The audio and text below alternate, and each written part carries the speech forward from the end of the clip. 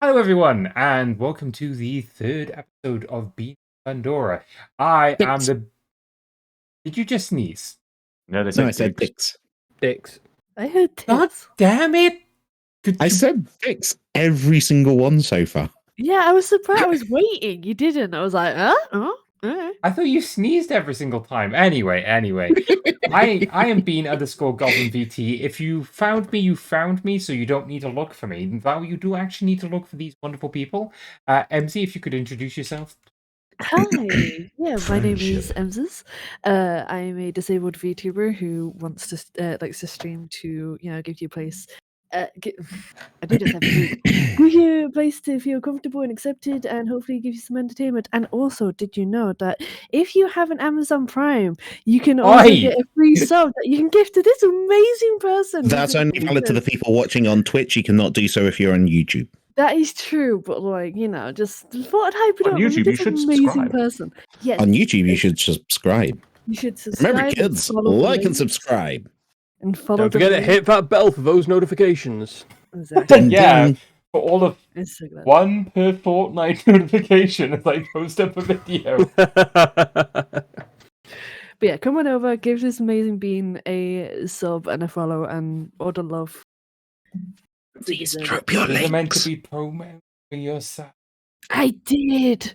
Drop your links. I did. Wait, no, I didn't. No, there you go. I saw Wait, Bean do it, and then I saw Bean do it. Okay, it's fine. where's your Twitter? Who cares about my Twitter? Put down your Twitter, because did you know there's commissionable things you can get from the Emmzyz video edits? Yes. I mean, like the person who did your I- amazing raid video. I thought your commissions were empty. Oh, you got naught out of free commission. Yeah. Oh, does that mean you've got free commission slots left? Yeah. Oh, Emmzyz does it backwards to most people on Twitter. because you have zero. You have 0 out of free commissions open. I thought that meant you have free commission slots and 0 of them are open. Okay, I will change that now. That might explain why nobody's messaged me. Yes, Right. right. Full. Oh, they're full again. Emmzyz, why won't people commission me? Everyone. Oh, they're fucking closed. The lights are off, but everybody is at home. Okay, listen, I'm a stereotypical VTuber. I'm not smart. Okay. Never said I was. All Mama right. says it's your turn with the brain cell. So Bit of brain cell. with Emmz's wonderful introduction out the way, Diva, introduce yourself. Hi there, I'm Alva, also known as LadyBelvoir. I'm a variety Viking VTuber who you can find over on Twitch and Twitter. I have a very safe for work Twitter, which is very, very dead, and I have a very spicy Twitter, which if you're under 18, do not go near it. No. No minors. We don't like minors. Yep. Also, did you know that for less than the price of one coffee a month, you can support the wonderful Bean_Goblin VT by giving a subscription to yourself, or if you've already used your Prime, gifting a subscription to their friends. Why you like this? Also, if you use the command ! StackUp, you can help support a wonderful charity. That's Blythe's bit in a bit. That's What was my Blythe bit. never I had does everything it. prepped. I had a spiel and everything. Fuck you. Wait, Blythe was actually prepared for it? Yeah, I've got everything prepped. Oh, you can still do it. You've been practicing in the mirror. Oh, you've ruined it now. Oh, the moment's gone. All right. Cry in a corner and eat peanut butter out the jar. With Okay, the don't next just peanut butter out the person jar. that decides to promote themselves, promotes other people more than themselves, Thaumologist. Are you going to break the trend and just shout out yourself? No.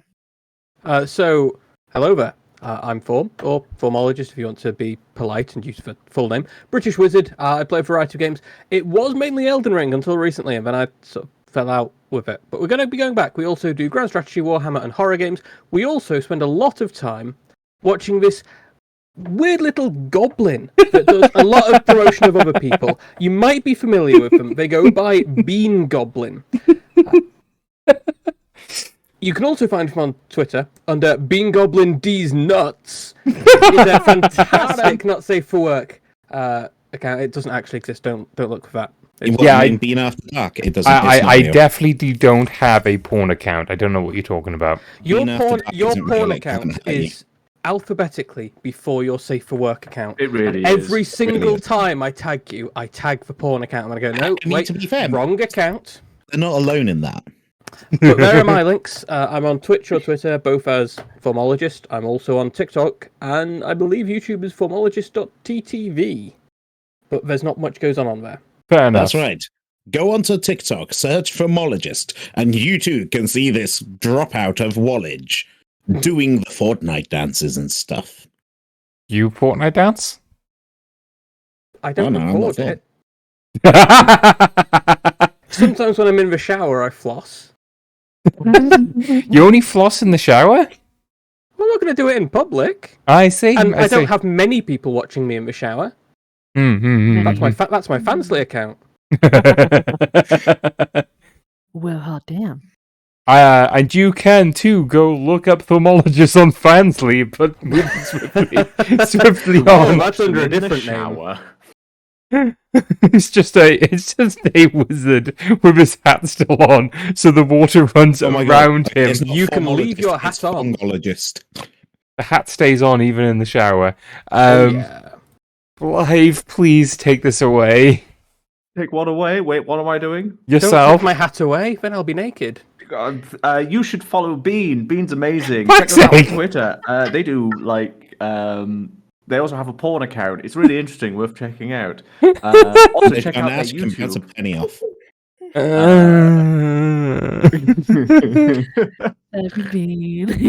Oh, I'm Lieutenant Blythe of Her Majesty's Expendable Division. I stream on Twitch, mostly D&D content these days. You can also find me on Twitter, and I'm currently doing a wonderful thing with Stack Up.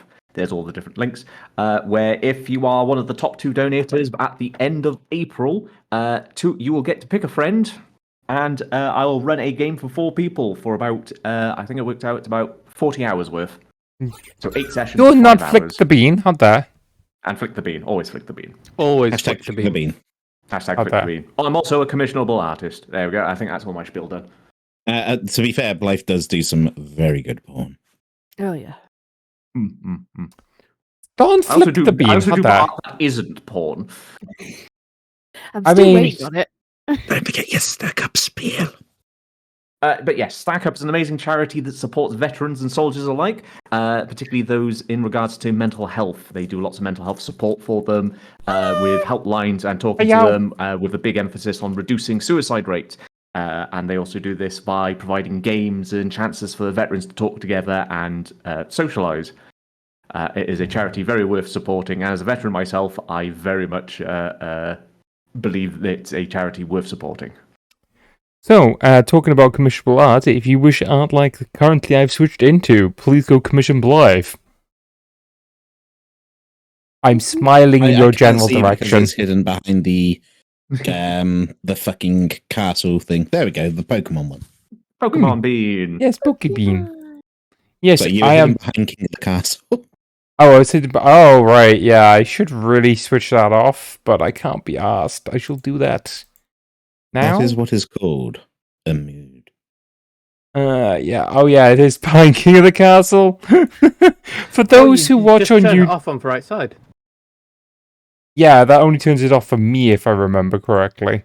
No, but it turns it off for the viewer, so it shouldn't appear in the VOD. Mm. Because it's an app on Twitch. Yeah, I would need to go into stuff in Twitch to switch it off, right? Question mark? Yeah. Extensions, yes. But your viewers can turn it off because if they hover over the screen and go to click on King of the Castle on the right-hand side of the screen, this will pop up. King of the Castle displays your region, wealth scheme, and visible information. If you click visible to make it invisible, it won't display it for them. Right, can I switch this off? Probably in the doodah. Are we rushing in? Hey, thank you for the lurk. Yeah. Alright, so last time we were playing this game, you guys got out of the storm tunnels. Yes. Yes. After a long adventure of dealing with bullshit, which is probably the best way of describing it. You then... Fucking bullshit. Goddamn bullshit. You then... I've accidentally completely deleted it, so if I want it back again, I'm going to have to think, but that's fine, that's a later thing. So... Finally, they're gone. I can keep these pennies to myself What now. pennies? Oh yeah, you can give pennies to the bean. Anyway, I just realized Triggerfire isn't on this layer, so nobody's seeing the gifts I painstakingly picked for this, but that's beside the point. So, the party in general has gotten out of the shithole, which is the underground, and up to the shithole, which is above ground. So, Wunderbar. Oh, sorry. Go ahead. No, you got something to say? You got I something was to say? going to say, on our way out, or since our previous time when we got a bunch of loot, I would like to run a bunch of identify stuff on all of our things, in case any of it is magical. Okay. Such as a powerful sword kind of thing, or magical staves that we might have picked up. By any chance, do you have the spell, or are you trying to just roll? I have identify as a ritual. So I can as a ritual. I can cast it in 10 minutes. Okay. So, point of order to myself more than anyone. Yes, you can do that. You could also talk to the goblins before you leave. But effectively, after you leave the caves, you will enter back on... Roughly, you can see the Imperial Highway like a good 120 odd feet down a muddy path. As to the left, which is where you guys fall, is just a continuously flooding field as it's just tipping it down. And to the right, you can see Ender Spire, which just shoots off into the sky. It is that's that large of a building. But yes. And if anybody wants to talk to any NPCs before we carry on, I will go over what things Thorm finds with Identify. Now, could you put the Identify skill spell in the doodad so I can read its effects as the GM? There we go. Choose one object, touch it. If it's magically imbued, you learn its properties and how to use them. Requires attunements. If you learn any magical effects, it's created by the thing. Instead, touch it. So, from what I'm understanding, you just learn what the item does? Yes, so I would learn what the effects of the item are, unless it's cursed. I do not learn anything about any curses on it. Or you learn a fictional version of what the curse item is. Yeah. Like if it was a ring of protection, but it was cursed, like it actually lowered your AC. You wouldn't know about the lowering the AC until you attune to it. Exactly. Alright, so the hand crossbow is not magical. It is just a standard hand crossbow. The books, none of them are magical. Fancy orc clothings with wings are just tailor made. They are not magical. The 3-foot half staff is magical. It seems to be able to extend to a 20-foot staff from anywhere between 3 foot to 20 foot. It's a standard action to do, so it's not something you can use combat-wise. You can't, like, extend attack with it. It's not even a +1 staff. It's just a staff which can extend to 20 foot. Okie dokie. Mini mechanism could... Oh, that was just the thing that pulled the trigger on the hand crossbow when we opened the... Ah, right, so it's just... Oh, that was like the... No, it wasn't the hand crossbow, it was the other one that dropped a potion or something like that. Yes, it was like this trap mechanism for a box. Okay. Yeah, so that wasn't particularly magical, I assume. Okay, the white oak staff with a spiral top with Celtic runes and a white gem is a staff of light. It has the cantrip light. It also has 2 uses of guiding bolt and 1 use of scorching ray as cast as a level 2 spell, but just as scorching ray as standard. However, Scorching Ray is a radiant damage rather than fire damage. Cool. But mechanically, is that... Oh, sorry. Mechanically, it is the same effect as Scorching Ray, but it's radiant instead of fire damage. And yes, Tom? I was going to say, is that per day, per rest, Per long or just rest. ever? Okay. Perfect. Thank you. Small hand mirror with a gold and sapphire gem. You're able to discover that it's magical. However, the magical is so unknown to your comprehension that you don't know what it does. Okie dokie. It's not a simple magic item. I presume you don't try to identify the collection of Nope. quality mix? Nope. Not the trail food or the big box, but the giant food and the spoon. And if anyone else had anything that they wanted me to identify, anything that they'd picked up, I'm not going to push the issue. But if any of you had anything that you wanted me to use identify on, if you just wanted to let me know, I'd be more than happy to have a look at anything. I mean, I'm not gonna force you guys. I think I'm good. I clutch my sword of totally no sus and just kind of. Okay, so the gigantic key, rather than gigantic food, as Thorn put it, the gigantic key is slightly magical, but it's a very mundane enchantment. Effectively, it's like if you were just to copy the key, the lock which this key goes into wouldn't work. Okie dokie, that's pretty neat. So it's like a electronic ID card, sort of, That is pretty cool.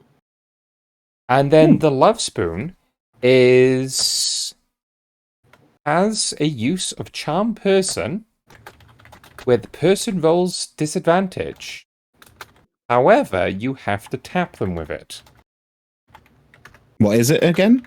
It's a wooden love spoon. Yeah, no, a wooden spoon that's been hand carved, etc., etc. Yeah. Yes, they're adorable. So, for those who do not know Welsh culture, you can get these handcrafted wooden spoons which have Celtic markings going up the center of them, and you give them to your loved ones. They're very nicely crafted. If you go to any fair in Wales, you probably will find a store that You can sells. find them everywhere in Wales. I mean, aren't you meant to carve it for your beloved yourself? Yeah, tradition. So what you're meant to do is you carve one for yourself, for your beloved, because it's meant to demonstrate craftsmanship, which is something sought after, because if you have good craftsmanship, you make good money. Is actually the tradition behind it. Which makes it really weird when it's like, hi, I'm a stonemason. I've carved you this wooden spoon. Yeah. I mean, I would be the stonemason that carved it out of stone, personally. Or the blacksmith who made it out of metal. True.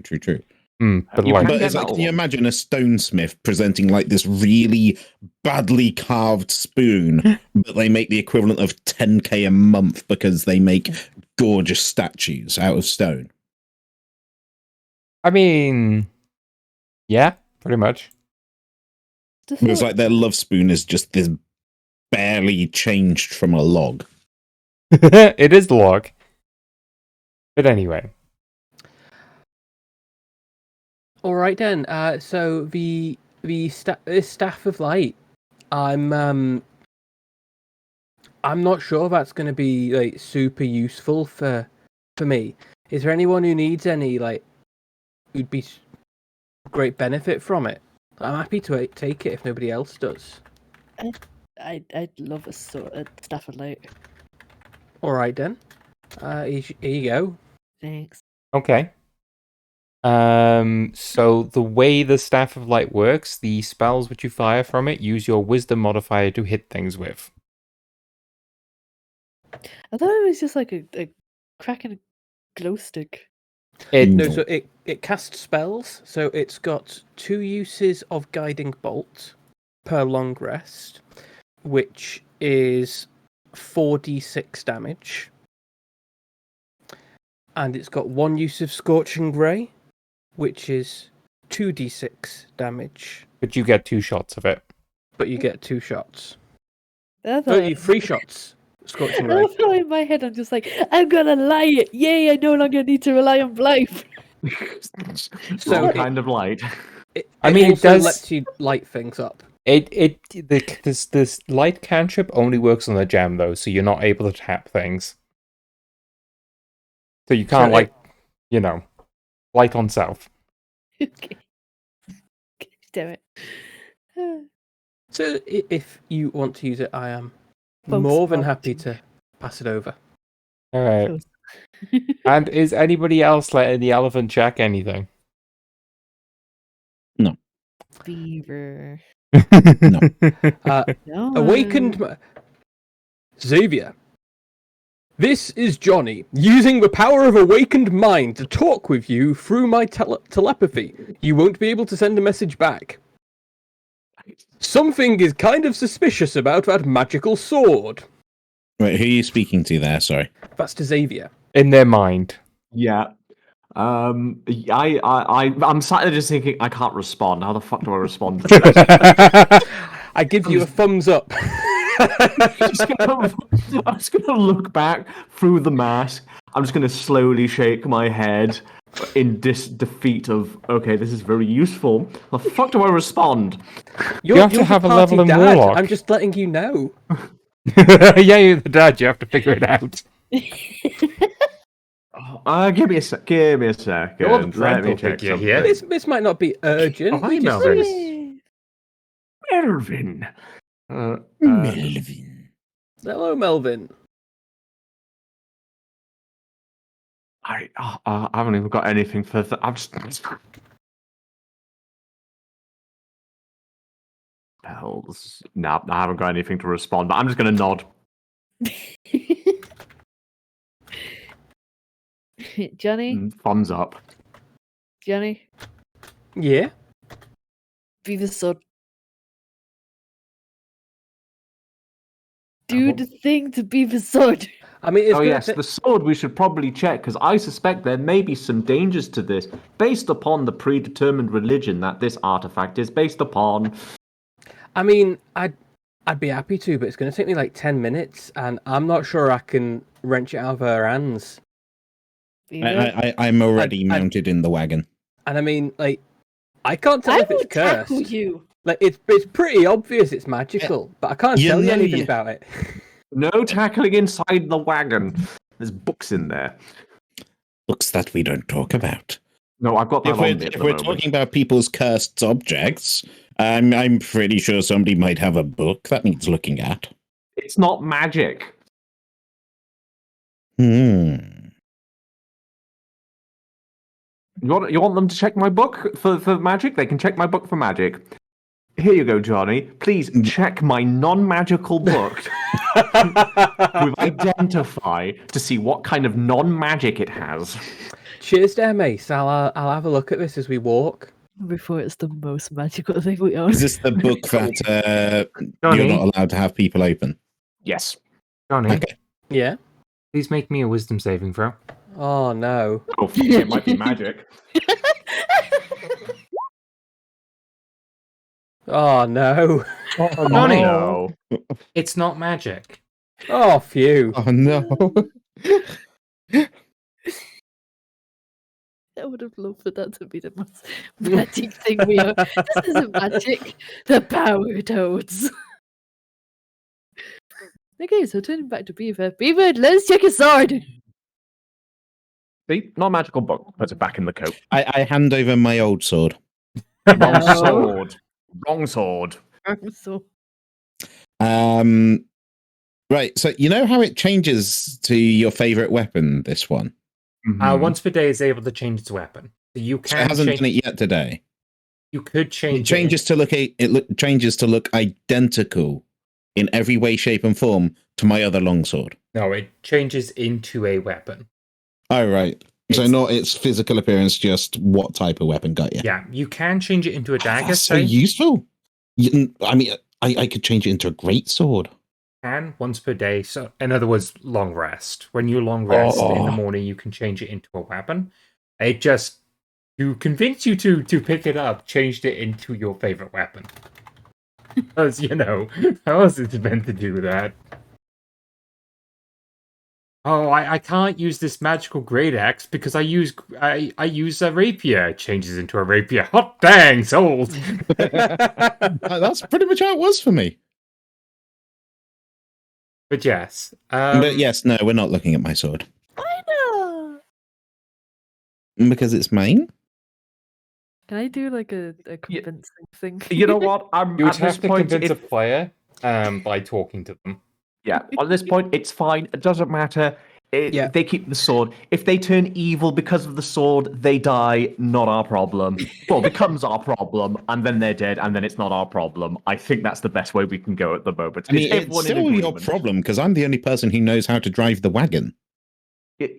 No. I Other can people drive know. the wagon. Everybody. Do you have proficiency in land vehicles? They can drive it, just not as well as you can.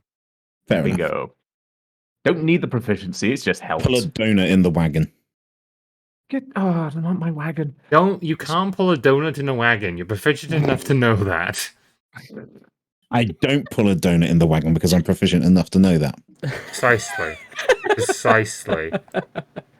Yeah, I think we could agree. We won't check the weapon then. It's fine. When you get taken over by some evil god of war and destruction, we'll deal with it and that happens. Right. Question. Answer. I know, like, I can change it from a long sword to a short sword and so on and so forth. Mm-hmm. Even though it would still have the exact same stats as a longsword, can I change it into different types of longsword? Like Just a for bastard aesthetic sword, reasons. yeah. As long as it doesn't change any of the stats, then yes, you may make it look like any. You could make it look like a Perfect. katana, because a katana Nah. is just a longsword. I know you. Excuse me, I'm not a weeb. I know you're not a weeb, but I'm just using it as a point of reference. You goddamn pedantic nonsense. The blade becomes one of the like the from the crossguard to about a quarter up the blade suddenly turns wavy. Okay, I'm not a weeb, but I'm a goddamn nerd. Carrying on. I'm not a weeb, I'm a goddamn But yes, it's nerd. able to do that. So, the goblins will help you get to the top, back to the top.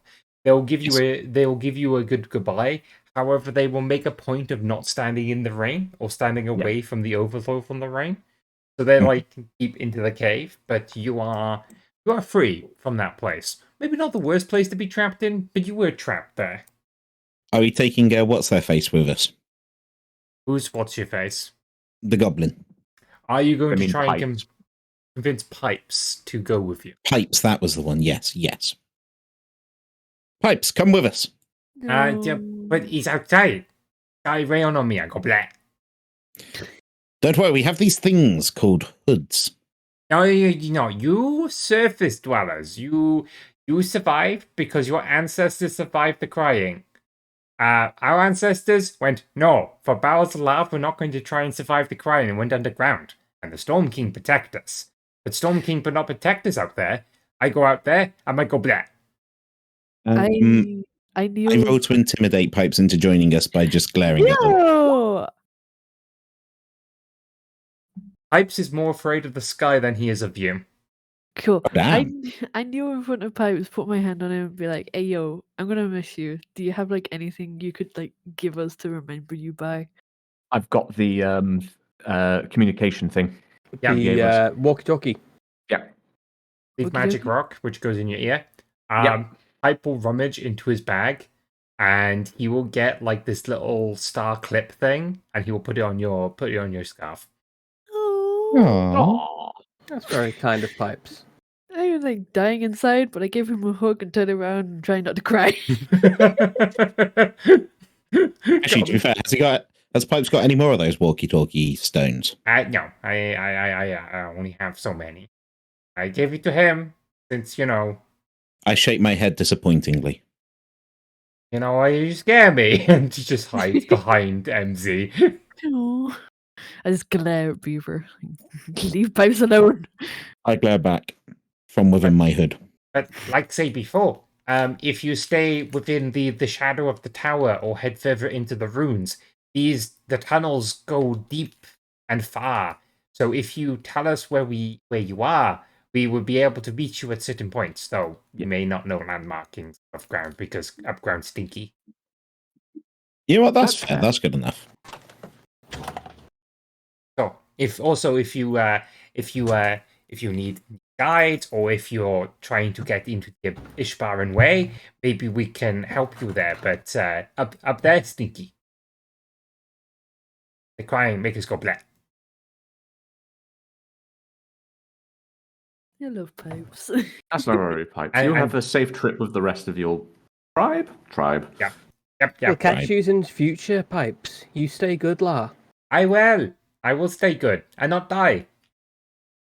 Oh, yeah, Oh. that would be good. Blythe, have you returned the glove of life transfer and the portable rocks? Yeah, I would have. I definitely returned the. Yeah, no, I would have returned those. Yep, I was just point of reference, you know. Okay then. You exit out of I look at the goblin chieftain before we leave and just give him a solemn nod. Big Cat will nod so much that it puts the hat over their eyes so they can't nod no more. Okay. Before you start that again. Alright, so I presume you exit out of the storm caves. Yes. Yeah. You exit out to the storm caves. To the left or down to the south is the Imperial Highway heading back to the way you came. Now, you could normally have gone that direction, but it looks like it's turned into quite a swampy marsh area. That and you don't know where the ground opens up to let water run into, so it could be dangerous to go down. Not necessarily impossible. And to the right is Ender Spire, which is the place that you were going towards to look for work. You can see in the distance a series of open fields. Even though it's raining, it seems that the hasn't flooded over that. So it's still operating as normal. You see a bunch of villages dotted around the landscape, and you can see there's a large oval wall which travels around the entirety of the base of the tower. You see a couple of cracks in that gigantic wall, and Ender Spire. Now you see that giant circle with the name in it. Mm-hmm. That is the base of the tower. Okay. Oh, wow. You see Mm. one. That is the size of a contemporary cathedral, right? Wait, what? So Okay. one on the map. You should see the map, yeah. That is I the do size. see the map. Where's one? One is just underneath Ender Spire text. Oh, shit. Yeah, that's a contemporary, size of a contemporary cathedral.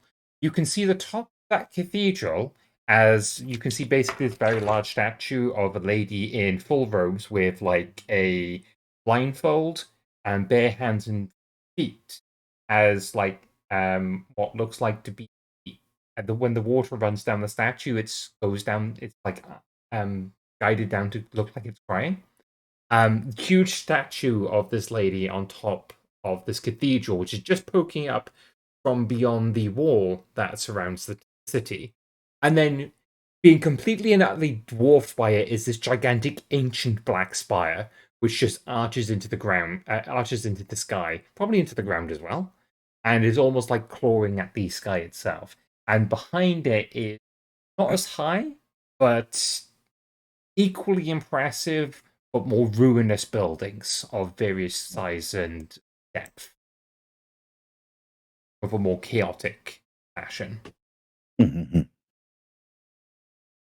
Yes, you guys can. It is about early-ish afternoon, late morning sort of time.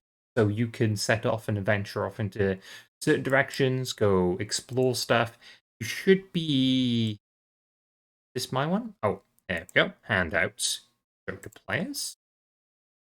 I have added a key. Ooh.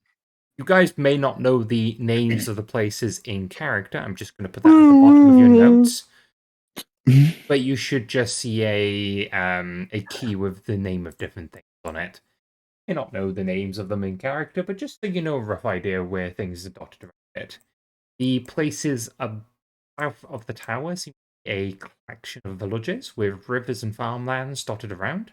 The only thing that seems to be of interest is that there's 3 castles off to where 15 is, pointed towards the city, even though they have defenses which cover the, south approach. The castle seems to be... That one, Yeah. that one, yeah. and that. They seem to be, the defenses are pointed to defend against this part of the city, for whatever reason. Okay. The curtain walls are pointed that way, so on and so forth. And you can see them quite in the distance. They're quite a distance away, but you can just make them out. So, what is the party?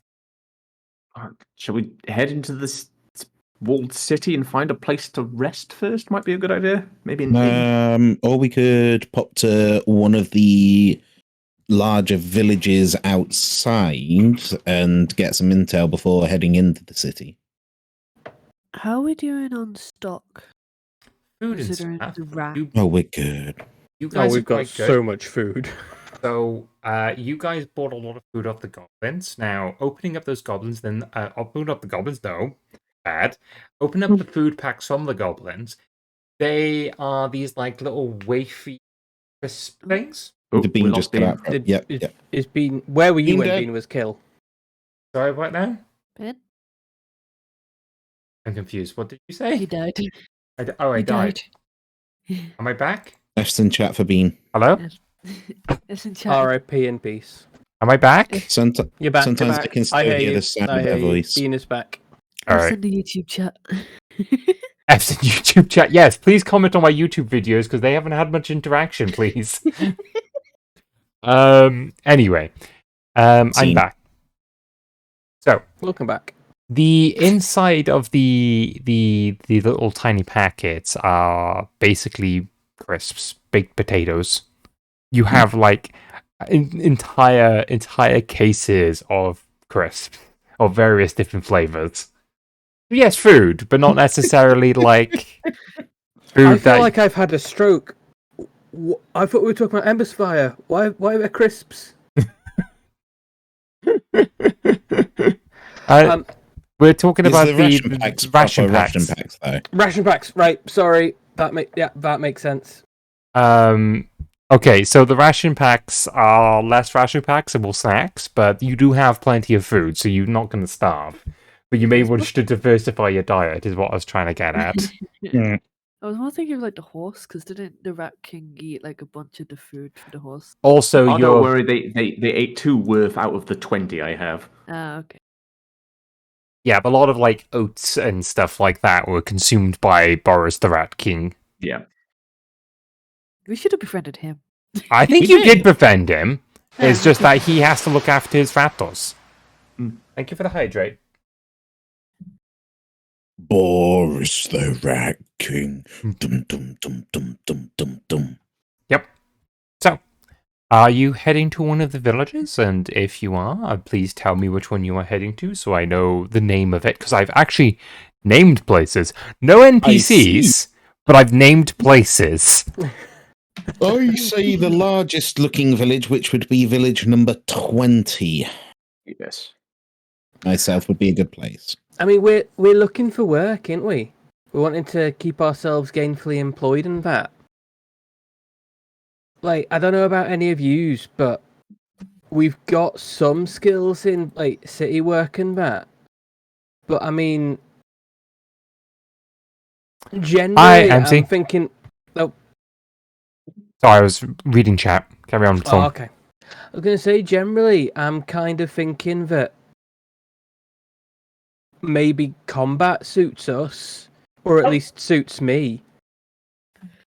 And going into that broken bits over there by the forts and that. Which bit where? Give me a number. Down by number 15. Right. And the lake's on 14. We got those castles. I'm just thinking that if there's anywhere that'd suit a mercenary company, be over there. I know we ain't no mercenary company, but you knows what I mean. I mean, it takes us past 20, so we could do both. Yeah, that's what I'm thinking, long term. Shouldn't we rest up? That's kind of what my idea was. I was quite happy to just head into the city, find an inn. Down this straight road is the gatehouse. You can see it. Yeah, we can do that. Yeah, I'm all for that. Rest Gets us up. straight into the city, get some rest, and city's more likely to have work for us than the outlying villages. True. Especially in the villages. Mm. Okay then. So, you please let's move do your this. characters where you're going, because you can do so on this map, I think. I think you should be able to move yourselves. There we go. Can Beaver and Johnny move themselves? There we go. Wonderful. So, heading to the gatehouse, there's a very large ancient gatehouse, which has had more contemporary stuff to your characters, put over the top of it. Banners, statues, that sort of thing. Beforehand would be just a jagged but smooth metal rock, black rock, which the Imperial Highway was made as well. So it is just almost perfect, besides for damages, wall, not made out of single bricks or anything like that. Like somebody had forged the entirety of the wall in one bit and then plunked it down. You get to a line with various different merchants and travelers and people that are just traveling down to Ender Spire. There do seem to be not necessarily a large amount, but people which seem to be uprooted from their villages. People which have got everything on the back of their carriage. They have, their chest filled with like clothes and stuff. They got some furniture. They got old grandma. They got the stove, even the kitchen sink. Just grandma tied up on the back of the transport. She's just there glaring at everything. I want to be free. Free me. No, grandma, you're going to wander off again. I wish to go dance in the forest. No, grandma. I wish to play with a thermostat. No, we don't have the money for that. I want to put the washing machine on, but not deal with it afterwards, forgetting to do so you have that stinky washing machine smell throughout the house. But anyway, it seems like the line does move quite rapidly for a line sitting outside of the city. Also, thank you, phone, for only just telling me that I've gone live. About Oh wow, that's gone live. About 40 minutes after. I wish to frolic with my forest friends, indeed. Anyway, you come to... I want to make friends with a granny. Anyway, you get to a guardhouse which is being built into this massive archway of the wall. It seemed like whether if there wasn't a gatehouse built here previously or the gatehouse was destroyed, but effectively you get like this pure black, perfectly built wall, and then medieval building standards wall gatehouse slotted into this like crevice. And you'll get to a guard. You will say, names, if you have them, papers, purpose for joining the city, profession. Do we have papers? Do you have papers? You may choose to wish to have them or not. I probably would. I don't think I would have papers. There would be things like passports if you had them, traveling from country to country. But then again, this is medieval times, so peasants wouldn't have that. They would just cross a border. So it's a case of if you had papers, it would be because you're a person of note rather than, So basically, me and Thorn wouldn't, Blythe and Beaver would. If they... I wouldn't because of backstory reasons. Yeah. I have a bounty hunter license, expired and not valid in this jurisdiction. Okay, he'll take it and go, alright, so you... How many years ago? As he looks at the date, how many years is it, Thorn? That this is expired? It's about 20 years expired. I've never seen your types around, but I presume you'll live a lot longer than us humans. Yeah, don't worry, Mayfly. Alright, okay then. But, alright, so you're a bounty hunter. Okay then. You will, like, just note you're a bounty hunter rather than, like, noting anything about the document itself. But yes, I presume it's a case of you guys are just mentioning your mercenaries and bounty hunters. Are you mentioning anything else? Please, I think you'll find we're professionals. I nod I'll pull silently. the cord as all the different panels of the different professions are on it. Blythe, make me a perception check. Oh God. Where's my perception? Where is your perception? There it is. It's +3 in all fairness.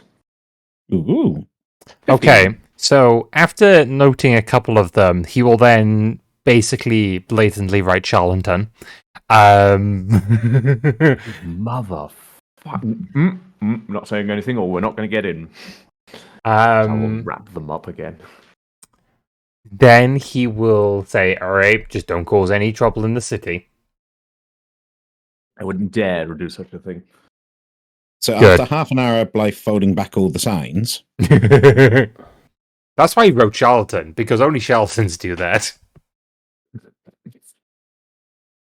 Alright, so you get into the city. The city's roads are a chaotic mess of turning and winding. Not only do you have the classic thing that medieval cities have, where things just get built and the roads go around those buildings, there's also small ruins which are either cordoned off from the public or are, just open and people can just, they use them like parks and stuff. Just a ruined tower or something. Because of this, the roads here are a maze. The roads that I've drawn on the map are just the big ones. There is alleyways every single direction. There's buildings going up, down, left, right, center. And what I mean up and down, there's buildings on top of buildings. The amount of people inside the city is enormous. This is probably so the entire building is just the shambles in York. Yeah, a little bit. In this area, you seem to have come to... Well, you've come to the Southern Gatehouse.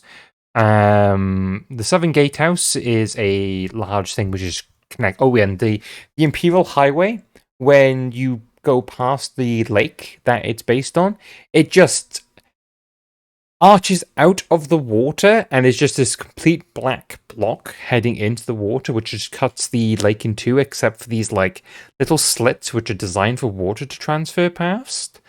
But it just leads up to the gatehouse. Past it seems to be a sign over the distance called the Traveller's Rest District.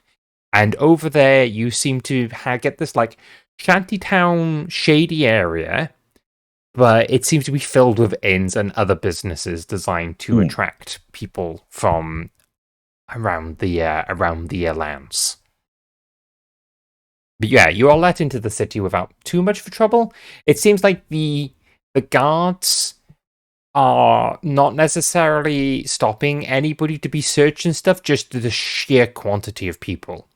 Like, they would have to... They only search people if there's a reason, by the looks of it. Mm-hmm. Okay, that's good. Yes, because they don't want to, check every single... every single Yahoo for contraband, because that's a lot of Yahoos. Can't blame them. They're lazy. Well, when you have to process thousands of people Yeah, it's better to be per day, and Emmzyz, they are paid minimal wage. They will give minimal effort. Okay, Yeah. now I can understand that now.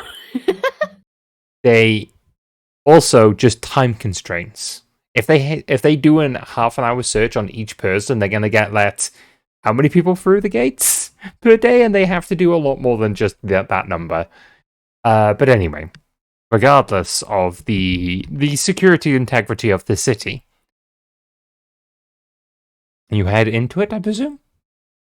Yep, heading as best I can to the Traveller's Rest District, because I'm going to assume that's where the inns are going to be. There's plenty of inns over there.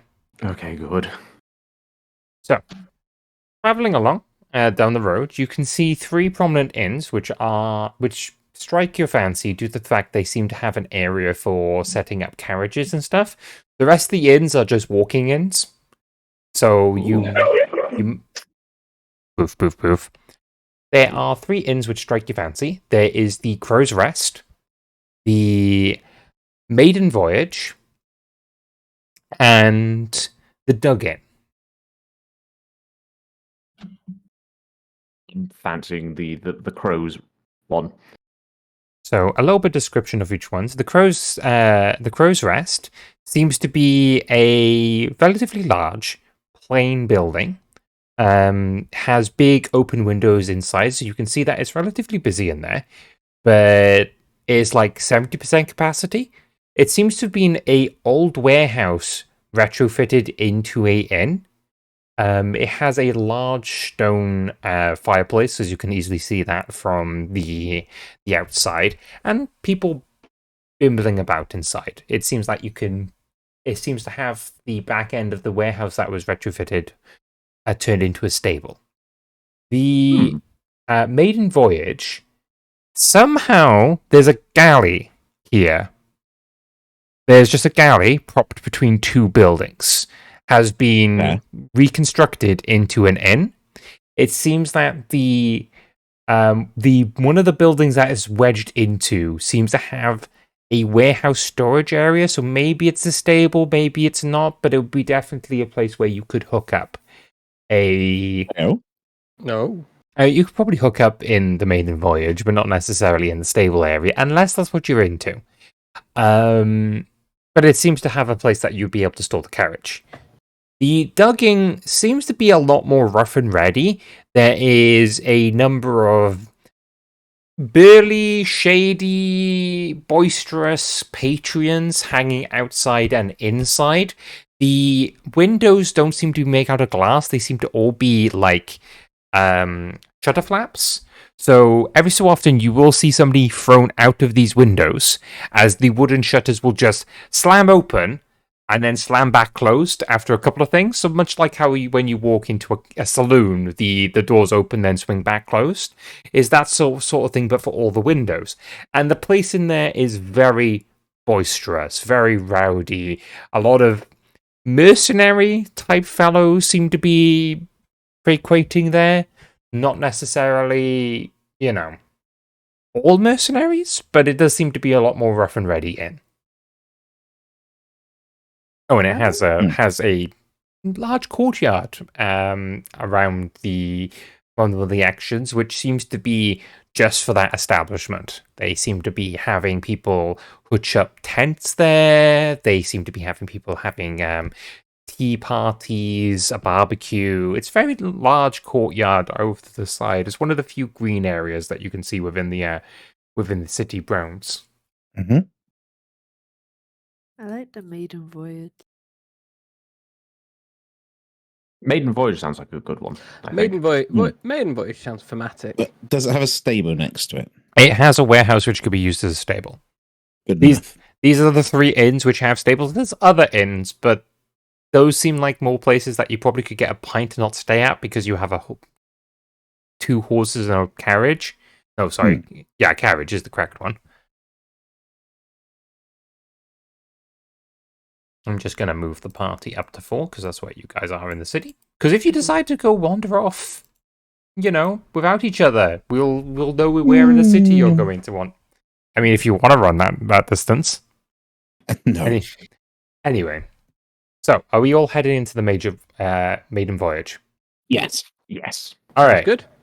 So, you hear the yell of one of the patrons of Captain E.Y. Edward E.Y. Another pint round for the house! As there's a gigantic cheer. As you enter this establishment, all of the staff seem to be dressed up as sailors and people that you would find on the boat. Over the top and dramatic rather than authentic sailors. So big over the top hats. Everybody's wearing them. Everybody's wearing bandanas. There's a couple of people. Somebody just brought everyone who were inside the building a drink the minute we stepped in, so I'm down with this place already. Yep. And there is a large man on the other side of the bar with a portrait of himself of Captain Edward Theodore Y, or for short, EY. Captain EY seems to be the patron of this establishment. Seems to be a ops ex-adventurer sort of type of gentleman. However, seems to be not doing the adventuring anymore. The portrait is a little bit more flattering than his current affair. But he seems like a relatively rowdy, happy fellow. He seems to not necessarily be serving the patrons himself, but more barking orders to his quote-unquote crew. And the establishment is quite lively, especially after the fact that a round was bought by somebody, as gold is thrown at, a classic sack of gold is thrown onto the bar, at which point pints will be served to everyone. If you don't have a pint in your hands, which none of you have, one of the servant staffs will provide you a tankard. Huzzah! Hooray! But yes, what are you guys doing? Drinking my free pint. Fair enough, understandable. I'm gonna head straight to the bar. Yeah, me too. How can Captain EY help you today? R to you too, my good sir. I forgot something. I forgot music. I got Ooh. tavern music, which I could have been playing this entire time. There we go. Playing on Bean Stream. Playing on. I forgot the music. I am well organized today. So if you didn't have music previously, you know why. But anyway, you go up to Captain EY and he's like, "Arr, how can I help you?" We're gonna need how much for a room? How much are silver per head? Silver per head. Well, then very well. 4 rooms, if you wouldn't mind, my good sir. How long do we think we'll be here, by the way? No idea. You'll be staying much longer, because it might be a silver per head, but if you buy an entire week, it will only be 5 silver per head instead of 7. So if if I pay for a week, it's only going to be 5 each rather than 7 each. Yeah. Yes. You save 2 silver per head. I just put down 2 gold coins and just say, yeah, this will cover us for a bit. Alright. Breakfast and afternoon meals are paid for, but evening meals, you buy them with the drinks, sort of thing. Can I buy them with entertainment? We got entertainment. What sort of entertainment are you looking for, lass? Lad? They are an entertainer. Oh, they are an entertainer. Oh, excellent. Could always use a bit more light. But what sort of things do you specialize in, lad? Music, jokes, practically anything.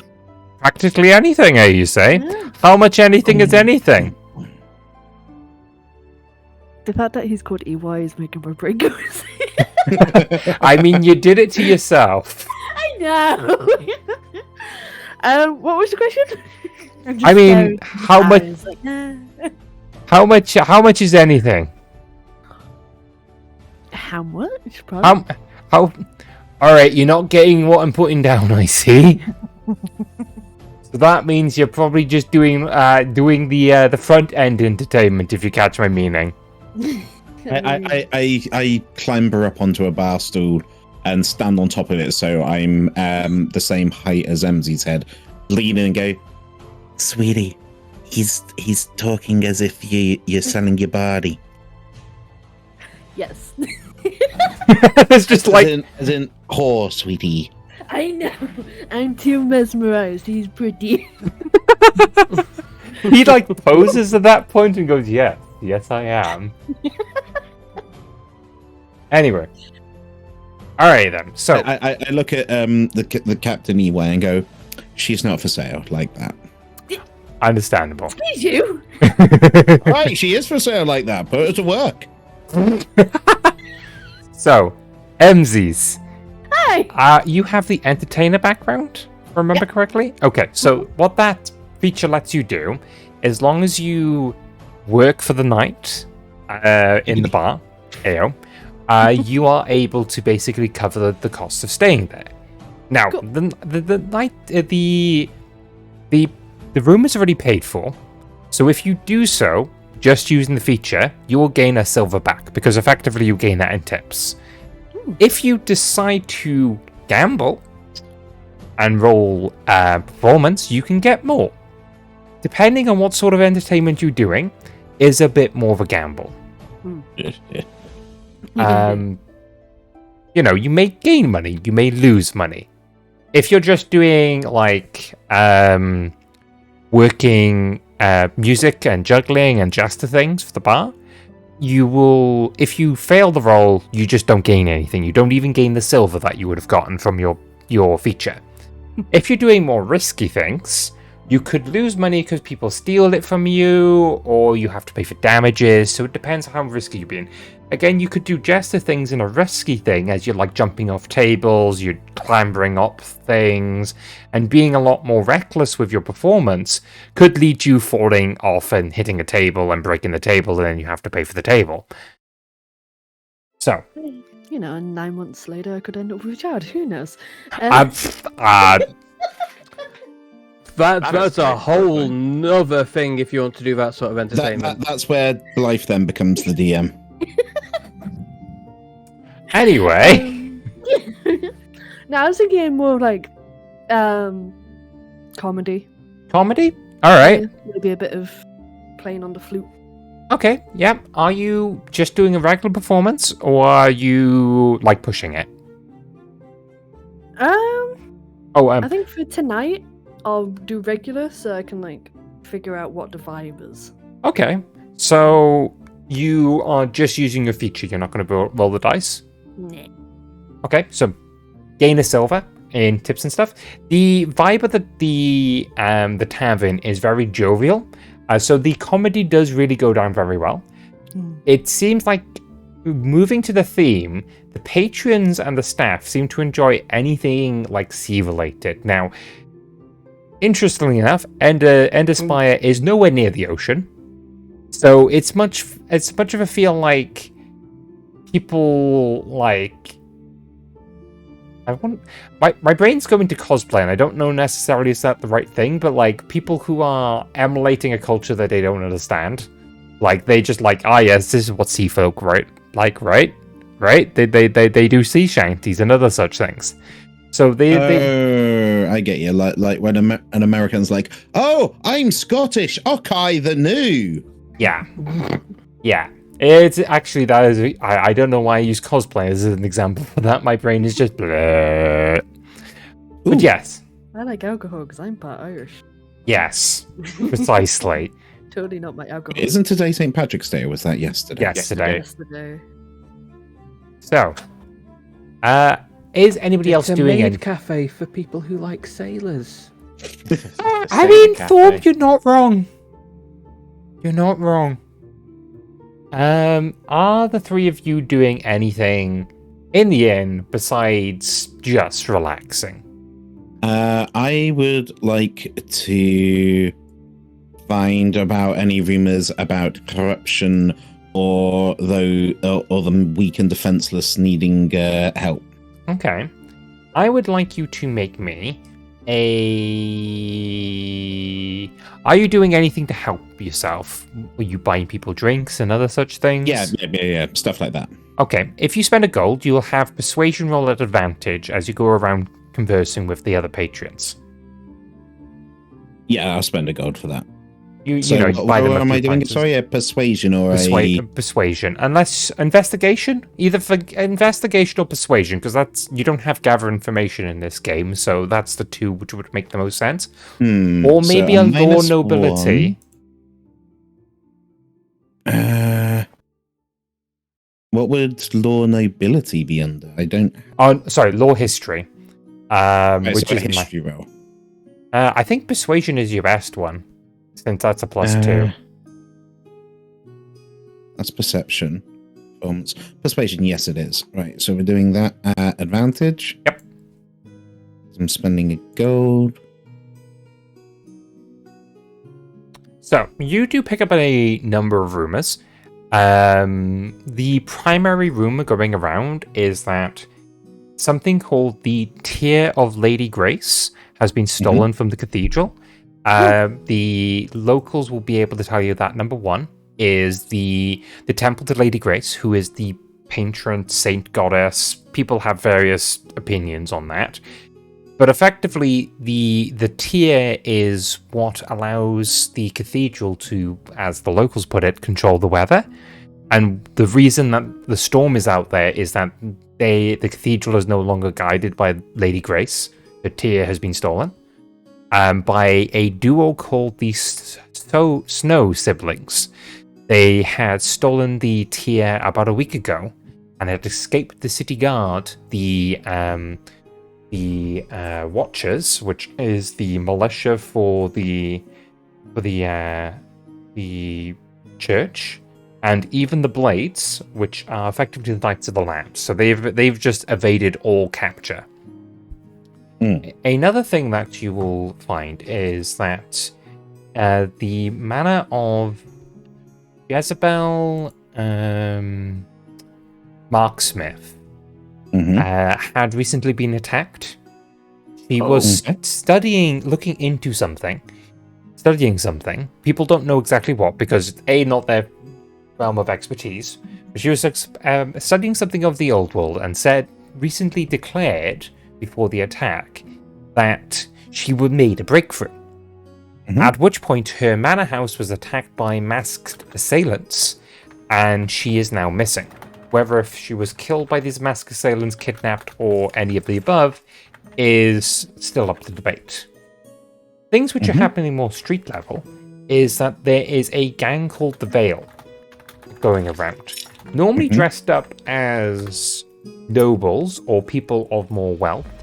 They are, as they put it, extorting the common folk, but declaring that they have taxes of other such things and forcing people to pay them, or they will be quote-unquote arrested. And when they mean by arrested, put in chains, taken to a back alley, and beaten.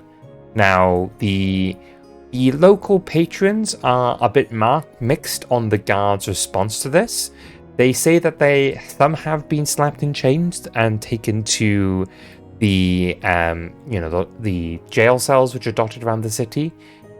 But also people are like, they're not doing enough, because some people say that they are members of the Blades of the Land, which are the Knights of the Land, and the guards aren't doing nearly enough to protect the people of the city. Lastly, there is the locals will say it's an ever-present threat, since for them it is. But at number 14 is a area called the Blythe District. And the Blythe District is effectively cursed by an ancient and powerful magic from the old empire, which twists and deforms people into the Forsaken. Now, you'll get a couple of patrons which are arguing that the Forsaken are either horrible monstrosities or victims of an ancient curse. The people that live in the Blythe District live in effective squalor and are aided by the Lunar Rose Gang, which are effectively a band of smugglers. The patrons are mixed, and you get the feeling that most of the city are mixed on this matter, as the guards keep people who live in the Blight District inside the Blight District. Not only are the Forsaken there be monsters. And it's not necessarily monsters here. There's not necessarily the Forsaken that they want to keep into the Blight District, but they're not filtered. There's no filter. They just, you try to get out of the Blight District in a public manner, you're probably going to get shot down by the guard because they just can't risk it. And even the wizards of the Tower of the Library assist the guards in this manner, which the locals will point out, which is not as big as the cathedral, but there's a relatively large tower over to the east, which is the Tower of the Library, which houses many of the arcane lore of the city. But Mhm. yes, that's all of the rumors you get on like. Oh, and there's a little bit of undertones that the Blades of the Land, being a very mixed bag of people, of lords, knights, and other such things. So some lords of the Blades of the Land are considered honorable, but then you have the flip side. And number 2, which is their meeting hall, is effectively a parliament, which the Blades will bring forth matters towards Lord. I believe I called him Lord Black, but I will check his name in my book in case I have something different. I think there's Lord Black Tower. Duke Black Tower. I just need a. We shall name him Dave. Count Girth Black Tower. AO. Girth. Girth Black Tower. Grinith. Girth. Ah. But mostly known as Count Black Tower.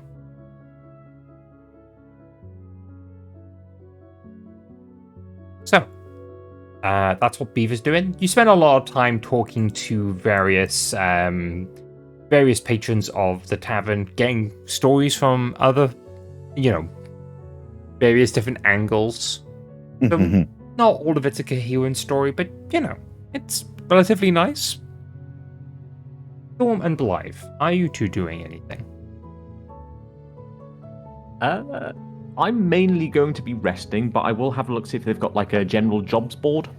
The Maiden Voyage does seem to have a general's job board. Are you looking for a specific type of job?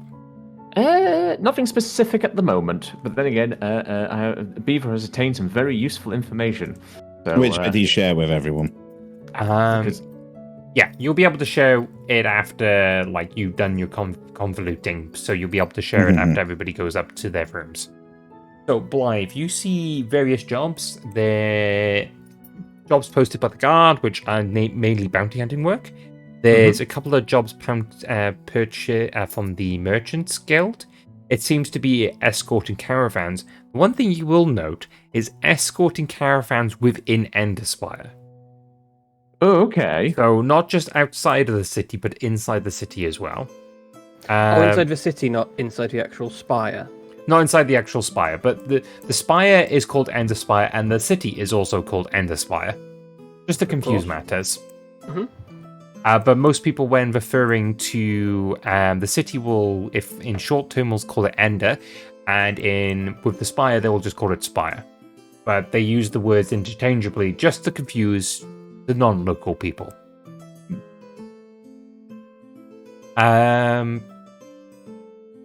There's also classic mercenary jobs. There's the classic level 1 starting job where you have to go deal with rats within a basement.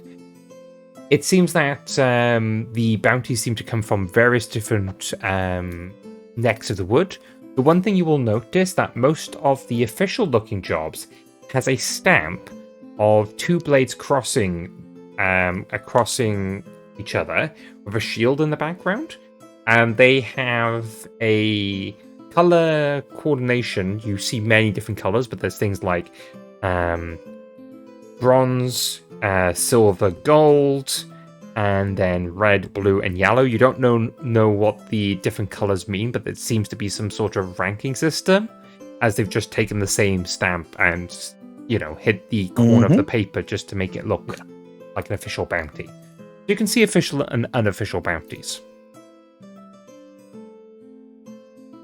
Bounties are basically my specialty. Bounties and also general questing and work.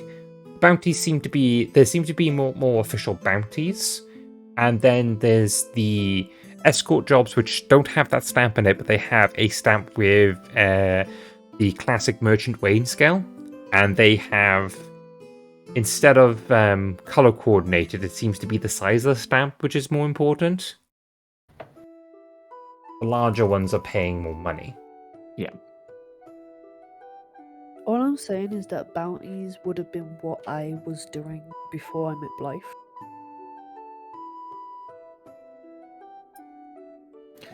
So, as a bounty... and one thing you will notice that there is a 2,000 bounty reward for the capture. A 2,000 reward for killing one of the Snow siblings, and 4,000 for capturing them alive, and that's each of them. Mm-hmm. Interesting. So, as a bounty hunter, it's me, not Johnny, that's talking. As a bounty hunter, as my background, I have the feature Ear to the Ground. Okay. I have a contact in any city I visit who can provide information about the people or places of the local area. All right. So, do I have a friend in this city that I might like to drop in on? Okay, you know Maximilian. Maximilian is a full-bred orc. He is a adventuring gentleman who is retired. He doesn't Just not... a question, what's Maximilian's full name? Maximilian Xander Posthius Flemus, whatever the thing you wrote in there. God damn it, I am not going to be able to read that. Maximilian Faustilius Xavier Pretontianus Fauntleroy III. Yes. Master Orc. Master Orc, yeah. Maximilian Flavius Xander Plebeius Fedroid III, or Max to his friends, is actively runs one of the smaller bounty hunter guilds, not because it's less prestigious, it's because it deals with bounties of a more subtle sources. So a lot of the unofficial, not condoned necessarily by the state bounties, not necessarily they're illegal, but he probably has a few which are illegal. Okay. And Thank you. And you know that he is definitely in this district. You think he is nestled within his office, which is also somebody else's inn, which is the Demon's Warning. And it's not too far from the establishment, asking one of the patrons or one of the even Captain EY, where this establishment is, because you've not been to the city. You just know by your contacts telling you that you have a contact here, sort of thing. I mean, if you do know Captain Maximilian yourself, you can say that you do, or if it's just a case of he's a friend of a friend. No, I explicitly have a contact in every. I have a contact, so yeah. Well, that's what I mean. So we are aware of each other. Yeah, so that's what I mean. You will definitely be aware of each other, but whether if you've had any personal interaction with them before. Okie dokie. Thank you very much. And that's something you can decide before going and meeting him. So just tell me where you wish for it to be. Okay. I think we'll stick with a friend of a friend. A friend of a friend. Excellent. All right. So are you going to go meet him? I think it's. I don't know about any of you lot, but I think it's. If we're looking for work, we should probably pool our ideas and resources together rather than heading off all one by one and just getting lost and spending 5 minutes on each of us. I think we should all group up. You're talking That's a as good if idea. we're in some sort of game. Do you know something we don't? It's just if you've ever seen any of stage plays, and they have the paladin and the rogue, they go off upstairs to go check out the bedroom, and then you get the druid and his animal companion, they wander off and they run into trouble because they just go, and you end up with, we got these 4 different storylines going, and it's just way too much hassle. So what I was thinking is we can just all stay together. 22 seasons later. Yeah, sure. No hijinkies here. No hijinkies here. We're going to stay glued to each other. I was hoping to have a side story where me and EY would get together and live laughing. Oh God, she wants to redo her entire fucking relationship in the game. Listen, I don't have a family. I would like to start one. What are we, chopped liver? I can't fuck you!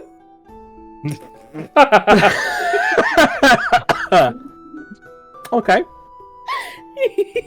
There is a silence as that is declared across the bar, and people then give a raucous laughter, considering they think it's part of the comedy skit. Play along. Get an extra silver, Emmzyz. Yay!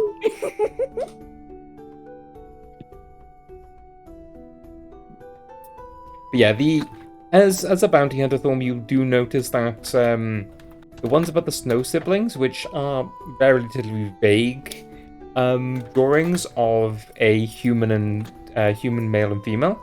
They look to be possibly in their late 20s, but it's like a sketch, so it's not really hard to tell what their age is, or if this is just like elaboration on what people have been told. But you know that everybody on the city is at least going to be looking out for them because there is a reward for important information on them. You know that, yes, they're a big fish, but like, could possibly be too many people trying to catch it. So, you know, take that as you will. Cool, thank you. Cheers, boss. Alright.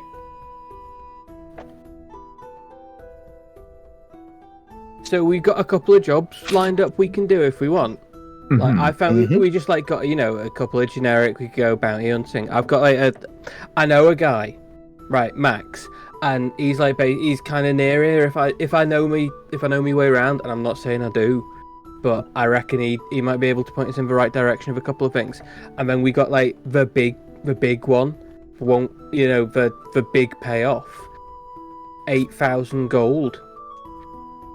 But when it's that much money, people get, That's going to be an interesting one if it's that much money. Yeah, people can get an awful lot backstabby about that kind of stuff. How about any of you? You got anything interesting or anything you're particularly wanting to go after? I'm good with money. I'm intrigued to look into, I believe you mentioned it about, where's my notes? Jezebel Marksman? Yes. That's actually someone I know. Oh. In fact, they're the person I was coming to the city in regards to if we needed any information. Oh, is she like a friend of yours then? Work colleague. Ah. I mean, like... Eyebrow. You can eyebrow all you like. She's a work colleague. We're both scholars. I mean, like, I've not got any emotional investment in anything else. I'm more than happy to give you a hand with your work colleague. Work colleague in quotation marks. Wink, wink, nudge, nudge, say no more, say no more. It's worth looking into, particularly if she was doing some sort of research, then her home got raided. Research, eh? Yes, actual research with books and notes and stuff. Stuff, eh? Oh, dear Lord. But yeah, I would have an interest in looking into that, just because if whatever they're researching has been stolen, then there's clearly some importance to this research. Yeah, but money. Yes, money, but at the same time... I still have nearly 110 gold pieces. And that's just me. You bought the whole house. Like, it's not 8,000 gold. Science. There might be money in the science, but it's worth having a look. I mean, to be fair as well, though, it's like... We have relatively decent gear already. Like, short of getting me some fucking custom-made magical plate armor and getting the cleric something that stops him being one-shotted. Right, we'll go get Blythe some cooch. I'm going to reiterate this now. Not that kind of relationship. It is a work relationship. We are both scholars.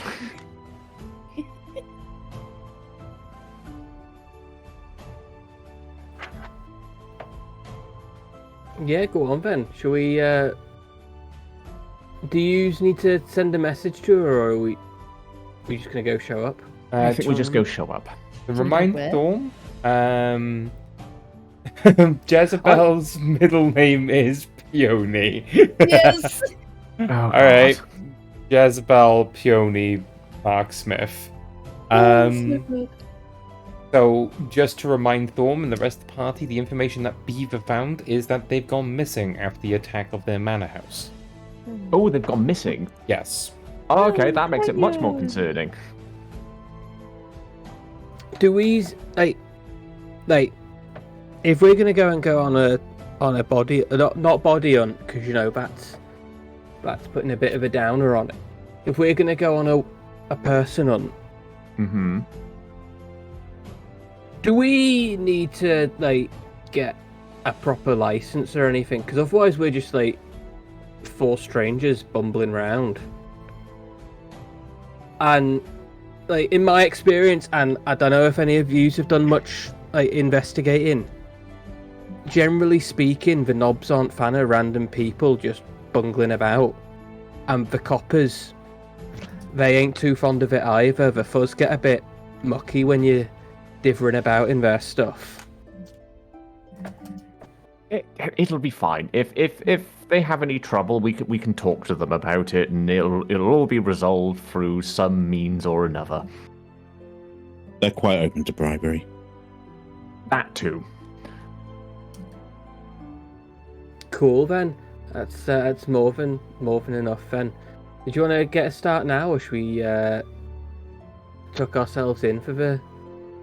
Let's get some rest, because I may have a spell that I'll need to prepare in my prayers that may help us with this investigation.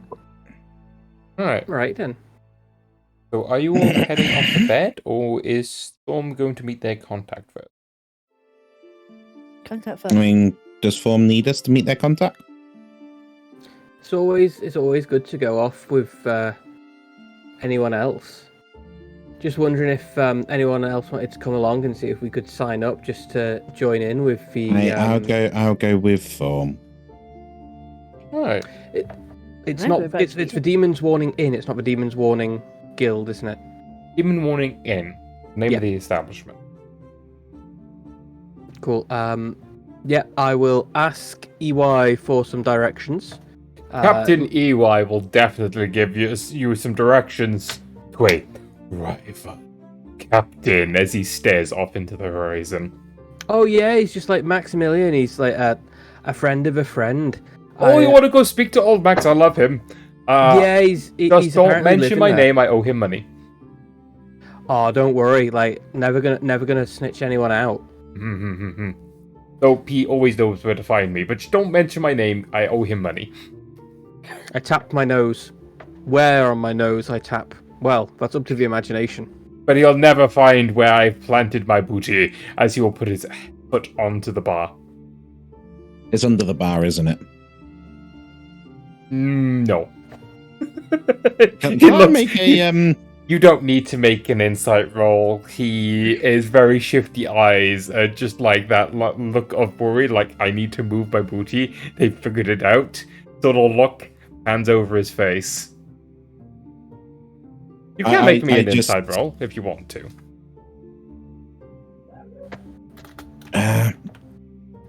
Turn off advantage. Actually, do I get advantage because of how obvious it is? No, you don't get advantage.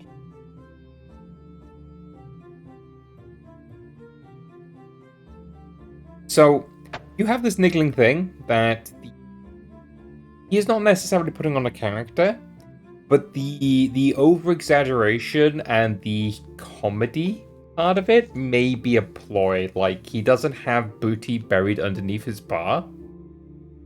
He probably has money, and even the bit where he says that he owes him money, this guy is obviously running a very wealthy establishment, so you think it's more like a bit of a bit rather than an actual, you know.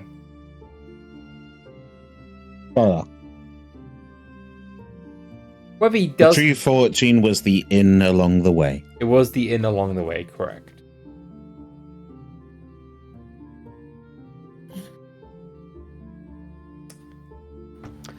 cool. So I'll head off then to go see if Max knows anything about this missing Jezebel.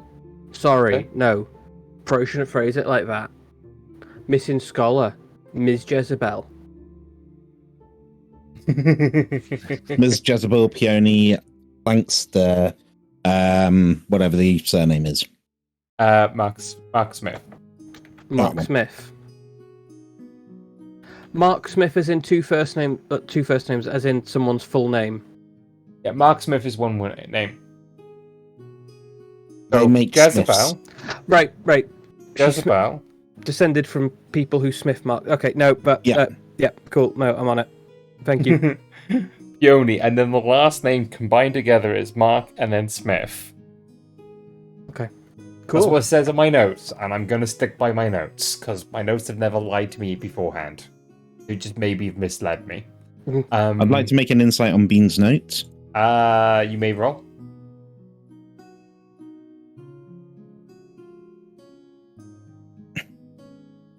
They're written by somebody with dyslexia. We'll carry on. They're illegible, got you. Illegible to the I'm players. joking, that's mean. I'm sorry. Yeah, that's alright. Anyway, you will venture forward, not too far away from the party. Let me. Yes? Sort of into the Grey Void right here. Into various back alleys. The Demon's Warning does seem to be very much a back alleys in. There seems to be no major road which connects to this establishment. There's 4 ways in, because there's 4 back alleys which lead up to it. You can't even, walk around this building. It seems to be nestled between multiple buildings. The fire hazard is quite real. It is a relatively tallish building for the buildings that are around here. It sits at 7 stories tall, and most of the buildings around it are 4 stories. You can see from a bit of a distance. It's sort of like that mystery building, in the middle of all of these buildings. You don't know why it's there if you're not local. You get in. The establishment seems to be exclusively run by tieflings or people wearing enough cosplay to, fake horns and tails. It seems to be a bit more of a rowdy establishment for a bit more of a adventurous clientele. There is various different patrons in here which seem to be bemused and interested by the serving staff. And then in the corner is a very tall, elderly, full orc chap. He is dark green skin, a ashen bane which goes into a ponytail, and he has very large protruding tusks. He is wearing a very fine, fancy clothing. Three-piece suit, got you. Pardon? Three-piece suit, got you. Medieval equivalent of, but yes. He has a walking cane and a monocle on. He stands out from the patrons because he is that level of, over-the-top sophistication. Not necessarily sophistication from an actual nobility, though. As he will be sat, swirling a drink, probably a dry martini, and just seems to be enjoying life in the corner over there.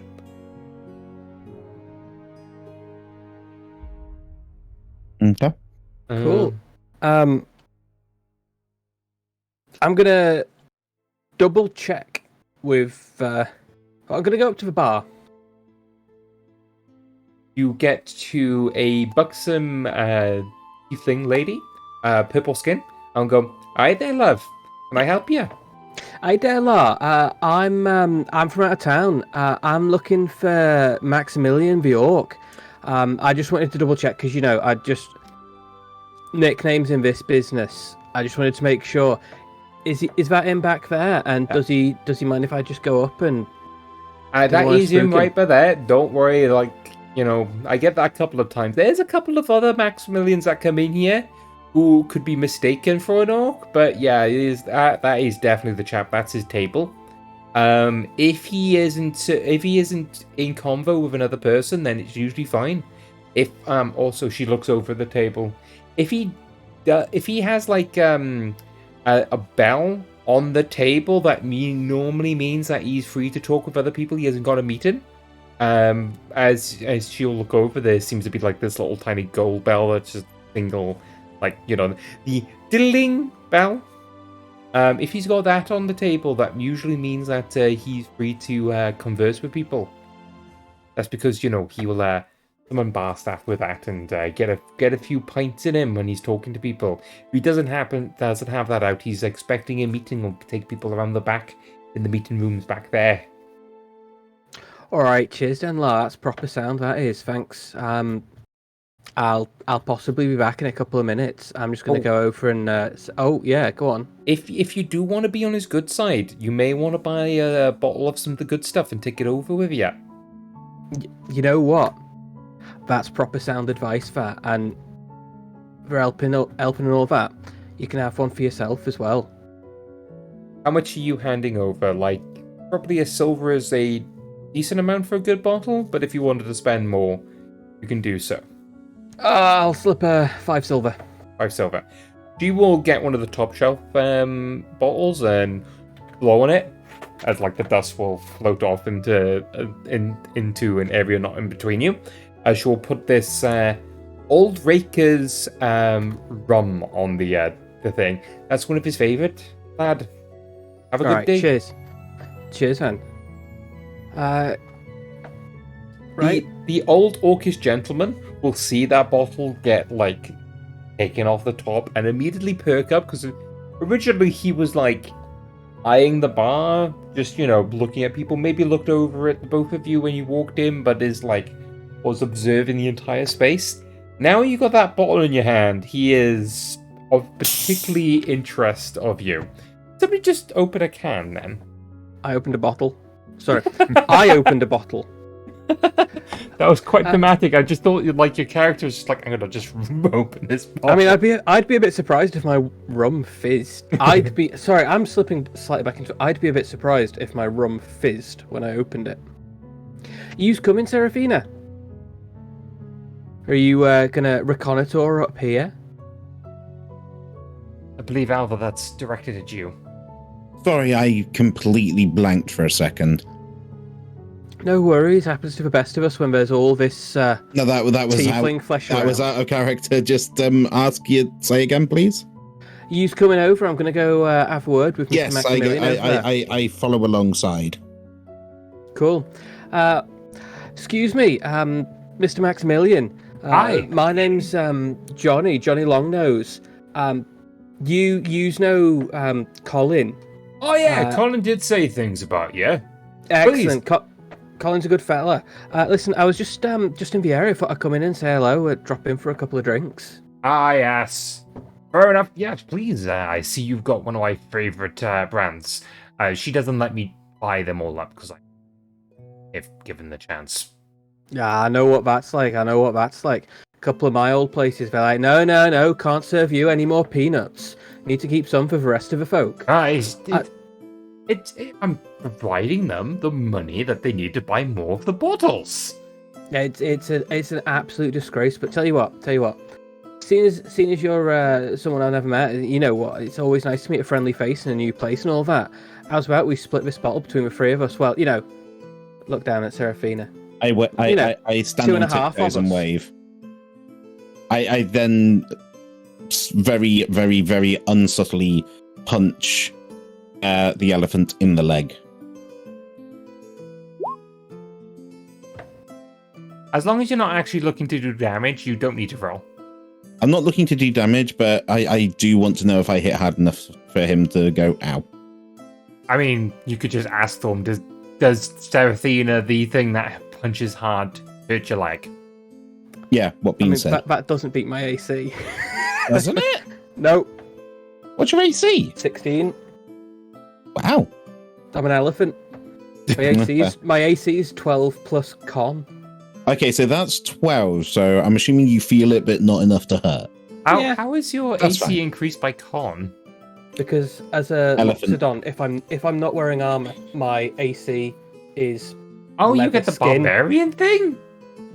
Sort of. All right. Okay. Thick-skinned. You punch is very thick-skinned, and there's just like a thunk noise. Maxwell will give a raucous laugh. I like you two.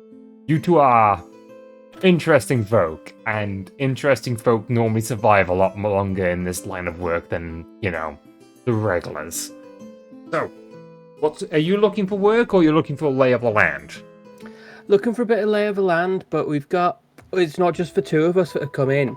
So we've got a couple of friends, and one of them's got a friend, so a friend of a friend of a friend for you. And he's looking, well, I'm sure you've heard about Jezebel Marksmith, and she's gone missing. Now, I mean, like, my mate Xavier, he's looking to see if he can find her, because they're old friends, old work buddies. Old work buddies. Say no more, say no more. Nudge, nudge, wink, wink. Not as good as a Eyebrow. to a blind man. Discretion is the key. Yep. Oh, yeah, I've heard about that. Yeah, we've all said the same thing. No, so what we're looking for is we just want to make sure we're not stepping on any toes and that no one's going to cause any problems for him while we're looking for her. And if there's, anything we need to... Any palms we need to be extra careful of and that might be a bit rough, if you catch my drift. All right, so I'll go over some general things that you'll need to know before going into the nitty-gritties. So, the city has basically 3 lots of what you would consider town guard. They're the personal guard of a Lord Black Tower, or generally called the Guard. They're the ones in black armor. I would consider the most honorable of sorts. Paid relatively well, they serve the Lord's justice, but they only operate within the city. They're also responsible for dealing with the Blythe District and general problems that the Lord has to deal with. Now, they are most numerous in the city, but they don't have more manpower to go outside of the city. Then you have the Blades. The lords and ladies, knights. They're not officially knights, but they could be knights depending on which plot of land and which lord has put what laws in place. Effectively, if you get outside the city, the Blades have jurisdiction over the guard. However, the lords are able to have their retinue enter the city. So if the nobles want anything strong-armed, they don't technically have official jurisdiction within the city, but there's enough black alleys to know that certain people can get away with certain things, depending if you know where to go within these lands. It all gets a bit mucky inside, yeah. It gets all a bit... Yeah. Familiar with that, lah. And then there's the Watchers of Lady Grace, or the Watchers for short. They are the religious militia of the church. Now, the Church of Lady Grace is the dominant religion here, but there are other religions here. And they don't discriminate against anything which they don't... unless they consider it either heretical or dangerous. Like a demon cult, or a necromancer going around saying that you should worship vampires or something. They probably stomp out those ones, but if you worship Desna or Lomadain or any of the other, gods which people just worship on a daily basis, but they've recently got a bee in their bonnet, as it were. I presume you've heard about the missing tear of Lady Grace, a crystal about the size of your head, which is usually inside the cathedral, or taken up to the spire on the 7th day. It allows the magic of the tower to control the weather in these lands, which is usually why it's so bountiful and plentiful. The food here is enough to sustain a city of this size, as you just wave his hand to the general area. But with it missing I'm not entirely sure how it works. I'm not a man of that knowledge. But there's something with inside Ender Spire and the cathedral which allows the changing of the weather here, and that ritual has just gone completely to pot. the cathedral is trying to fix things here, but with everything that's going on, the Watchers, which are normally a lot more passive with their daily-to-day business, have gotten a lot more militant. A lot more people have swelled with their numbers, and with crisis and fanaticism, I would watch out for them. But anyway, back to Lady Marksmith. Yes, Lady Marksmith was attacked by a group. I'm just going to roll a d20 to know how much he knows about it, fairly enough. So, there's I don't know if they're local, because not many people know about them. Much about them, I don't even know about them. But there's a cult called the Cult of Them. Sorry? Cult of Them. As in, Cool. them people over there. Yep. So, the cult worship a... Again, I don't know too much about it, but worship a god they called Them. They're effectively masked individuals, cultists, sacrifice people in back alleys, that sort of crazy shenanigans. They only really disturb people that disturb them. So I don't know what secrets old Jezebel has found, but she was boasting a little bit about finding a discovery of the old empire, which leads me to believe that whatever the cult of them is about is something about the old empire. Not entirely sure myself, but if you see individuals with plain white masks with a single detail on them, so they're not just all wearing plain masks, it could be like an eye drop or like a crack in the mask. That is a member of them, and they are not necessarily people that you want to trifle with. A lot of missing persons, murders, that sort of thing happens around those people. Perfect. Cheers, boss. I also hear from the Beggars Guild that they do help some of the downtrodden, but I believe that's more of a case to get recruits. I mean, it's definitely drunk the demonade, as it were. Yeah, I'm well aware of that kind of normal stuff. Cheers, that's actually proper useful. That is. How about we finish off the rest of this bottle then? We can just fade to next morning, unless Seraphina had anything you wanted to ask, or if Xavier had anything that you asked me to check up on about what anyone knew about your mate before we head off. I don't think I had anything. Do you Cool. have any questions for the large orcan gentleman?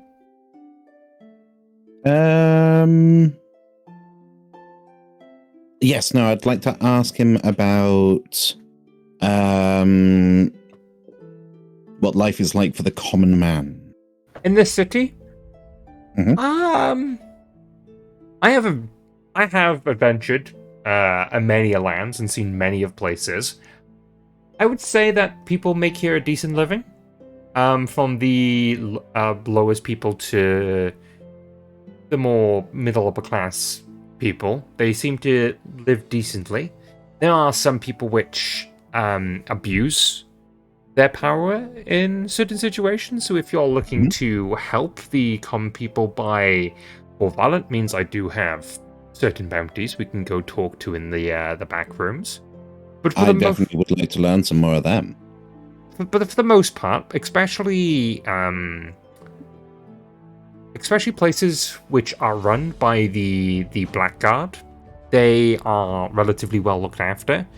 Lord Blacktower is a very honourable gentleman, I would say myself. It's just that this is a very large city, and there's only so many Blackguard and so many places they can go to. Of course. Let me just check my notes for a moment. Now, if you are looking to help the most downtrodden people, there are a group of people within the Blythe district called the Forsaken. Now, I don't know how much you know about the ruins and this city in general, but effectively, the ruins over there used to be a ruins of the old empire, and great and terrible magics were cast within the interference that led to the downfall of the old empire. And the Forsaken are people whose ancestors were warped by that magic. So they are not people that you would normally categorize as human, elf, Loxodon. You know, the normal sort of races. They have warped and changed to what normal people call monsters, and some Forsaken sadly have not exactly got all of their faculties and are monstrous in nature. But then there's some of them also decent folk as well.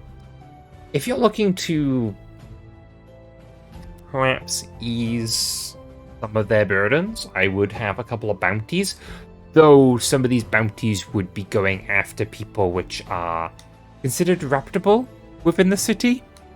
So it's a very grey area, if you get my... That matters not. Understandable. So, are we taking this discussion to the back rooms, or...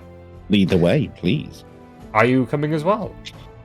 My booze-toting gentleman. I mean, I'm gonna, I might as well come along. Don't wanna... We wanted to all to stay in groups when we're heading out. Alright. Okay then. He will, ring the bell, as the lady will nod, as he will, sort of, point to the back area. She will nod back at him, as he will take you down a couple of corridors. You go through the establishment's back-end entertainment. You can hear many unsay-so noises coming from the... many ladies of negotiable affection and negotiating very hard. Yes. This is true. People of negotiable affection. And you get to a meeting room in the back. You have many boards which are flipped around so you can't see what's the contents of. You've got a number of chests. And he will sit down. There is a ground with a equally but more toned down style of etiquette, and go, Lord Bendora the Third, you have returned. Yes! Jacob, my lad, let us, I believe we have found a couple of blades which would be more interested in the, disposition of corruption. Yes, very good, your lordship. I will, get the appropriate bounties ready in the background. As the gentleman will start flipping over boards and getting out pictures, as he will, the orc will point at certain boxes and make a couple of shorthand remarks about certain people, as he will get out a couple of sketches of what looks like to be a lord, and a couple of sketches of what looks like to be a knight and a merchant-looking fellow. So, the first person by here is a Count Douglas MacArthur. Count MacArthur is one of the more unsavory lords of the Blades of the Land. He owns a large estate. His family is quite powerful, and he is relatively repressive of people who dissent against him and people who he doesn't value as much. Now, I not necessarily wish for you to go off and deal with him yourself, but he does have various lieutenants that work within the land, and he will put a couple of more pictures of people that work underneath him. I would be willing to give 250 gold for any of his lieutenants, and if you are interested in disposing of them, people that work within and out of the city, I can give more information if you are interested in that. I am indeed. Gentleman at the center is a Sir Richard Hold. Now, Sir Richard Hold is actually a respectable gentleman in Ender Spire and is one of the commanders of the Three Brothers, which is the three castles just south of the city.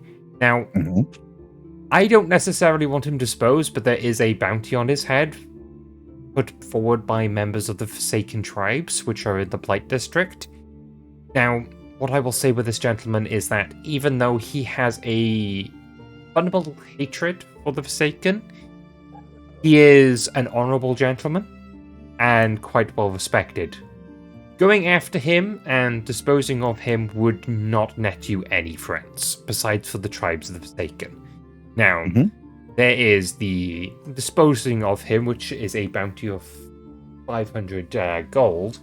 However, there's also a job that would not necessarily end with him dead, which is a reasonable sum of 200 gold. There is a smuggling operation by the Lunar Roses that if you take the job, 100 up front, 100 after the job is completed, you get supplies from the Dandy. From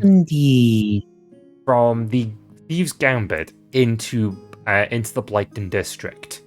This will mostly be foodstuffs and other such things. Hopefully the smuggling operation will go out without a hitch, but most likely it will not, because it is that sort of area. Lastly is a merchant by the name of the Grey Hat. Now, of course, that's not actually his name. He is not a publicly known figure. This is a artist's rendition rather than the gentleman himself. He runs various gangs, one of them being the Veil, and he is a merchant like a smuggler is a merchant. He deals with passing around illegal goods in the underbelly of the city. The reason I put him in the case of him extorting people is because many of his gangs extort the common folk to line in his pocket. Gotcha. Any of the corrupt lords would probably have dealings with him, since he does attract those sort of people.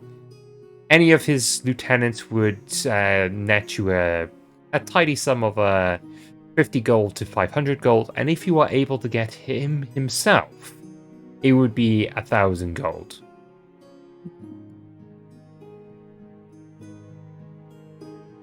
Any questions? Okay,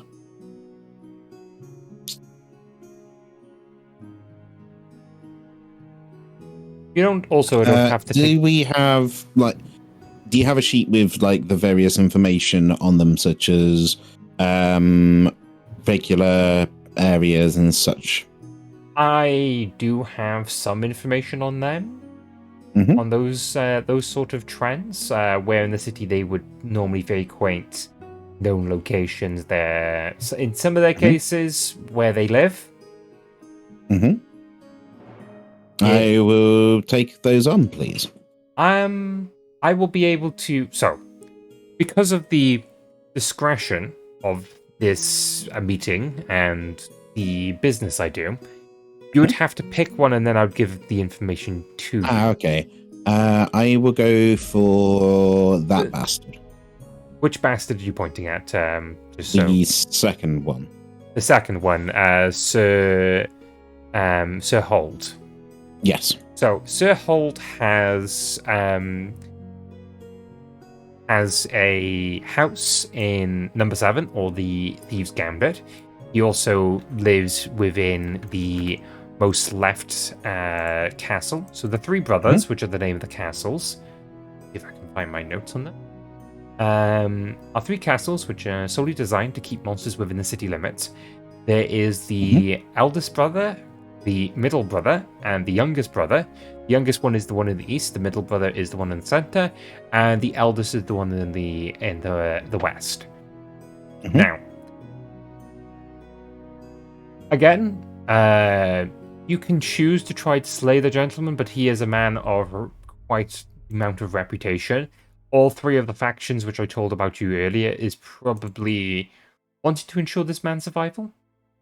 But If you wish to take the smuggling job, I would be able to give you a contact. Very well, we'll do the smuggling job then. I mean, before we do anything on that, we did actually say we'd be going to try and find Xavier's friend. Yes, but just taking the job doesn't mean we have to do it. A tiefling girl by the name of Lily Song is in a inn by the name of the Establishment. It's a bit of out of a way alley inn. I will tell you the directions for it. You will be able to ask for her at the by the barkeep, and the barkeep will arrange a meeting with her. It's not a job with a deadline, but if you do wait around too long, she'll probably find somebody else to do the job, if you catch my meaning. Yeah.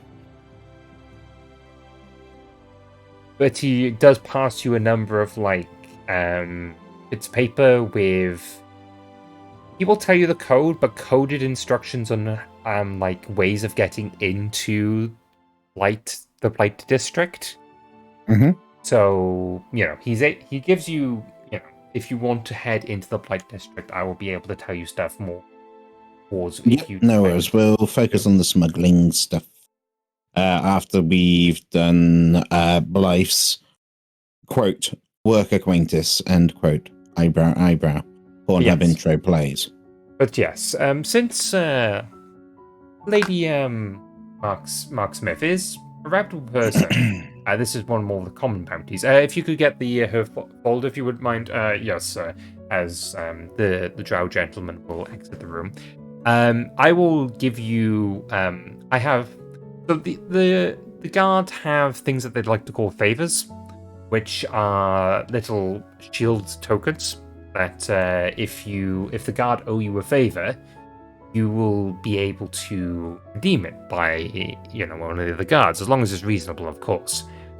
I have a few collected from various different jobs and stuff. I will be giving one to you, so that you will be able to search the manor house, since they are still in the process of searching it themselves.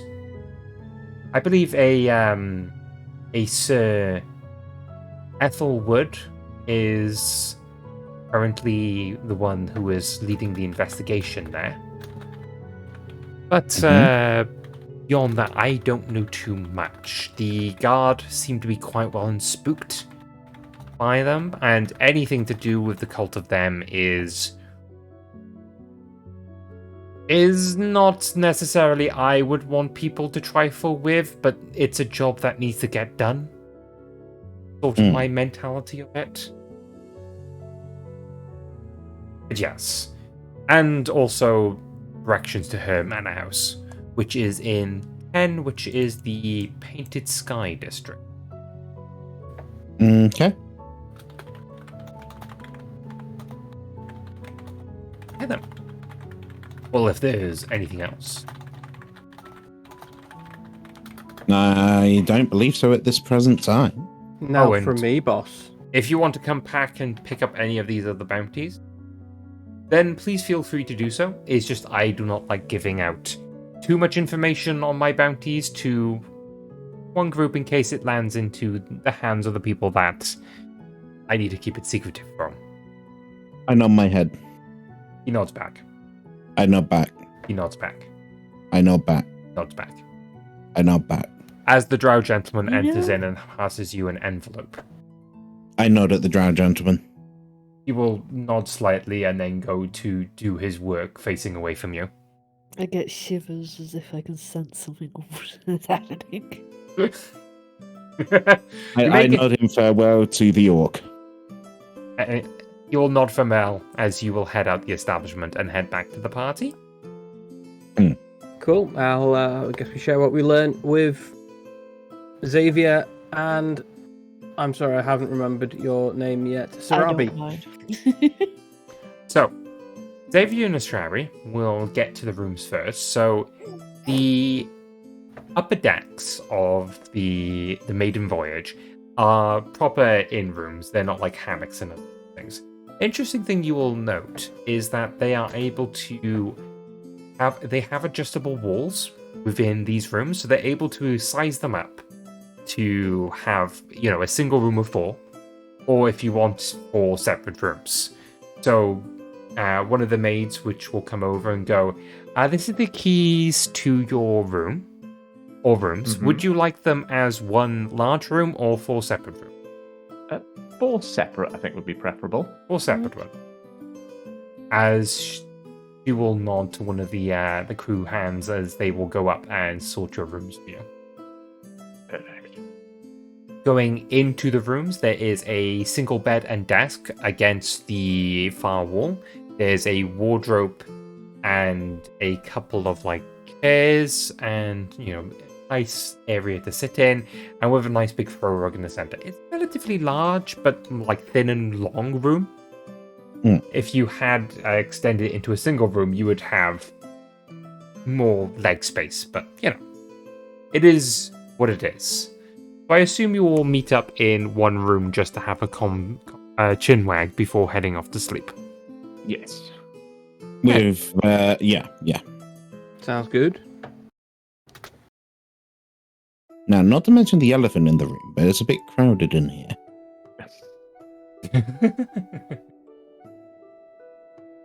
I don't think I get. No, I'm not going to go down that route. It's okay. No.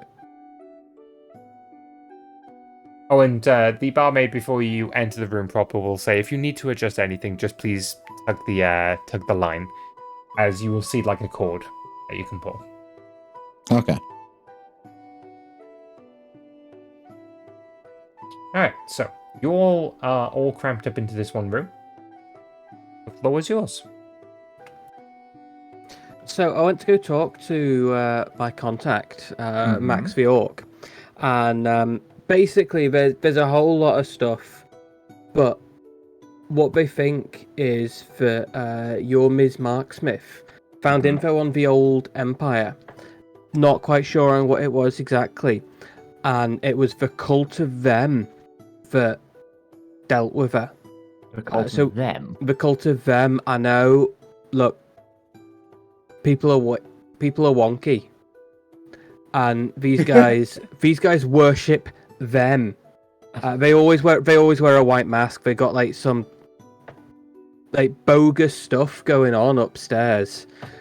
It's a bit outside their wheelhouse. They do normally do retribution rather than just random attacks, but they are just dicks generally. So we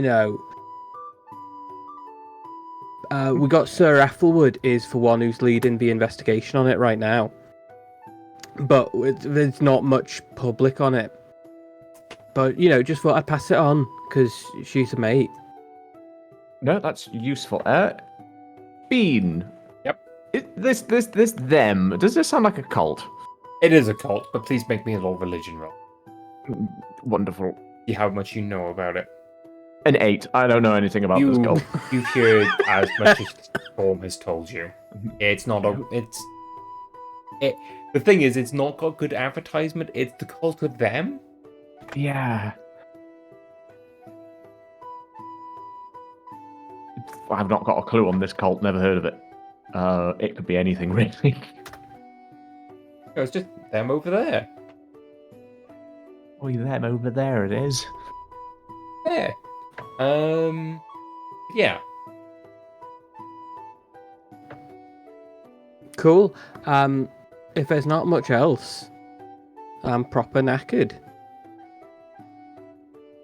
Yeah, we'd best get some rest. So you've picked up a job, but we've got a little bit of information at least. So we'd best get some rest, I think. Go from there. You all have a comfortable night's rest. The inn is relatively loud, but the most you have in the upper decks is the reverberations from the noise downstairs. It's not soundproof, but it's enough that you don't have to worry about, it disrupting sleep. As it will be the next day, you have the smell of food wafting up the maiden voyage come the morning.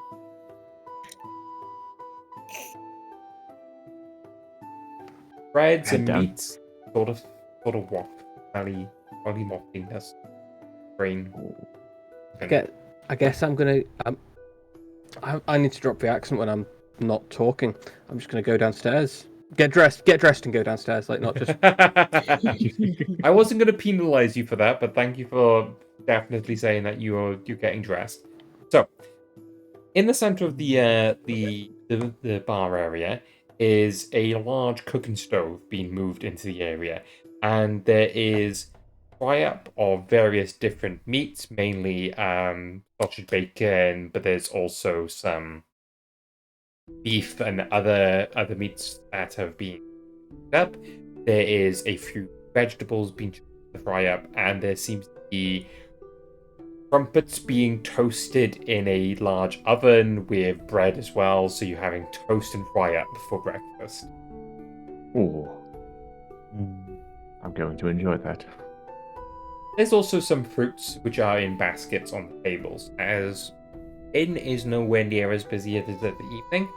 The people that stay there are all curious about the inn, curious about the experience, or just travelers like yourself, who seem to just go to whichever table that their group is. There's no mingling. They just seem to be, especially since a lot of them have hangovers.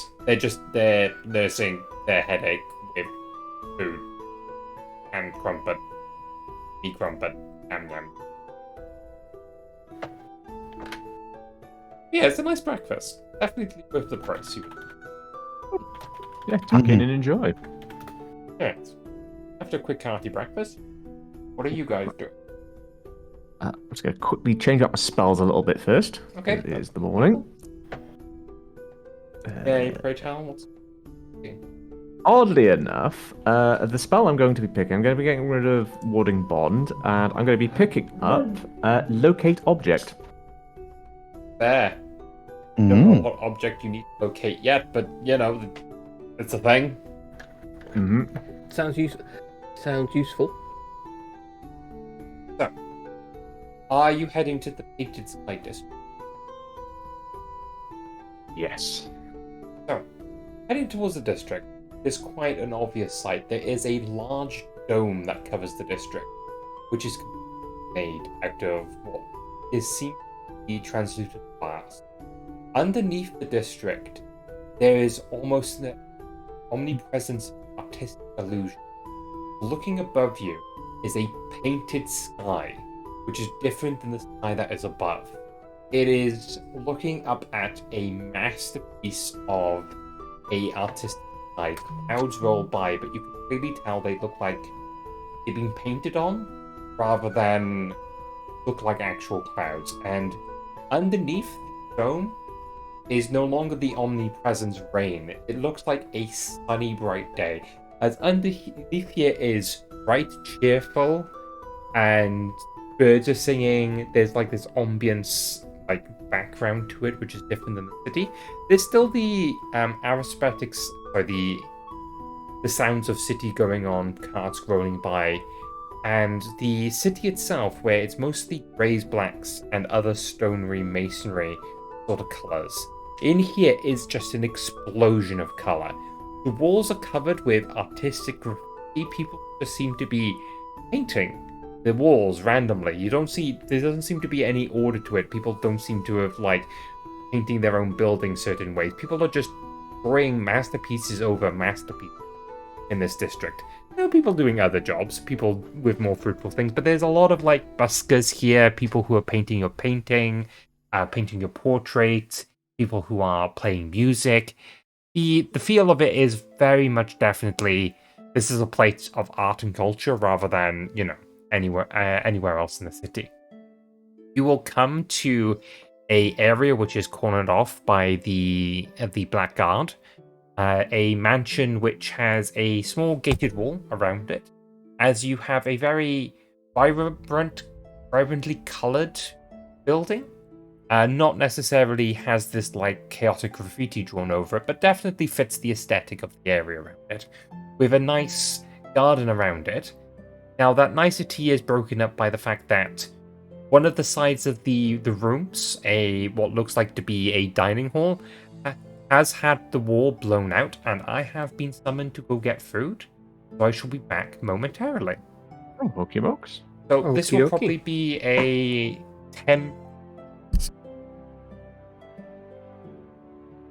a 10 minute or so break, and we should be back afterwards. So then. See you in a bit. See you in a bit. Stretch my legs. I need to go get myself some dinner as well.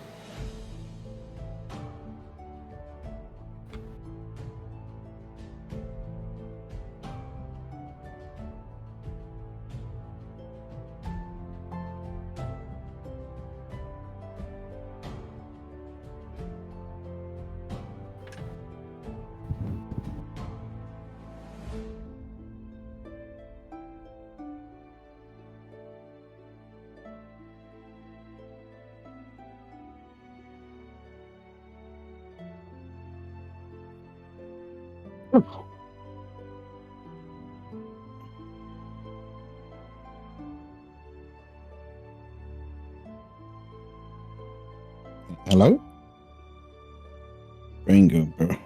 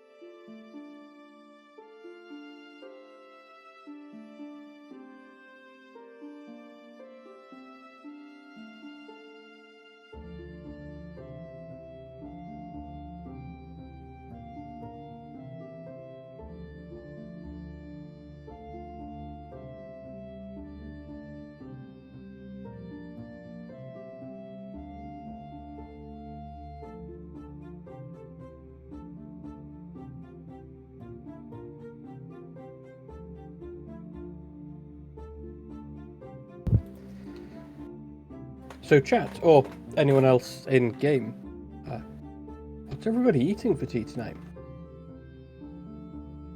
I'm going to be making a sandwich in a bit. Ooh. A fancy sandwich with many different meats. I have bologna, salami, ham, and some other meats.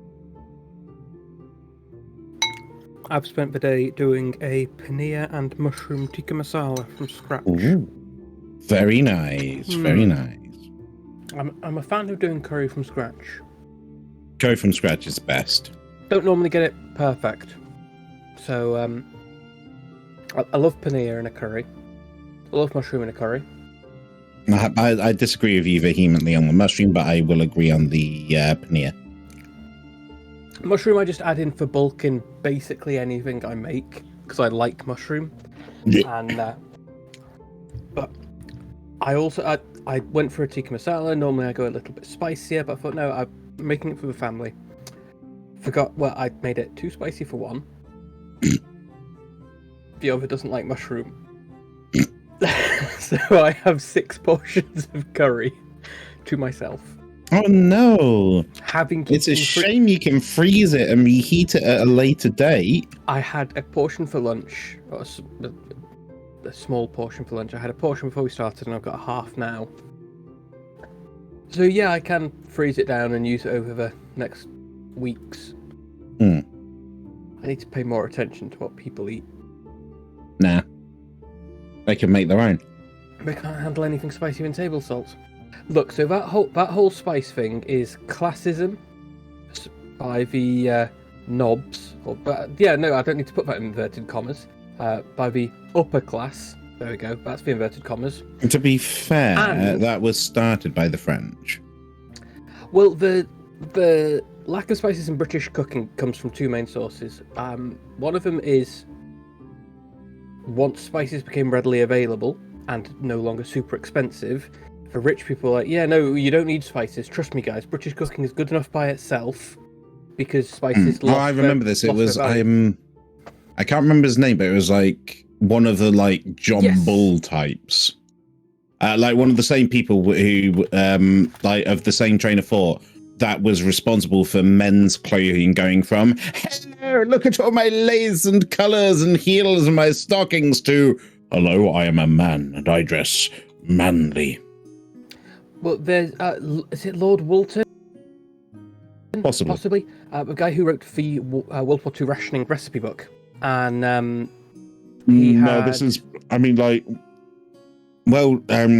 rationing definitely had an impact on it, but no. Well, no, it wasn't just for rationing. It was the guy who wrote the recipe book to use in rationing. So on how to substitute in different ingredients, had a delicate stomach and couldn't deal with spice. So basically, an entire generation of people brought up during the World War II were raised with not only with you don't have spices, but were raised with the only cooking book on what is available doesn't include any rich flavors. Disgusting. I mean, it's like, because if you look at historic Britain right up until coming up towards modern history, it is very much a case of like when they went to the Middle East, the knights who could write back and the monks wrote, like, there is historic sources for knights absolutely going, curry, oh yes. I mean, chicken tikka masala is a national dish. Yeah, it's like the 2 curries which were invented by British people is the mildest and the most violent. There is no chill. There's like, you either die. There is no chill. There is only chili. You either die or you have coconut. There's no other option. Okay, so I hate coconut.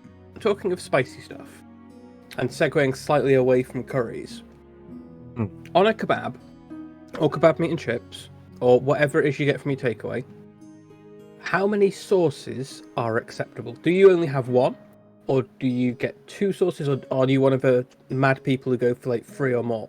I'm a big fan of garlic mayo, or garlic yogurt if they've got it, is absolutely mwah. Yes, the garlic yogurt is just sublime on kebab. There was a place when I went to university, the last club would close at about 4 a.m. Coming out, staggering out, because, you know, by this point I've been drinking for about 12 hours. Oh, fucking damn it, I want a kebab now. And this place was like run out of a static caravan that was on a trailer. I don't actually know if it had a license. I'll be honest. Probably didn't. It was much bigger than a normal food wagon, but the wrong shape. And they made their garlic yogurt fresh, sort of like every half hour as they ran out. And they did fresh chopped chili sauce as they were doing it. And they also had a box of celebrations that you'd keep on the counter just to help yourself whilst your food was being done. That is a good sounding place. Yeah, it was absolutely fantastic. Well, I say it was absolutely fantastic. I only ever went at 4 o'clock in the morning when I'd been drinking for So a to very, be fair, very it was long time. actually absolutely horrible. They made it fresh every half hour. Was actually they made it once every week, but it just seemed like they made it every half hour because you were just completely blasted. Oh yeah, absolutely. It was probably just like not even. It was probably like month-old horse meat.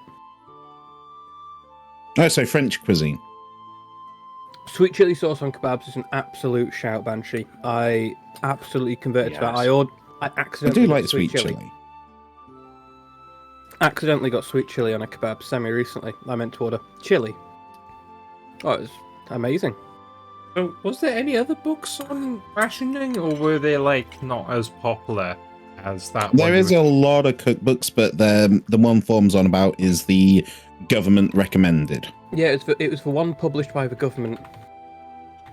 And they probably picked that one because it had the blandest stuff, so it had the least amount of cost. Yeah. The easiest to ration, the easiest to send out from home. Especially with some people only having X of, slices would have been very much a luxury at that time. So they probably picked a cookbook designed. Absolutely. Well, I mean, during World War II, spices weren't really so much as a luxury as they were near enough fucking impossible to get hold of, because to be able to get them to the country, oh look, you've got to go through submarine infested waters. Hey Joe, we will be carrying on with D&D. Currently we're taking a small break for me to have my tea, and for the other players to have food as well if they wish it. Yes, I do need to run up and make my sandwich. Go make yourself a sandwich. Go make yourself a sandwich. I won't start until everyone's back, so,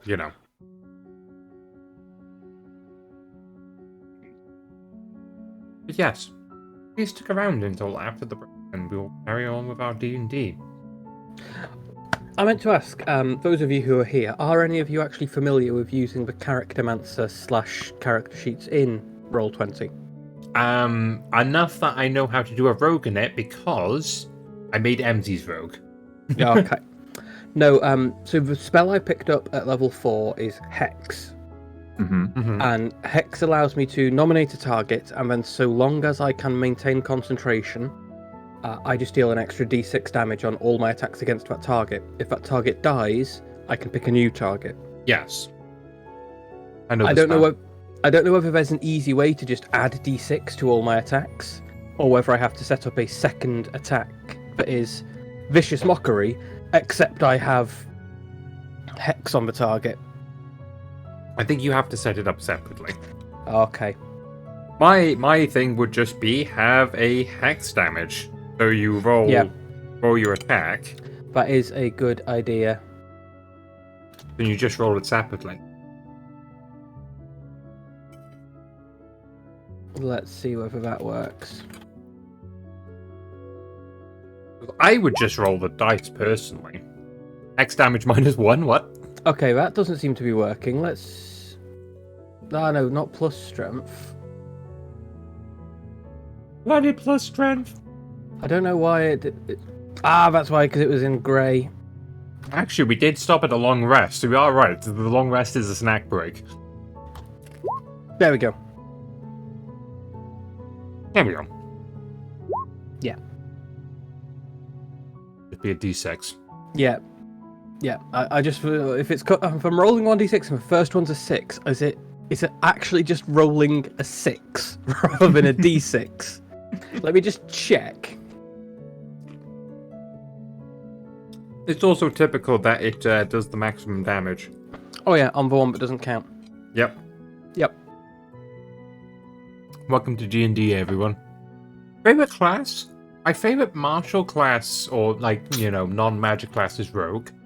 I do enjoy cleric as a caster, But I'm quite open to many of the casters.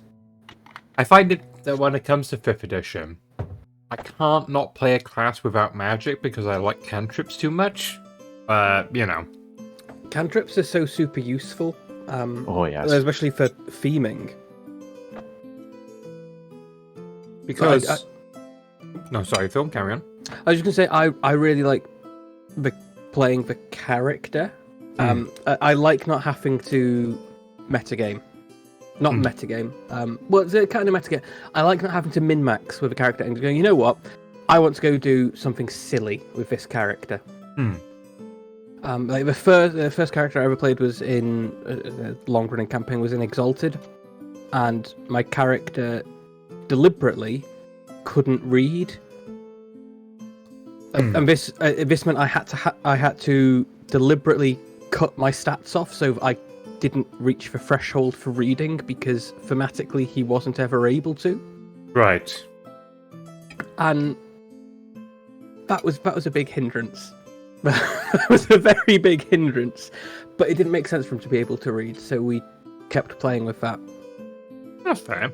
To answer Joe's question, now, since you're going to be playing a rogue, you want to ensure that you get your sneak attack. So you want to pick either cleric which specializes in range combat, or one that does finesse weapons. So things like war cleric would not necessarily be a good one because you get your martial weapons, which not are, except for a few, most of them are non-finesse weapons, which means you can't get your sneak attack. Along with war clerics, the big thing with war clerics, they can use their bonus action to do an extra attack. As a rogue, you don't need that. You need your bonus action for other stuff. Yeah, and also you only get your sneak attack once per round, so there's no benefit to having a second attack. Also, asking your GM whether you can sneak attack with ranged magic attacks like guiding bolts. If you can't, that's fair, understandable. But I'm under the opinion if you can roll a dice to hit something, you can sneak attack with it. But then that's my old GM brain going, you can sneak attack with a claymore. Banshee saying you played a deaf Kenku, which meant you couldn't talk. I once played with someone, we had this fantastic idea, the game never got started, but we had great fun making the characters for it, and they had a soundboard. Right. They were a DJ as a night thing, and they had a bunch of sampling equipment, and they were going to use the soundboard live to record snippets of what we and the DM said each session.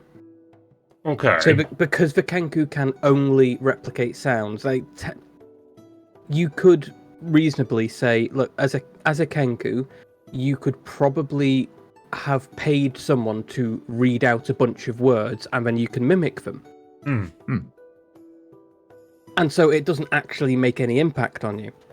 But this guy was like, no, you know what? I'm only going to ever sample what other people in the sessions say. And if then he had to- actually pays another player to say those words. Oh, no, so none of it was getting other people to say things deliberately.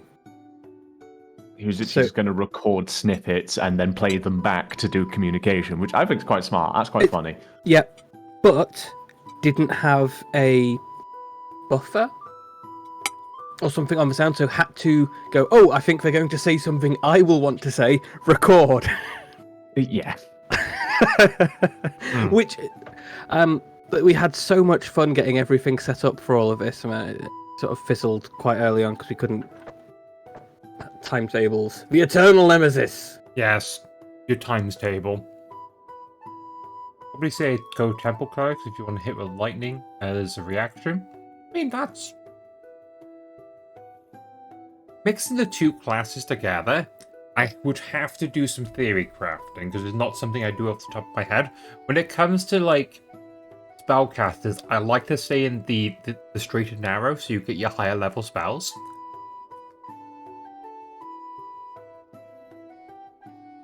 Any ideas on that, Blythe? Give me a quick moment. Let me double check the cleric subclasses. I do have one combination which can be used outside of combat. So this cleric rogue is completely outside of it. A knowledge cleric. A knowledge cleric can give themselves proficiency in anything with their divine channel, right? Right. In any skill or any tool set. Okay. You can see where I'm coming with this. As a rogue, you are a skill monkey. If you start off with rogue and get your just normal stuff in rogue, but also play a rogue which is very good at disguising themselves. With this rogue cleric combo, you can disguise yourself as any profession. Trickery cleric. Trickery cleric also works well, but you know. Invoke duplicity. You create a duplicate of yourself as an illusion that lasts a minute, and you can use it to get advantage on attack rolls. Oh damn! Yes. Oh, wow. Literally says that in the ruling of it as well. And at 6th level, Cloak of Shadows. You turn invisible for a turn. Oh damn! Oh yeah, Trickery Cleric. If you want to be a rogue cleric, Trickery domain. So are you ever going to get into a level 6 class when you're multi-classing in D&D? It depends how long the campaign's going, but honestly, no. I mean, I love the idea of stupid classes that don't... stupid characters, silly characters that never really would work long term and would definitely need DM approval. So one that we had a while back was this was in the same campaign as the Kenku with the recorder that sort of didn't work. Was a multi-class cleric. Okay. So you are the cleric of the sun. Okay. You are also a level 1 cleric of the moon. You are also a level 1 cleric of... And you can't just stack spell slots. Like, you don't get multiple spell slots. That's... unless your DM goes, yeah, you know what, that seems reasonable. But you can... I think the DM was like, you know what, we'll give you some bonus spell slots, but you're going to be quite loaded on them. Yeah. Have a lot of level 1 spell slots, but not a lot of, like, you know. Got some extra level 1 slots, but you were never going to get... You weren't going to get level 2 spell slots until several levels higher. Yeah. I think it was until any individual cleric class would get... It was a stupid idea. But... Seems like Banshee doesn't like the Trickery Cleric. Ooh, throwing shade there. It's not a bad way. It depends what you're going for. You also get the spells. You get our Charm Person, Disguise Self, Mirror Image at third level spell. So there's some good spells for a rogue in there.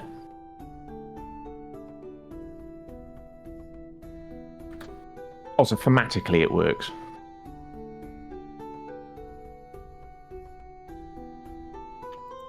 Okay, so Alpha and Emmzyz, are you here? Hey. Emmzyz was just being quiet, and Alpha's still I having. came back. Oh, you just came back. Yeah. Alpha seems to have still making a sandwich, so we will be back when Alpha's back. But we'll continue rambling on about things until then. Oh, Emmzyz, did you want us, or did you want me to set up those attacks for your Staff of Light onto your character sheet so you can do them? Yes, please. I would really appreciate that. Okie dokie. Just wanted to check one. Is Emmzyz actually got a good wisdom score? Oh, not bad. +1. And Oh, I can't edit your sheet. Okay. I can give you temporary access since. If you could, that would be wonderful. Thank you. Johnny, there we go. Unless Emmzyz's okay with Thorm having access to the character sheet so they can adjust things. Yeah, of course. Right, so we've got Guiding Bolt. Howdy, Cosmic Cowboy. How are you doing today? Currently having a break in our D&D game. Most of the party's here, and when the last member of the party here, we will get carried on. I just had lasagna and garlic bread. Ooh. By the way, I have food in the oven, so Oh, when it goes off, I will be getting it. oh, that's fine. Scorching Ray. Guiding Bolt is 46. Also, this is going to sound really lame, and I don't care. There's a Disgusting. horse. There's a game where you can bet on a horse, and I've been waiting for it. It's Betting on a exciting. horse? What? Yeah, there's a horse that I can win. but it's like an auction, so I don't want to bet too much. But you'll get notified if a person bets on it. So I don't want to bet on it until like the last minute, so they don't overbet me. Okay, we're doing well in D&D. Currently, we've had 2 sessions of it, and we're currently gotten to Ender Spire, which is a large city under the shadow of an ancient ruined tower. Emmzyz is a bet sniper. I'm trying to be.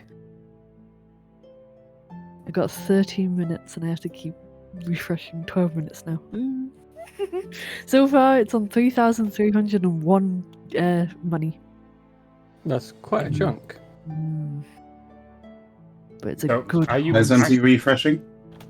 betting on a right. horse? Yeah. Not entirely sure of the entirety of it, but yeah, that's what they're betting on. Emmzyz, no! It's okay. It's just a horse game. You heard it here, chat. Emmzyz is a bad bean who gambles. Not gambling, it's an auction. Oh! That's just gambling, but fancier. Yeah. At least you don't lose your gamble if you don't get the auction. That is true. But anyway, since we're all here, I believe you were standing outside the manor house. Guys would be over here. Yes, the painted sky has a gigantic dome, which has a illusionary artistic rendition of a beautiful morning sky, and the entire district is filled with starving artists is probably the best way to describe them. People with a lot of creativity, but not necessarily a lot of money. The manor house looks. Wait, what are you trying to do, Thaum? Why is it rolling? That was just checking all's work. So yeah, you've got it all set up. Thank you. Okay. Why is it rolling it with advantage? That's the way Emmzy's character sheet is set up. Okay. Don't mess with Emmzy's then. I'm special. I'm gonna turn it off. Never roll with advantage. And then Emmzyz can. No! And then Emmzyz can just roll twice if they have. Yeah. Oh no, my people starving artists. But yeah, the district seem to be quite well off, but it's a lot of people busking in one area. So, not necessarily a lot of coin going around buskers, but people seem relatively happy. But anyway. So Covent Garden in London. Yeah. But yes, the manor house seems to have, like, what looks like to be a dining hall. The wall of it seems to have been either blown in or crashed, something crashed into it, but basically the wall was there and now it's gone, and you can clearly see where the remains of a wall were, and there is, you expect that it's probably not some large creature, as the grounds around the manor house look relatively tidy for somewhere that was a battleground. There's not like big huge hoof marks or a gigantic footprint in the middle of the garden. And of course there is a bunch of guards, the black guards in their black breastplate with cloak with a bit of fur around the neck. They seem to be on edge, but not necessarily on edge with the people around here, but on edge. Actually, make me an insight check. You can all make me insight checks. This is something I'm good at. Oh, Beaver just rolls a natural 20. And Fuck you, I got it. I rolled 24. Yeah, but it's not a nat 20, is it? Yeah, but it depends on the ruling of criticals with skills. you both see it. Stop trying to one-up each other. Emmzyz, if you could roll as well, please. Yes, Mine's the my prettier character's... my character sheet was loading, so my apologies. What am I doing? Insight. Insight. There it is. Okay. So all of you notice that the guards seem to be more wary of the manor house itself.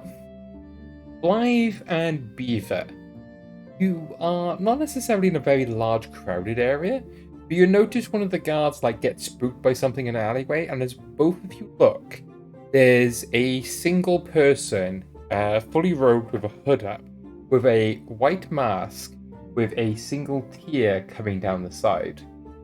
As somebody will walk in front of them, and that classic thing like in the movies, as soon as they've walked past, they vanish. Well, that was peculiar. Can I watch the person who walked past them? Goes down one of the alleyways and heads out of sight. Normal pace, looks like some sort of merchant gentleman. So I've got this headcanon that whenever that happens, the driver of the vehicle or the person who walks past / blocks the line of sight is part of a secret cult. It doesn't matter what universe it is. It's a multi-dimensional transcendental cult. where it's like this person needs to make a dramatic disappearance. Make it happen. Exactly. That's all. It's not a cult. It's a business model. I heard that you would like to dramatically disappear behind a vehicle when it drives past. We can do it for £100. Or you can pay one of our hire rates for, a faster, better vehicle, so it makes it look more dramatic. Maybe you would like to add the get out passenger deal where we actually take you in the vehicle. Anyway. Exactly. So yeah, you two notice it, but it's before you're able to poke the others to point it out that it's gone.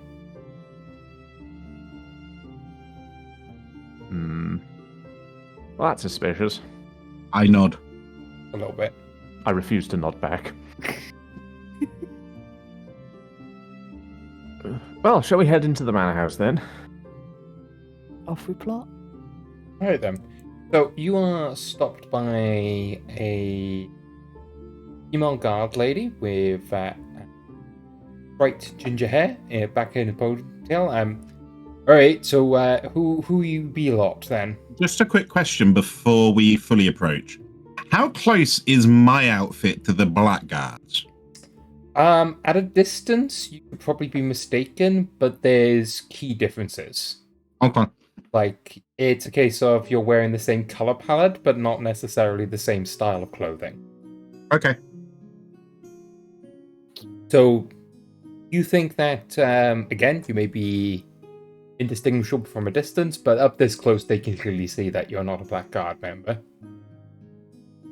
So, anyway, who be you for then? All right, there. I'm Johnny. We're here because my mate here, Xavier. He's been looking for his mate. And we heard that this was where she lived, so we thought we'd come and see if we could speak with her, Ms. Marksmith. Is she in? I assume you're not aware of the fact that she is currently reported as missing then? Oh, that's not good at all. When was she reported missing? Xavier, you didn't know about was she in any trouble that you knew about? I would like to point out, all that's about to happen is literally just in Xavier's head. No one can hear it. I am trying to speak to you for the power of my mind. We were going to be lying to them about the knowing of the appearance of where she is. Fuck, I can't do that. Never tell the I truth to the wasn't aware. cops. Never tell the truth to the cops. I mean, sorry, I'm a role model. Stay silent. Know your rights. Yes, no, I was not aware of such a thing, though it's rather troubling considering this is someone I have worked with previously and was hoping to assist with some research today. Alright, They've got some very deep ties. Eyebrow. I hate you so much right now. You will, as you're saying this, you will flip out the book, a little book, and start making notes. So Xavier, was it? Yes. Do you require my full title? Yes, please.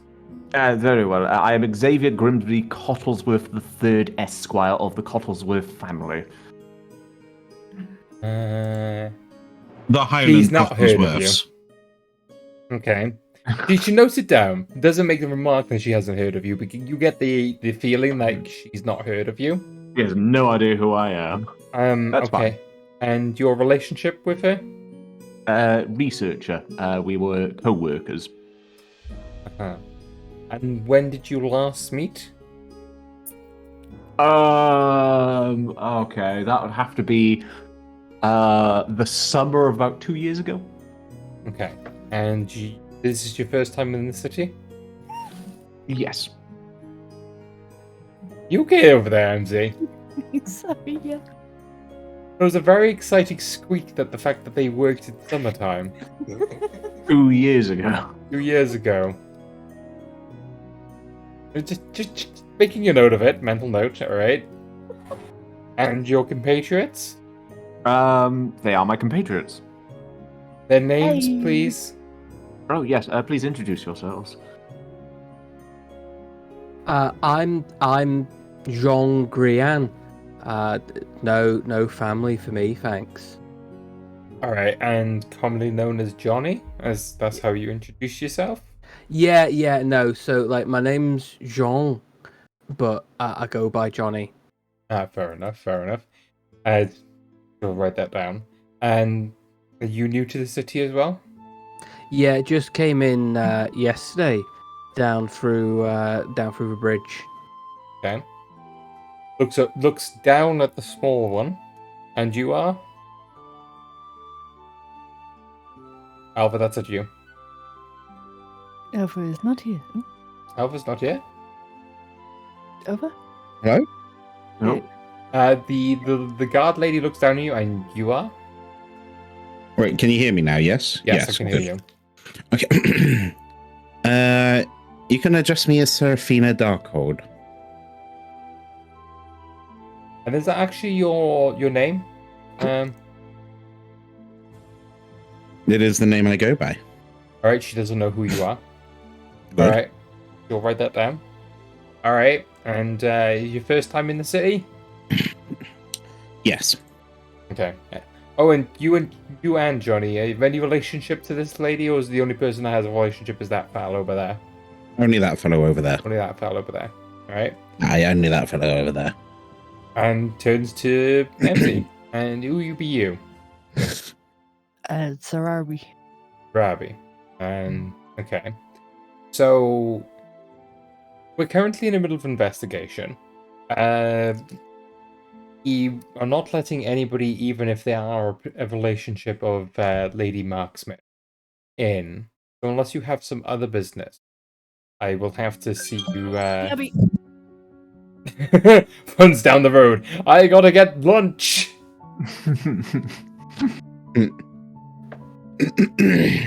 If there is nothing else. I mean, who has the token? The what? The The favor of the bribery guard. token. Oh, the highest what now? I believe it's Beaver that has the token. Yes, probably. The favor of the guard token that was given to you by the Orkin gentleman last night Yes, in an envelope. yes. I believe Johnny's looking at you going, token. Is it an envelope or a sealed envelope or It's just in is an it in like a envelope. ticket? Just in an envelope. By the way, I believe you may have dropped this, officer.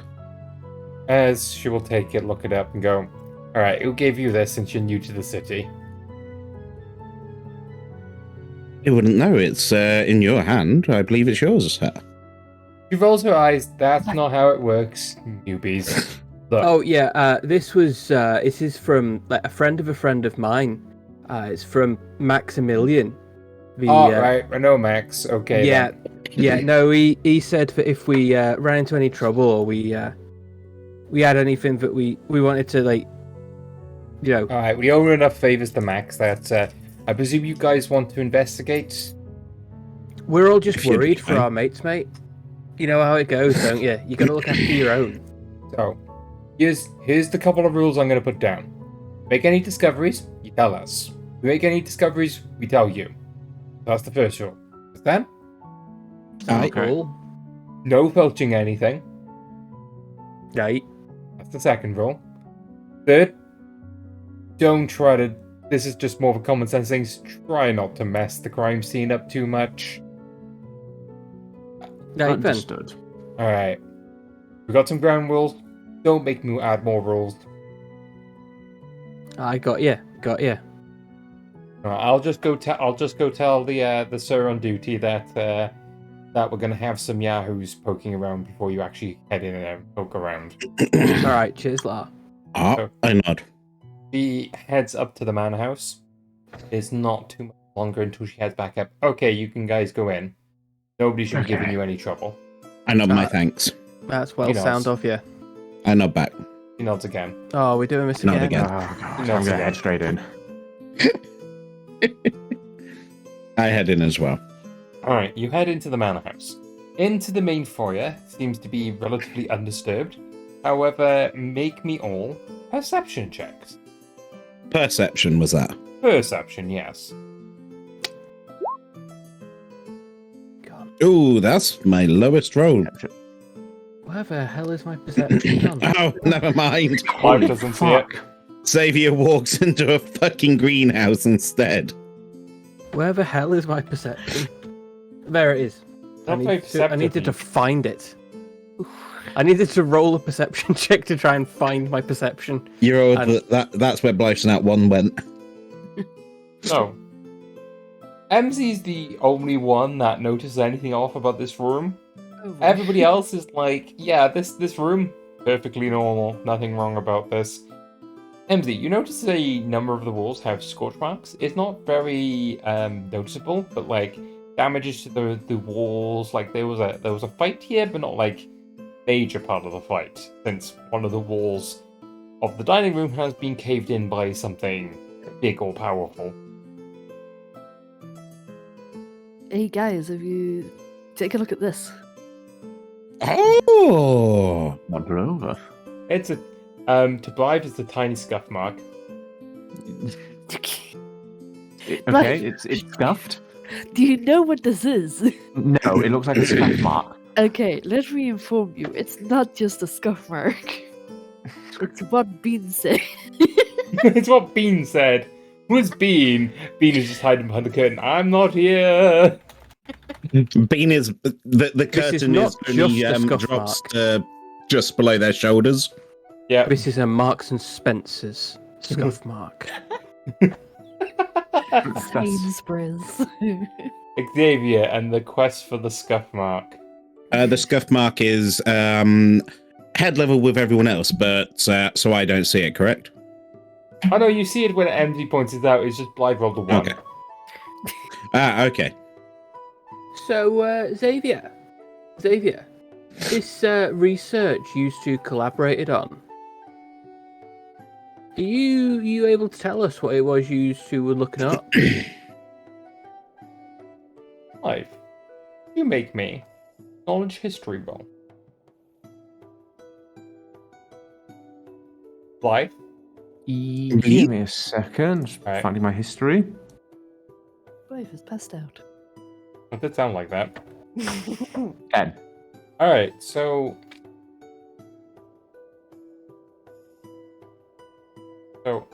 you both were looking into a substance called the aging water. Mhm. A toxic water which rapidly aged people who drunk from it, farmed crops from it.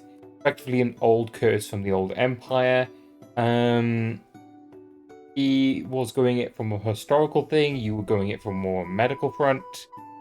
It was not a pleasant time in your life at all. You're pretty sure that you aged a couple of years. I was about to say, I aged 10 years that day.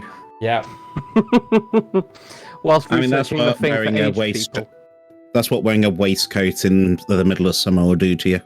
Oh, it doesn't age you, it just kills you. But yeah, you don't know much beyond that due to the fact that, it wasn't necessarily your area of expertise. I was looking into for medical properties. I found no useful medical properties. Yeah. Lots of unuseful medical properties, which you helped out with. Like, you sort of found the source of it, but, like, you know. Aging yourself, I'm not sure that's going to come in use frequently. Honestly, no, it really isn't. I did my research. Maybe there were some applications. There really weren't. I might even still have the notes in the wagon. Yes. Does Storm have a specific question? Besides, like, they can collaborate? Nah, I was just like looking to see if it was what it was used was after, because like if she's just a friend that you'd done a couple of papers with, or if it was like. I've only done a couple of jobs with them, which, like I said, there was that one. Whatever they've recently picked up, I have no idea about. Nah, it's all right. I was just wondering because if there was like anything that you had like proper knitted together on and did it super frequently. One thing though. Oh, this will make it interesting. Bean. Yeah. I'll probably have to do a roll for this.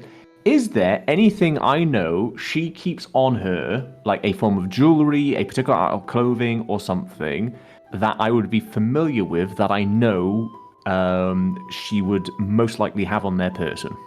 Okay. Make me a investigation roll. Investigation roll. Because the question is, if it's not here, it might still be on their person. If it's on their person, I might have a way of locating it. 14. 14. There is a small pendant with a material called glasswood. Glasswood is a creation of the old empire.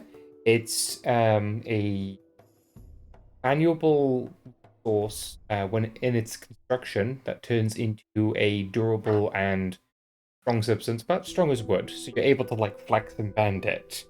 But it can either be as clear as glass, which is hence its name, or a single color or translucent. So it's a very sort of people don't understand properties of it, but she is the expert on that.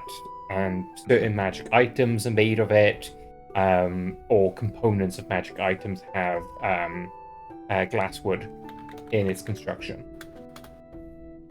Okay. It's a lesser understood. Not every single bit of glasswood is magical, but it has the high chance of holding magical property. Do we, as a party, discuss our magic together? Ever? Or do we keep it secret? I've never kept my magic secret. So, you know your, like, finding things spell? Mm-hmm. Now, I don't mean to be a downer. Do dead bodies count as items? They do not. Okay. That is not the thing I was expecting for, but if I know about that pendant, something I'm familiar with, that pendant, so long as it's on her person, should be able to locate it. Please tell me the range of the spell again. 1,000 feet. 1,000 feet. Okay, I got that in my head. Yeah. Important note though, if it is behind any thickness of lead, I can't locate it. Yeah. It's your X-ray. Yeah, basically. Yeah, it points me in the direction. So, can locate a specific object known to you as long as you have seen it up close within 30 feet at least once. Did you give her the necklace? No. Is that a no or no? That's a no. Alright, so he definitely gave her that necklace. I said no. Anyway, so you're just standing in the foyer right now. What are you guys doing? I'm gonna cast my spell. It is not in the range of the spell. Fuck.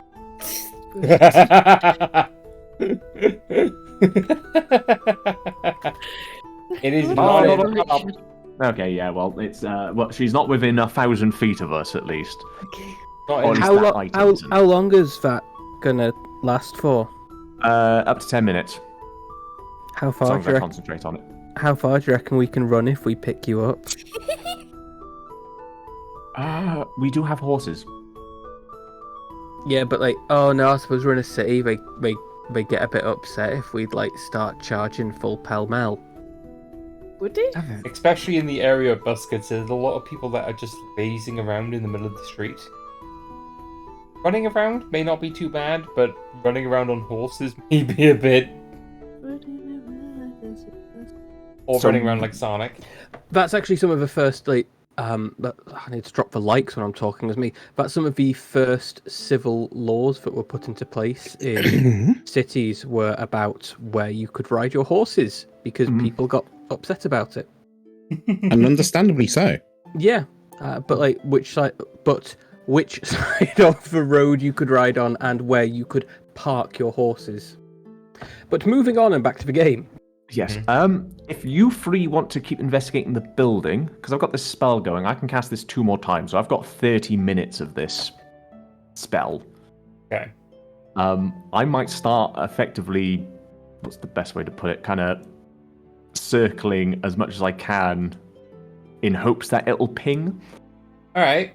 So, Blythe will be gone for 30 minutes plus, and we'll have the rest of the party investigate the manor. Charles will let you pass, and we'll let you back in. Basically have the run of the place, as long as you don't break any of the ground rules. So, you're going for a jog, Blythe. Get back to you later. That's no worries. The rest of the party. But Blythe. Just to represent, he's a little bit away from the party. What are you guys doing? Where in the house are you going? You do notice some guards bumbling around, doing some investigating, but for the most part, the manor house is quite empty. None of the serving staff are here. It's just about, like, it gets 5 guards which are inside the building. I would specifically like to try and smell out anything weird Okay. because I have advantage on perception checks when I am attempting to smell them. Alright, so I'm going to give you advantage on the investigation check I'm going to make you do. Okay. We'll still have an advantage on it. I think that's Yep. fair. What I would like you... I presume you're going to head to where there's obviously weird stuff happening, which is the crater in the dining room. Yep, I want to go see.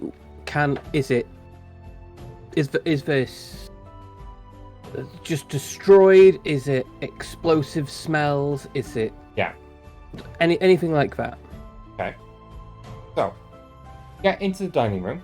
It looks like something pushed the wall into the building and sent stuff flying over your side. There is scorch marks over everywhere. There's holes in the walls, marks where swords have like clunged into the ground or into furniture or into the walls. There is a lot of nonsense that has happened within inside this dining hall. Storm, make me that advantage check at advantage. What are the 16. other 16? Do the other 2 players want to be looking into stuff before we go over to Storm's game? Yeah. What would you like to do, Emmzyz? I was thinking maybe talking to the guards. Alright. So I would like you to make me a persuasion check. Talk to the guards. Okay, 13. And Oliver, Hello, yes. What am I running against? Sorry? what are you doing so I can determine what you're rolling? I am looking around for signs of struggle, signs of. Basically, I'm just looking around for shit that be out of whack. Alright, make me an investigation roll. Eyes not work. You can roll a d20 manually. Okay. So, Alva, the place is a mess and there's definite signs of struggle. You do see a lot of signs of fighting, but no more than the guards be able to point out for you. Okay. Heading over to Johnny. Johnny, one thing stands out is that there's like this weird smell of rotten eggs in the area of the dining room. You're thinking, especially with like looking at the char marks of the walls and stuff, they put some sort of alchemical explosive device on the wall. You're not an alchemist, but there's enough of that sort of like sights and smells and sounds makes you think that they put some sort of explosive device on the wall, detonated it, and then charged in the room. You also notice that there's a lot of what used to be bodies strewn about. They've marked where the bodies landed in fork marks, as they will say that a couple of people died with this attack. Also, within the dining room, you find a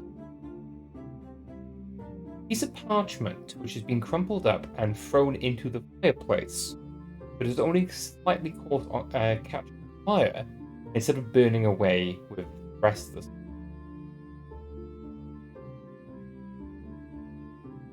Tom, did you get all that? I did. So it's vaguely sulfurous and vaguely sulfury smell, and it seems like they prepped it before coming in, and we've got the unburnt parchment. Yep. I would like to go and fetch one of the investigators. Okay. One of the investigators comes over. Hey, you found something? Yeah, it's that bit of parchment there. It's in the fireplace. Right. He gets some gloves on.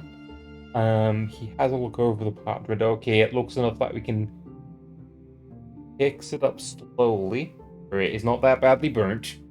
As he will open it up, and in it will be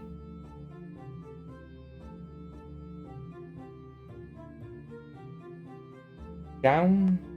Sorry, let me just try and figure out the wording in my head before because I'm trying to remember the relationship. Yeah, no worries. Place in the ruins with the name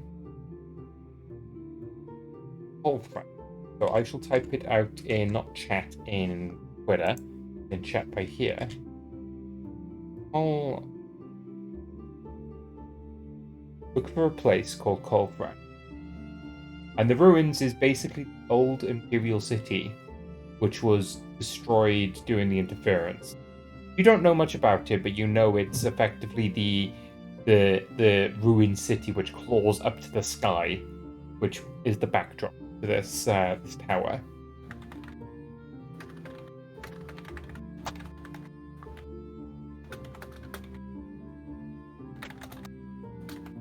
Perfect, thank you.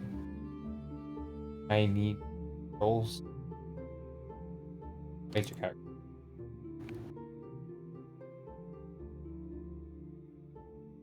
That is advantage, not advantage, but proficient. Okay. Alright, so moving on to Emmzyz. Talking with the guards. The guards are relatively neutral with you. A bit more professional than anything else. They note that study was broken in, and many of the books in the study were burnt.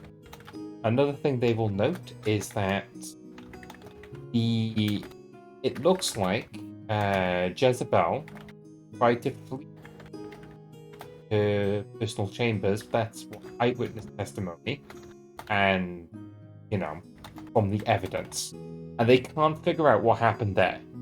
The bed chambers are quite badly damaged. Seems like there was a fight here. They don't know whether if killed here, she escaped because there's blood on the floor. They can't tell whose blood in it because they don't have forensic science.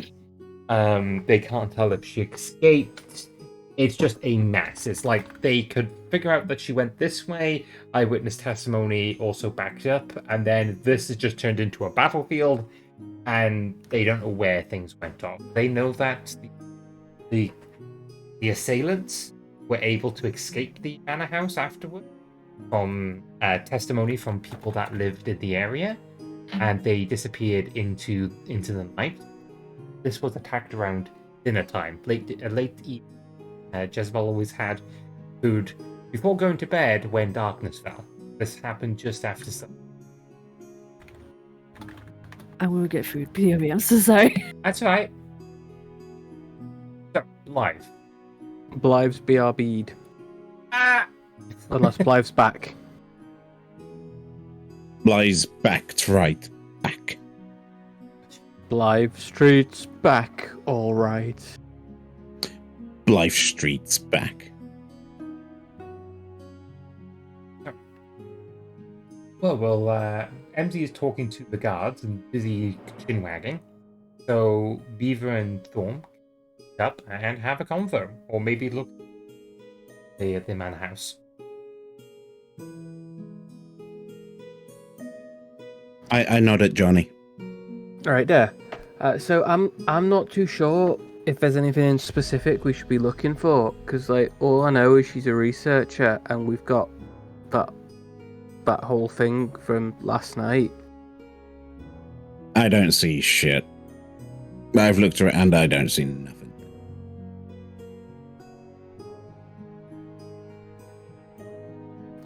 And like with the fuzz still here, I don't want to go getting my hands all over everything, because they'll get a bit upset if I start like dusting everything up. No, that's definitely a good plan. Not to mess about with stuff.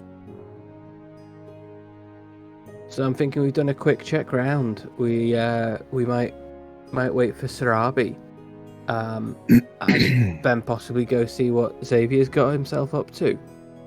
Not in agreement. Why is being laughing like that? Blythe wandered off on his own. He's one day from retirement. In No. the city on his own. Decided to split the party for 30 plus minutes, without the party having to worry about him. Half lot can half happen in half an hour. Right, have some chat for Blythe.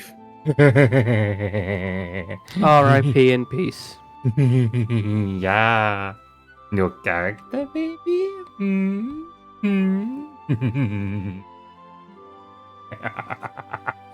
Thank you for the F's in chat.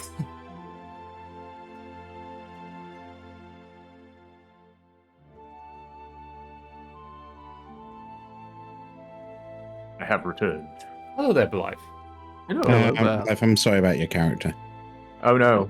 Oh no. So, just to reiterate, you decided to go for a jog in the city for half an hour at least, on your own. Alright. So, I would like you to make me an athletics check. Athletics. Yep. You know, doing what you're doing. Oh god, I'm not great at this.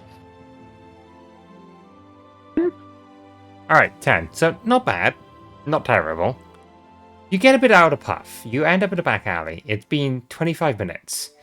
And you have not had a single ping.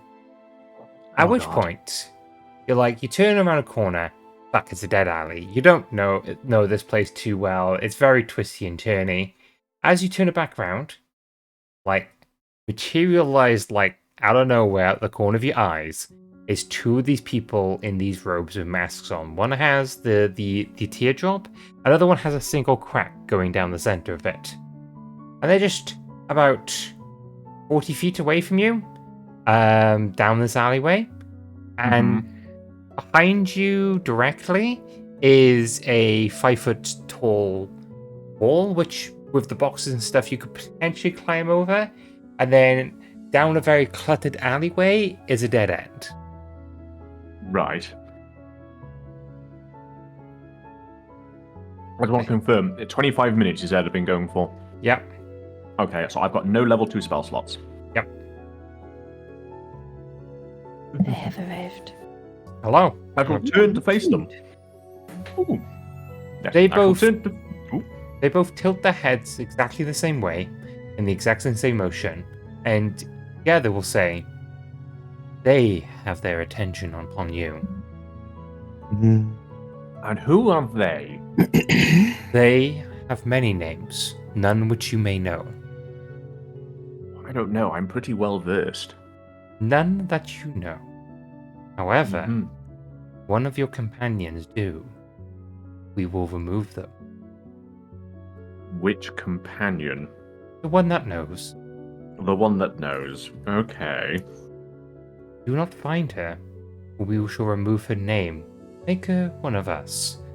If you wish to join, then you may do so. I'm going to put this very lightly. You are threatening one of my compatriots. I don't take kindly to that, as a man of honor myself. So, I believe, as they say in the local tongue, go fuck vineself. They both tilt their head the love other it. way.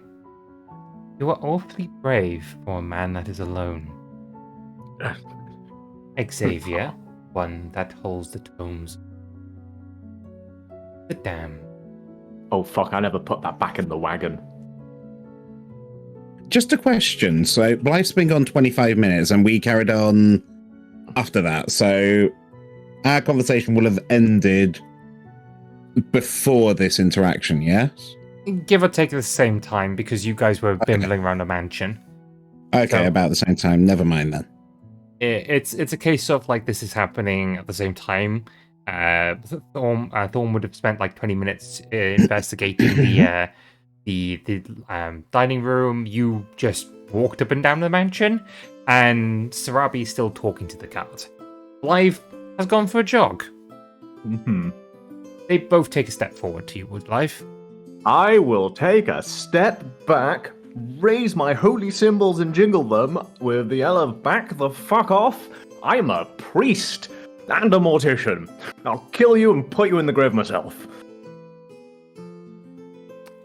They both draw out a single vial, put it on the ground.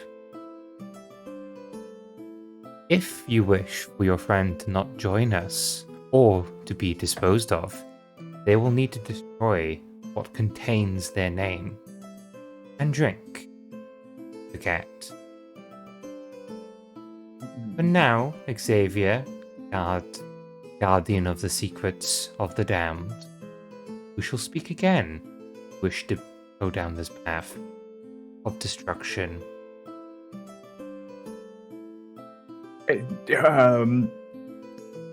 Okay. They will both bow courteously, turn 180, walk down the road. As soon as you take eye contact off them to either look at the vials, to like look at your jingle jangles, to go, oh fuck, I survived this, they are gone. I shall mutter under my breath. Yeah, you better run. With no confidence whatsoever. As my jingle jangle shake, because my entire body is shaking. I fuck. mean, it could be your mask shaped in the way, and that effect when like somebody walks in the way happens, but it's your mask. Yes. Alright. I What will are you pick up the doing? vials. Take the vials. Yes. They are two clear liquid vials made of glass with a glasswood cork.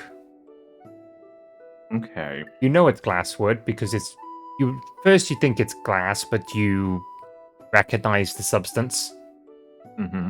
It's more like, even though it's transparent, it has like this like depth to it, like this murky depth to it, even though it's crystal clear. It reflects light a bit weirdly as well. Can I do a quick check of it, a quick taste test to see if I recognize what it might be? Alright. No. Please make me a medicine roll. Medicine. Alright, 21. so you have to spend like 5 minutes readjusting yourself, because even just a taste test is enough to feel effect of it. This is a potion called Obliteration.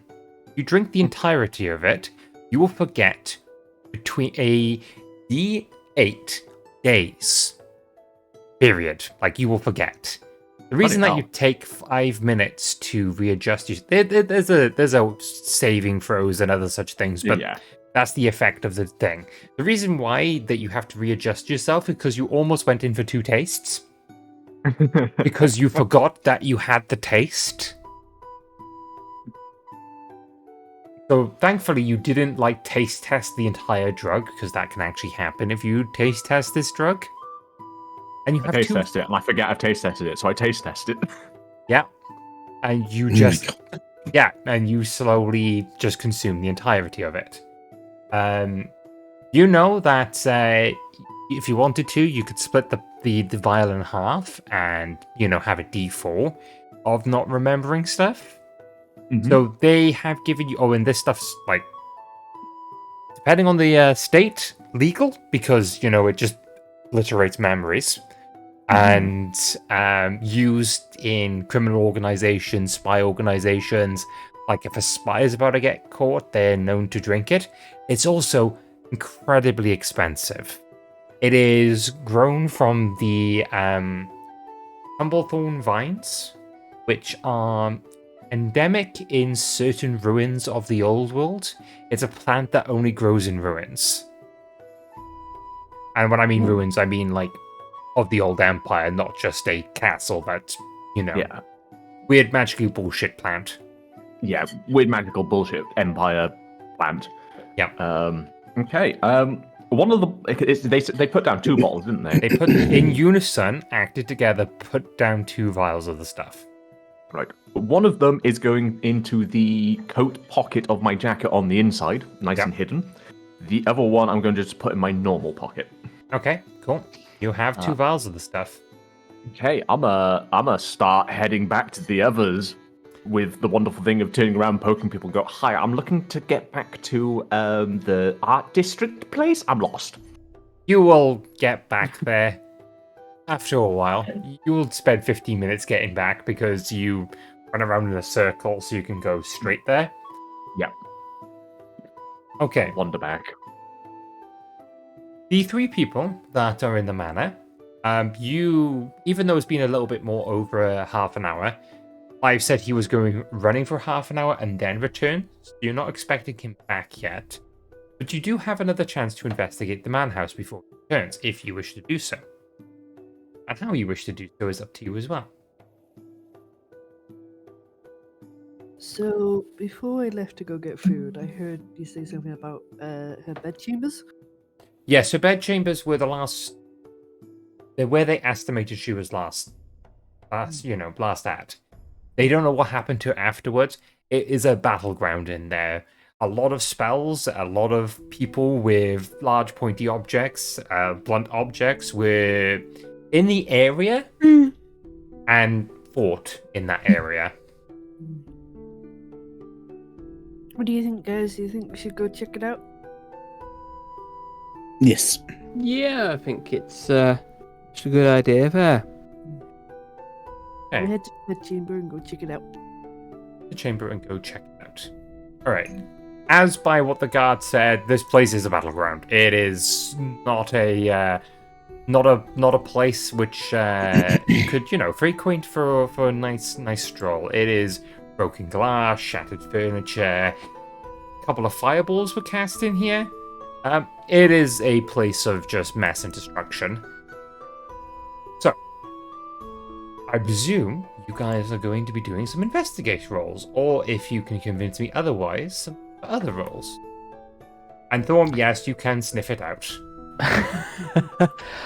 I am going to see if I can smell any specific spell component kind of things. Okay. Like, I might not necessarily know what spell it was that was cast, but if I know that it was guano was around, then I know that that's a spell that uses guano. Okay. Make me your investigation roll advantage. What are the other 2 doing? I'm going to have a look around and see if I can try and picture anything out, make sense of the chaos. Okay. I'm gonna see if I can find any. Make me a perception roll, Beaver. Oh, perception. You can keep the dice roll and adjust. Yeah, I'll keep the dice roll. Yeah, keep the dice roll. Yeah, okay. MC? I'm gonna see if there's any left behind things. Get what I'm saying? Alright, yep, okay. Make me a roll. Make me an investigation roll. So that would mean my perception would be a 17 then, because the roll was 15. Yep. Okay. MC, sadly, this is your time to not find anything. No. Okay, so Beaver, you Yes. are trying to make sense of the battlefield. You get like your weapon out. Which weapon are you getting out, in fact? Because you're like laughing like where things, you know. Oh, actually, I'll get out my my totally not cursed sword. Probably not cursed sword. The one that can change. Oh no, I can only do that once a day. That's annoying. Alright.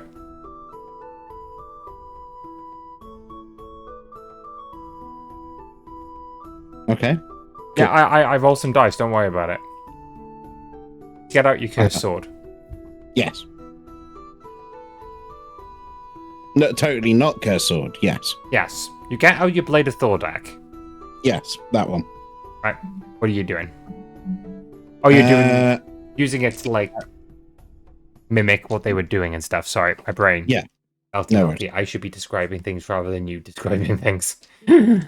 Anyway, you start like making sense of the fight. It seems like there were 3 assailants, maybe 4, fighting one person, which is this scholar lady. She seems to be holding up onto her own, doing enough, maybe not to win, but enough that they have to fight it, giving it their all. One thing you do notice, because there isn't a white chalk marking there's a body, you think one of the assailants got knocked down. You can't tell whether he was killed or not, but it didn't look like his body was dragged away, because there's enough scorch and soot around here that if somebody was either picked up, dragged, or got back up on their own, there would be like a telltale sign. But the body hit the ground, and there's no body here, and the guards haven't marked this area. Moving over to Thorm. One thing you do pick out, Thorm, is again this presence of this like sulfury spell, but not as much of it as in the dining room. One thing you do notice, it smells awfully familiar to that device that gave you your magic items near the beginning of the game. The box of The creation vending machine. or vending machine. Yeah. It has a very eerily same smell to it, like because the machine, when you like smelled your iron glass just to see what it smelled like, had like a new item smell to it. Right. And there's a very similar smell to this room. Like something, not necessarily the items you have, but something of a similar design creation or along those lines. Cool. Thank you, La. And lastly, there were smells of silver incense used in some sort of magic. You're not entirely sure what sort of magic it's used in, but it's effectively incense which is combined with powdered silver. A couple of other alchemical ingredients, but that is primarily the 2 components that it comprises of that. It can be used in magic, both divine and arcane, so it doesn't give you that much of a inkling. And not being a man of oh, well, actually, can you make me a knowledge arcana roll? I can. Oh, you know that it can be certain people use this incense as a replacement for other arcane focuses, somatic components, that sort of thing. It is basically like a universal sort of I don't have this. I shall use this component instead. Instead of like iron newt or a branch that got struck by lightning or some weird thing which is not necessarily actually occurring in the Okay. planet. You Interesting. burn this incense and then summon the spell from the smoke of the incense. It is a bit more Okay. expensive, so that's why not a lot of people use it. But it saves you having to get the specific component. Hmm. Ah. But not Interesting. necessarily rare in the sense that you can find the user by this, but it's not exactly so common that everyone uses it. But it is something that people would buy. Yeah. Either to hide what spell they're going to cast, Yep. or because they need really obscure or specific Components, correct. components. Cool. Thank you very much. You're welcome. At which point, Blythe, you get to the manor house. The guards let you back in. The guard says, "Did you find anything with your spell?" No, unfortunately not. If I presume you were finding something that was normally on a person, I suppose. Yeah, well, it's in the distance of the item is nowhere within the purview. So if she's still got the item on her, she's a bit of a distance out. So, Or we the need to look item, at the item leads. itself was stolen. What was the item you Exactly. were looking for? A pendant with Her pendant with like what's the the name? wood glass, The wood glasswood glass. stuff in Yeah, it. Yes. yeah. I don't know anything about that source. Not my area of expertise. But like, she always had that on her as like a point of pride for her. So, yeah. Yes, that's why I was using that as the focal point. But just because it means I haven't found it yet doesn't mean it. Maybe that we'll get a lead that leads us closer, and I can try it again. Aye, of course. I'll make a note of it.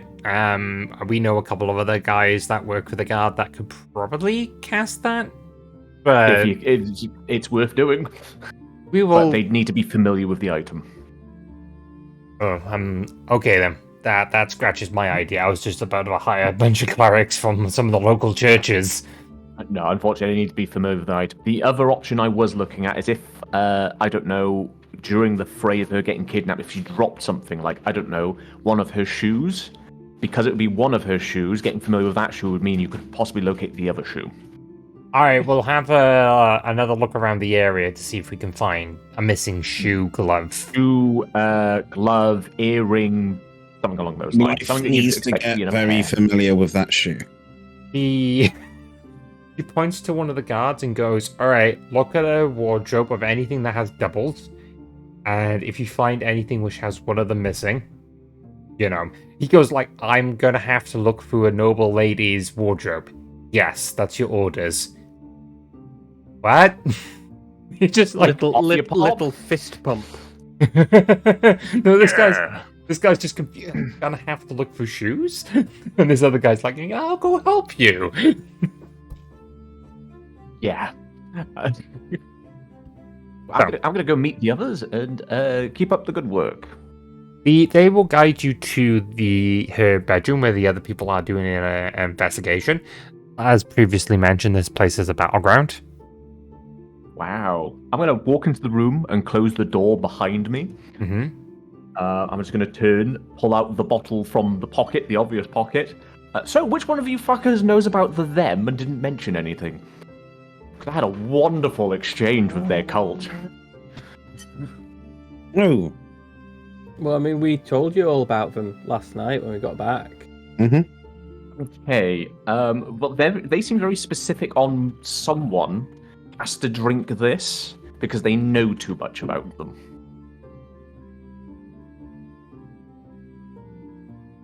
I mean, like, Did they tell you who? Based on the fact that they said she, I have my suspicions. If I said she, that was a slip of the tongue. They would have always used neutral pronouns. Nope, that's fine then. I haven't the foggiest. All I know is it's one of... Based on what I've been told, it's one of you three. And they didn't mention multiple of you. One of you three specifically. Oh. I mean, like, I'm gonna look at Emmzyz. Yeah, I was about to say, I'm gonna look at Emmzyz as well. You.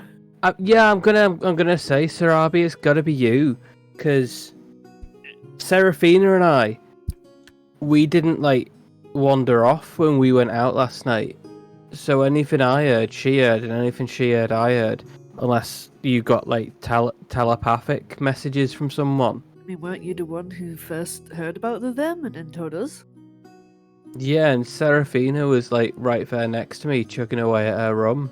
Okay, I- well, let's be real. Seraphina, not everyone's gonna see her because of her height, so maybe they only saw you. Wow.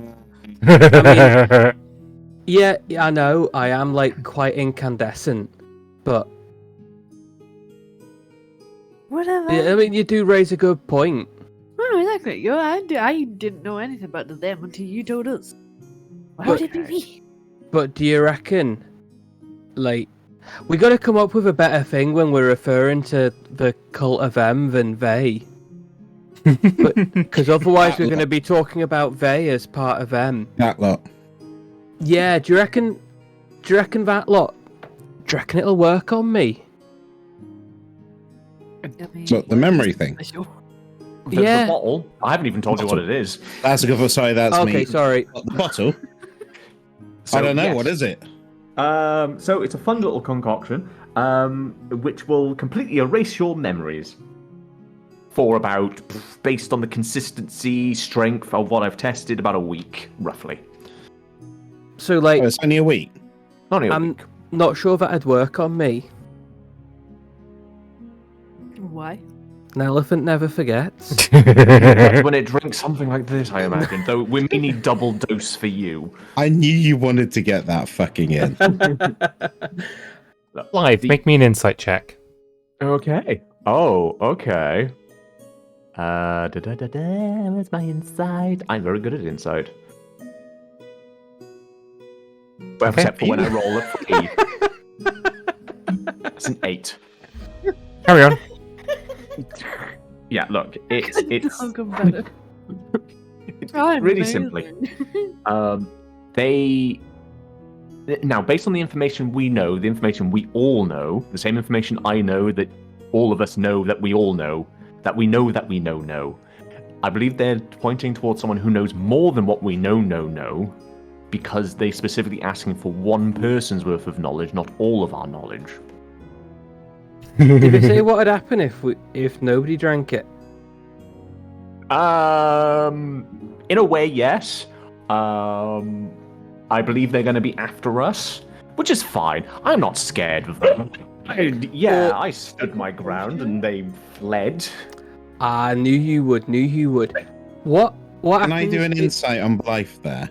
Live do they need to? No, I'm clearly fucking. I was scared of my life. I was terrified. My knees are still quaking.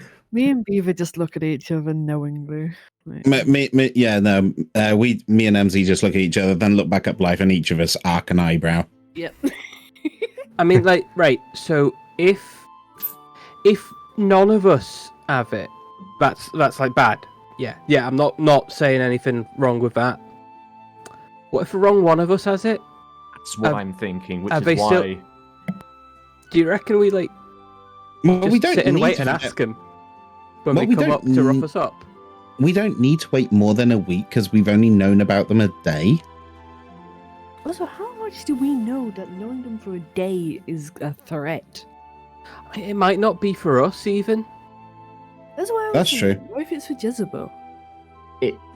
I very much doubt it's for Jezebel, because I have the funny suspicion they have Jezebel. Could be for Max. Them have Jezebel? I believe they might have Jezebel. That's what Max said. Okay, how about this? What if... I mean, do we need a full week's worth of memory loss? Or could it just be like today? So what? Sorry. So based on what they said, so I'm going to make this very clear. If one of you does know about the cult of them and isn't telling us all the information, that's fine. If you were to tell us all the information, I'm not going to make you drink this. Nods. No, seriously. I had no intention of making you drink this. It's more if there's additional information, we might need to know that information. Nods. Cool. Yeah. No, I told you all I knew. Okay. That's fine. Looks at Emmzyz again.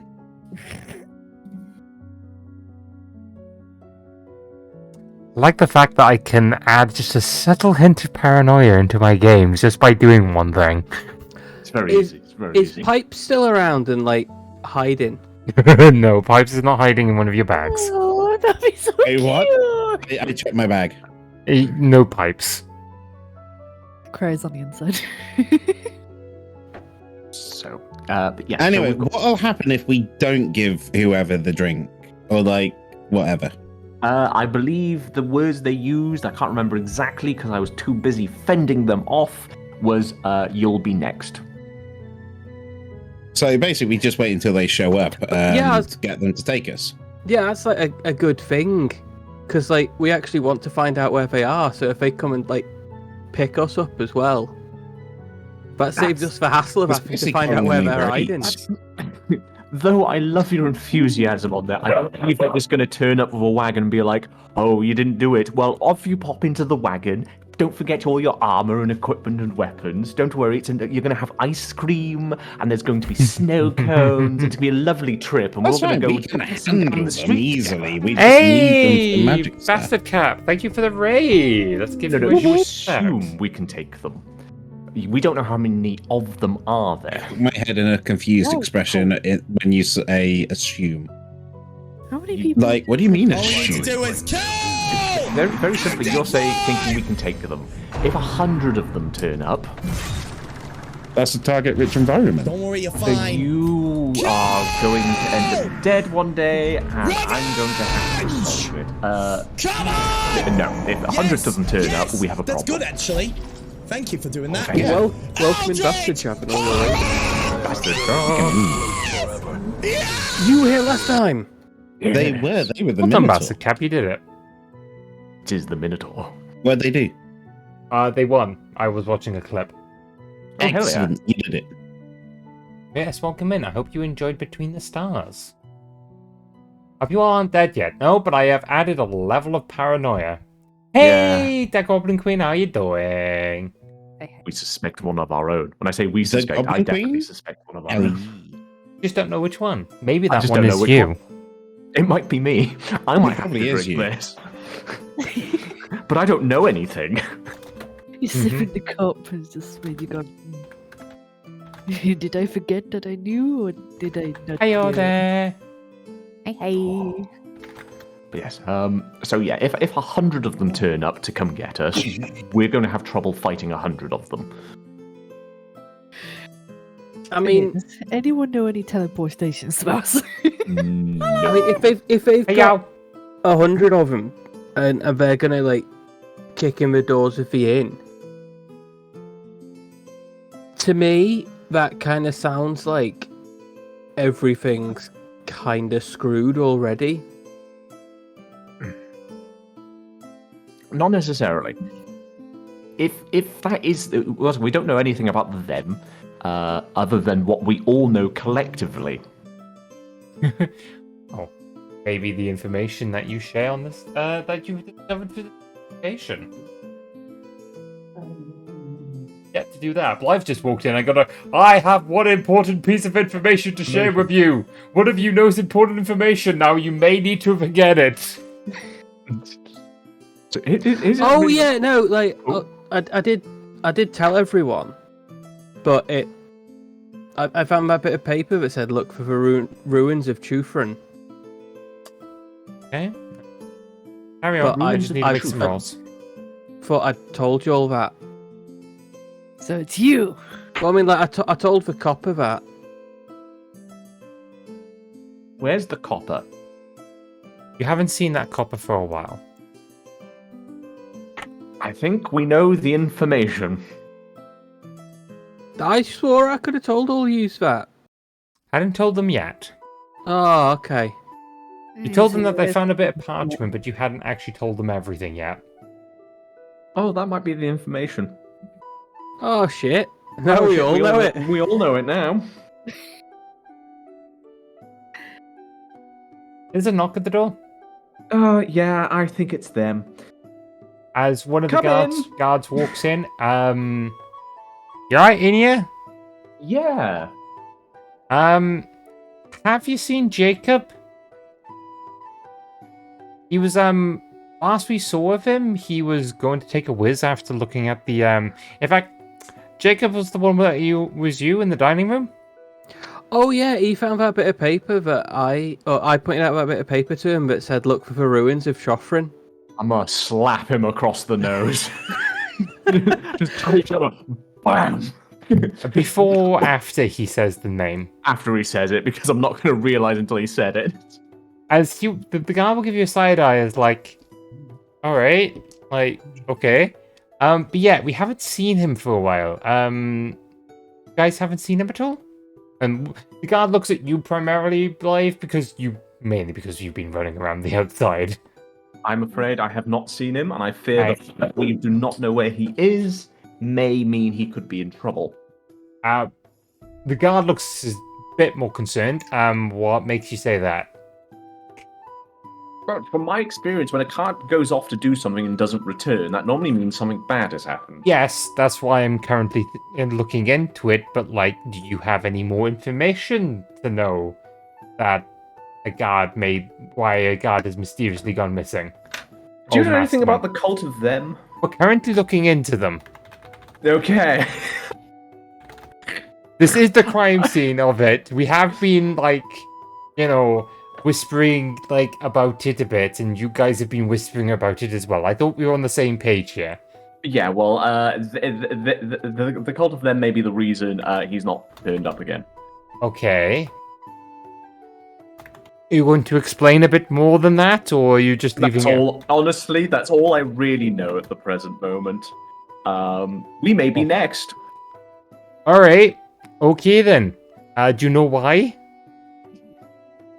I'm going to stare at Forms. Slowly. Alright, okay, well, I'm going to step this up a notch. Don't go anywhere. I will be back in a moment. Where are you going? I'm going to Cottlesworth. Okay, cool. Do you have anything on your item that you know what? I have my does whistle. He have anything I have him? my whistle.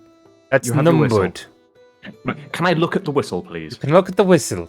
Thank you. I'm gonna look at the whistle. I'm gonna examine it, rub it in my hands, make sure I'm good, and give it back. You don't have any level 2 spell slots left. I know, which means if this happens, I have to do it tomorrow at the worst case. All the police on the other side of the barn that we are in the prison except them. Did you want us to come with you when we're going out? Just like, not leave us alone. Don't leave the manor house. I'm just literally going to go to the outside, blowing the whistle so more guard turn up to the manor house. And then I'm coming And back he was in. never seen again. Sorry, what was your name? My name was Sophia. Cheers, Sophia. Sorry, probably should have asked that when we sort of introduced ourselves. Didn't mean to be rude. That's alright. She gives you this sort of like, made you sound so worried and concerned look. She will exit the room. This is just Nice my knowing normal you. voice. I just hit you on the head. You get a lot of like taps for somebody of your size and stature that, it doesn't do a lot of damage, but you feel like the rest of the party is trying to get you not to be saying something. But yeah, she leaves. After a while, you will hear a whistle, a sharp whistle that echoes through the city. Okay, she managed to blow the whistle. So what? Sorry, I was just thinking, like, they didn't want this information known. And they're, like, obviously the bad guys. So we should ruin their plans. No, we should totally ruin the bad guys' plans. Unless they're actually the good guys, and maybe we're the baddies. And they're, like, trying to prevent the apocalypse or something. Yeah, but there could be a bit more, forthcoming about, hi, we're trying to stop ending the world. Look, if someone turned up to you and said, hey, I've kidnapped your old school friend, but I promise it's for a good reason. You're probably gonna think they're a bit full of it. I'm gonna think they're a bit full of it, but at the same time, my concern will be if it's for a good reason, why did you kidnap them in the first place? You do raise a good point. Good people don't kidnap people normally. Well, maybe they're the bad guy. Maybe Jezebel's the bad guy. Maybe Joseph. No, why would? Okay, you're right. That is a possibility. I'll give you that. But still. So she was a researcher, and you know how wizards get. I'm aware of how wizards get. Yes. They can get. They have no sense of right and wrong. Fucking assassinating wizards, but alright. And like that. Look. Yes, Buster. Look, that's me saying that.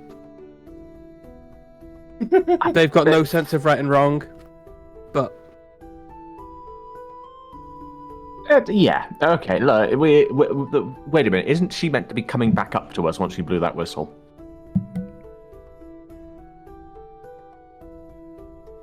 He enters the room.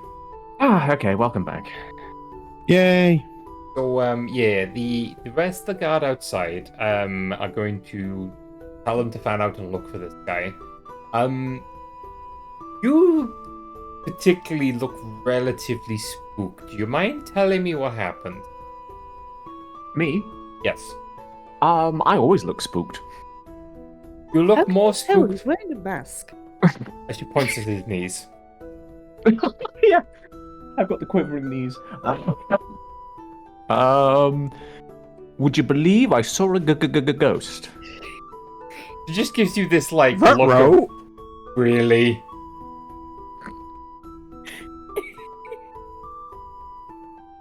She's just giving you the sidelong, like... She can't even exasperate what words of, like, nonsense that you're just displaying to her right now. You want to try that again? You know what? You make a very good point. I would like to try that again. Would you believe I saw a ghost? No, I would not believe that. Okay, well, it's worth a try. Yeah, so it seems the cult of them, I had a small encounter. Okay. That's out a notepad. Okay. And they seem to be very interested in some sort of knowledge that someone might have that, if I don't know, you were informed of, might result in them coming after you as well. Okay. And what is this knowledge that I may or may not know about? Do you still? Here's the problem. I don't know the exact knowledge they're talking about, but we have a suspicion it might be something to do with what my elephant friend informed you about. Okay. the one you all heard. Yes, the one we all heard. So they don't. Elephant Man. Was it that random word you said? I left. Yeah, Did I think everybody hit your trunk about? Yeah, I think it's that one. Oh, Yeah. Everybody knows about the ruins, so it's nothing to do about that. I've never heard of that word before. So maybe it's the discovery that Lady Jezebel found? I don't know why this is relevant. Besides the fact that they want it not found. I feel like she's racking her brain trying to figure out what the word means, but is like drawing up a blank. Jufran? Sorry, Blythe, what was that? Jufran. That's how you pronounce it, is it? Yes. You don't remember what Jufran means? Yeah, it's like I don't know what that means. I don't know what it means either. Maybe it's a type Someone's of name? food. I mean, it's the ruins of Chofrin, so I'm assuming it's a person, or a place, or a famous thing that was pulled out of it.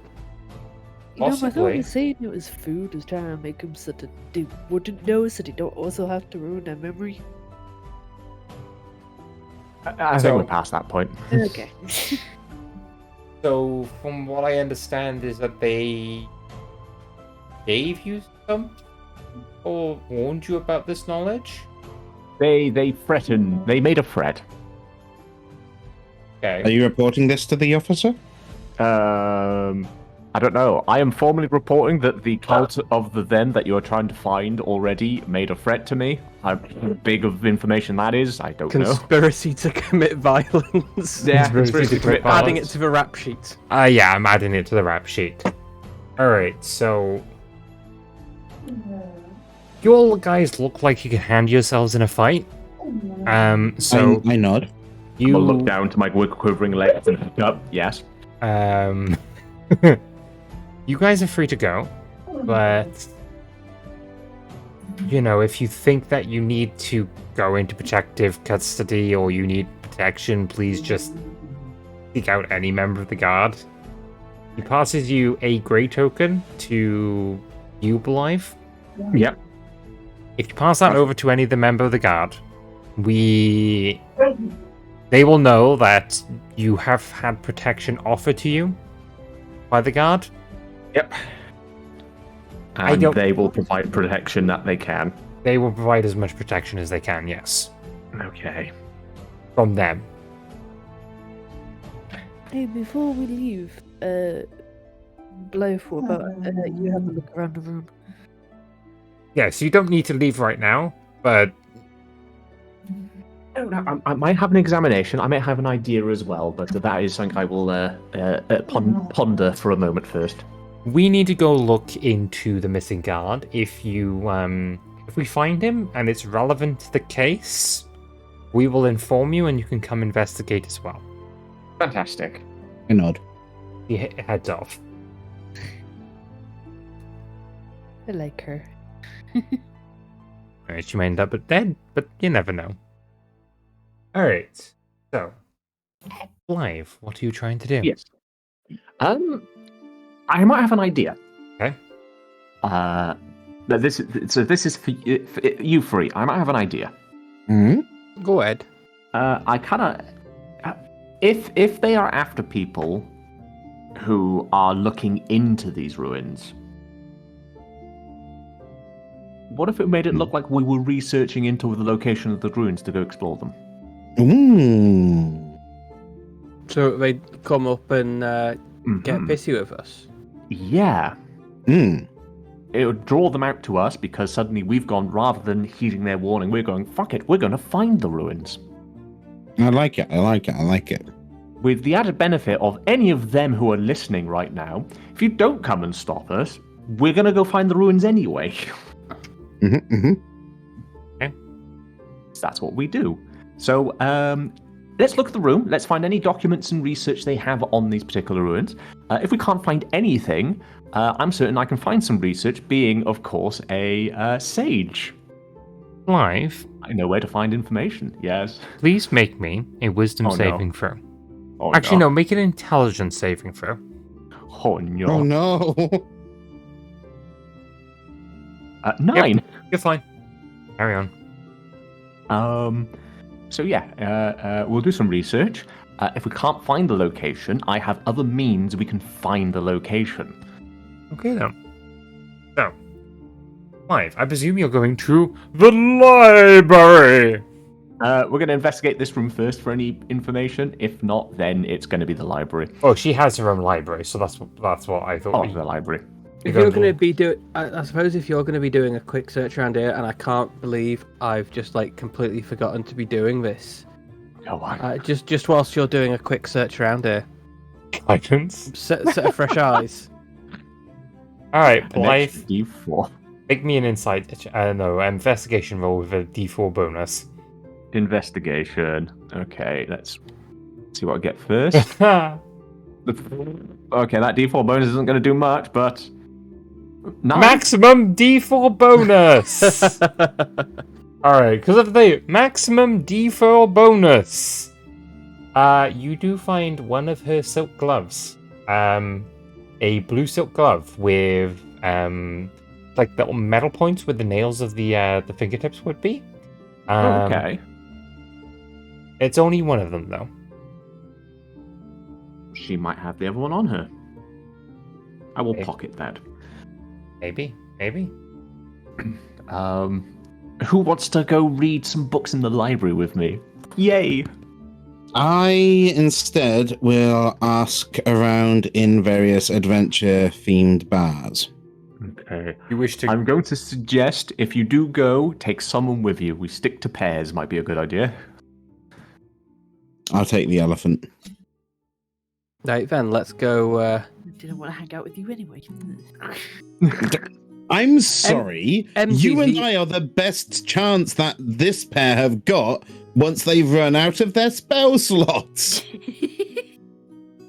I mean, you think do. when needed, I can run rather quickly. Okay, fine. The elephant goes to the library. Come on, Emmzyz, let's go to the pub. Library. No, I'm going to the library. No, you're coming to the pub with me now. I'm sitting my ass down. Oh, you... I to just... the library. So that means you sit your ass down, so that means I'm looking you square in the eye. No, I'm looking at the ceiling. Beautifully textured. I mean, I can climb read. onto your knees. I'm happy to go to the library. I'm more than happy to do reading. Like, if you want to go and have your adventures and go get drunk, you go and have a fun time. Drink. I stand on Emmz's knees, hands on my hips, looking down at her as she tries to look up into the ceiling. Madam, fine, we will go to the pub. I just thought that you'd want to protect the person who's your get-up for, your heels. Come again? What? I don't know where you're at. Emmzy, where are you going? Stay in the library. Okay, You're gonna- I'll take Sarabi then. If Johnny, you want to go with Seraphina. I jump onto Johnny's arm and climb up to sit on his shoulder. I mean, like, you do know I have a strength of 8. If you're wearing your armor, I probably can't carry you. No, but hang on, no, because you've got that ability where it doesn't matter what your strength Right. is, your carrying abilities stacked. I will say that Thorm can carry you, it's just uncomfortable for him. Go on, then. I guess it's off to go for a couple of drinks. I get to spend time in the library. I'm so happy. Alright, so people who are going out the drinks, I would like you to make me persuasion checks. With advantage or normal? You can either assist each other, and one of you can have advantage, or you can both roll independently. Mm-hmm. Blythe and Emmzy, you may do the same thing, but with any lore roll, you may pick which lore roll.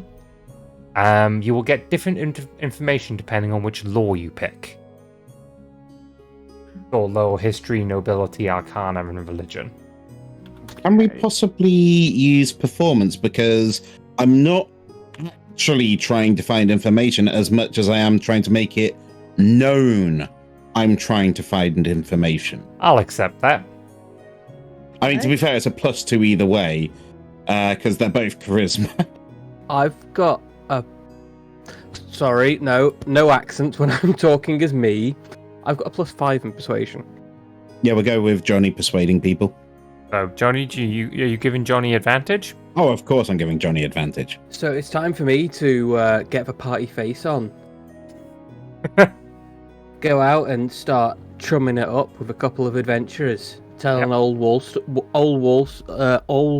stories, seeing if we can reminisce about time spent in diving. No war stories. We're just trying to find out about the ruins. Yeah, no, but you gotta like smooth the way first. You gotta make sure that people are Yeah, happy. but you don't with need it. to go into like a full-on story about war stories. War stories is like, just for generic term. I'm not saying that like I'm telling Alright, stories you about mean it when in I the was generic in the term. war. Okay. So I just had very, very strong only fools and horses grandpa moment. Oh no, don't worry. I'm not gonna You're in tell about the war. war. The things I did to those rhinoceri. I'm not proud. Rhinoceri people were never the same again. So, What rhinoceri people? no. So, Thorm, Tom did a genocide before he What? went to Wallage. Are you... Couple of things. Mm-hmm. Are you trying to gain information? Are you trying to display that you're looking for this place more than actually trying to get decent information? Or, I'm trying to get... also, are you name dropping the name that you're pretty figured that it may be cursed? I'm going to be looking for information on new or famous ruins. Okay. And are you dropping the name at all? Now, I'm just going to say this. It will have an effect either way. It's just... it's just whether if it will... Because whatever you do, that it's going to start forming a little bit of rumors. You know, not like, earth-shattering Given the reactions from everyone else in the party when I've dropped the name, I'm not going to be very vocal about it. Okay. But I will be keeping one dinner plate-sized ear open for it. Okay. You will not hear anybody muttering that name at all. You will know that there's a couple of famous ruins. There is one that, since it's part of your investigation, will definitely perk your ear. There's one that Jezebel was particularly interested in near a place called... let's see if I can find the name of the place. My notes. Where's... Hey! Thank you, Joseph, for the follow. Welcome in. You're now a goblin, by the way, because that's just what happens here. A place called Snowfall. A place where it is continuously snowing all year round. There is a ruins near there that is a old well of power, which is within the city ruins. Hello there, Trixie. How are you doing? There's also a place underneath the cities, much like the Storm Caves, called the Ishbaran Way, which is an old transport route which etched through the cities. Now, the interesting thing about this is that many of the entrances from the Ishbaran Way are in the Blythe district, and most of them travel into the ruined city, which is north of Ender Spire. Now, Ender Spire is a pretty big city. The ruins are it just dwarf that. So that just gives you a scale of the size of it. You could fit a small country in the ruins that are north of you. How serious is the campaign? I may not have many points, but I don't want to ruin the emergence notes. I have the redeems there for a reason. That should tell you enough. We're here to have fun, not a dark and brooding time.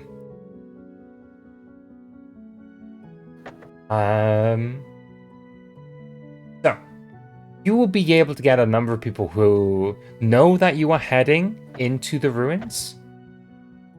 I want to see a name, and I want to see how... Well... Give me a bit of seriousness. Gross Wallace... Chunderbeard. Okay, then. Chundered everywhere. Rom Wallace Chunderbeard. How do I pronounce that? Chunderbeard.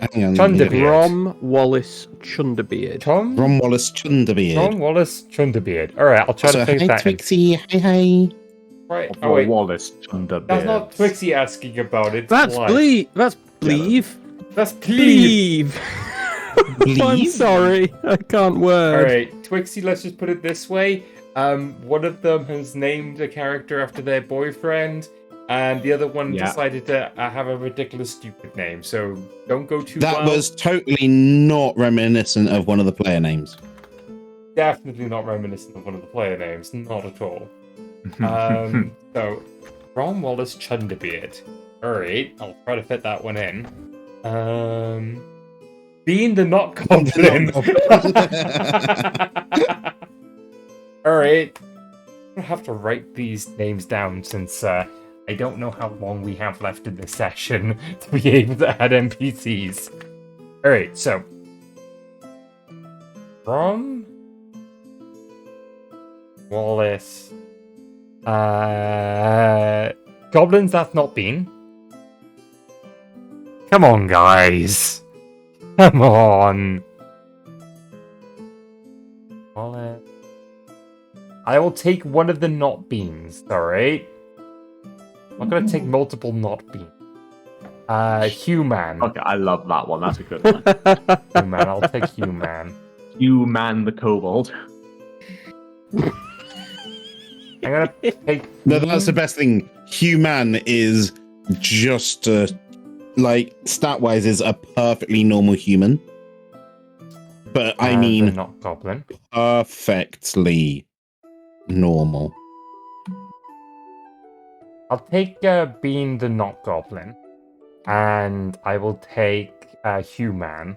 I'm not gonna take the goblin that's not bean. You mean goblin that's not been? Goblin that's not bean. You can refund yourself the that's points, not bean. but I already have a bean that's not the goblin. I'm not gonna just take it the other way around. Alright, Exactly, they act like the most standard bloke. so. Hurry. And they're definitely not 3 kobolds in a trench coat. Okay then. So, to the library. Yes. Library. Blythe, Emmzyz, please make a law roll. Pick whichever law you in. Can I do something different? And do. So my thought is that I could go around and go, is it this book? Is it this book? Is it this book? And see if any of them open up a secret door. Oh, I love it. Make me roll me a d20. D20. Okay. 11? Don't worry about it. 5. Make me a law roll. Okay, so if I'm looking for ancient ruins, it's clearly the best bet's probably going to be history. Probably. So I'm going to look for all the books. And, Bean, do I get any advantage of the fact that I can read literally any language? You get advantage. Yay! 17. Alright, so you will actually find research of them in this library hidden away after Emmzyz will pull some books, which opens up into a private study. Oh, well done. So, your colleague has been researching into them. Them seems to be a god that was created during the interference. They don't know whether it was a god beforehand or if it was something that turned into a godlike being, but effectively, what they have learned about them is it is a god that wants to merge itself with other beings and pull them into itself. So its followers, due to painstaking study by your friend, will turn to what looks like ash. But what it is that their body dematerializes like a demon when it gets slain and returns back to the abyssal planes. The cultists do that, but go back to them. So the cultists never actually die. Okay. They're just rematerialized wherever them are. Oh, that's bad. Secondly, since she was able to do research a body after she killed it, she was able to bind it to this plane, like how much you would do to a demon to make sure it stays dead. Mm-hmm. The person in question had all of the discernible features. She believes the person was a human previously. They had face with eyes, nose, mouth, and what she could only describe as the most toned down, bland version of a human. There was no discernible features on this person. Okay. Their irises, were a murky brown, and everything about their appearances was toned down to the point where, if it was in fact that the what she describes as otherworldly qualities, they would pass as an average person. The rest of their body... They wouldn't stand out in a crowd. They wouldn't stand out in a crowd. They the cult seems to wear the masks just to hide the bizarre facial the most bizarre thing is their face. The face goes into like this sort of too bland, it causes the uncanny valley effect. She doesn't write it down like that, but effectively that's what she gripes. They are just too bland. It causes weirdness with the brain. And the fact that the color of their eyes, if you get close to their eyes, have this murky quality to it. Okay. The other thing she will note is that anything which discerns them, like tattoos or anything, birthmarks or freckles or anything on their body, starts to slowly just blend into the skin. She will note that the cultist that she captured had a tattoo of like a mermaid on the classic sort of sailor tattoo. Yep. Mermaid on the arm. That was like, so the black ink was slowly diffusing into the skin and disappearing. Ooh. What else is she gonna know? I'm gonna make a roll for her, in fact. It all becomes bland. One thing she will know is that anybody that he has found that the god, has many names. Names for everyone that has joined to become a part of it. Okay. The bigger names are names of great beings, deities, or something along those lines. She believes she has discovered one of these names. Is it written down? It's not written down in the book. Okay.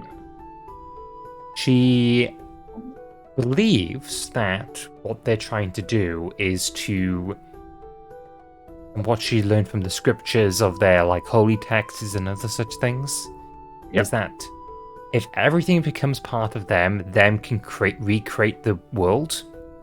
Okay. And they believe it as some sort of like, Babel prophecy, that sort of thing.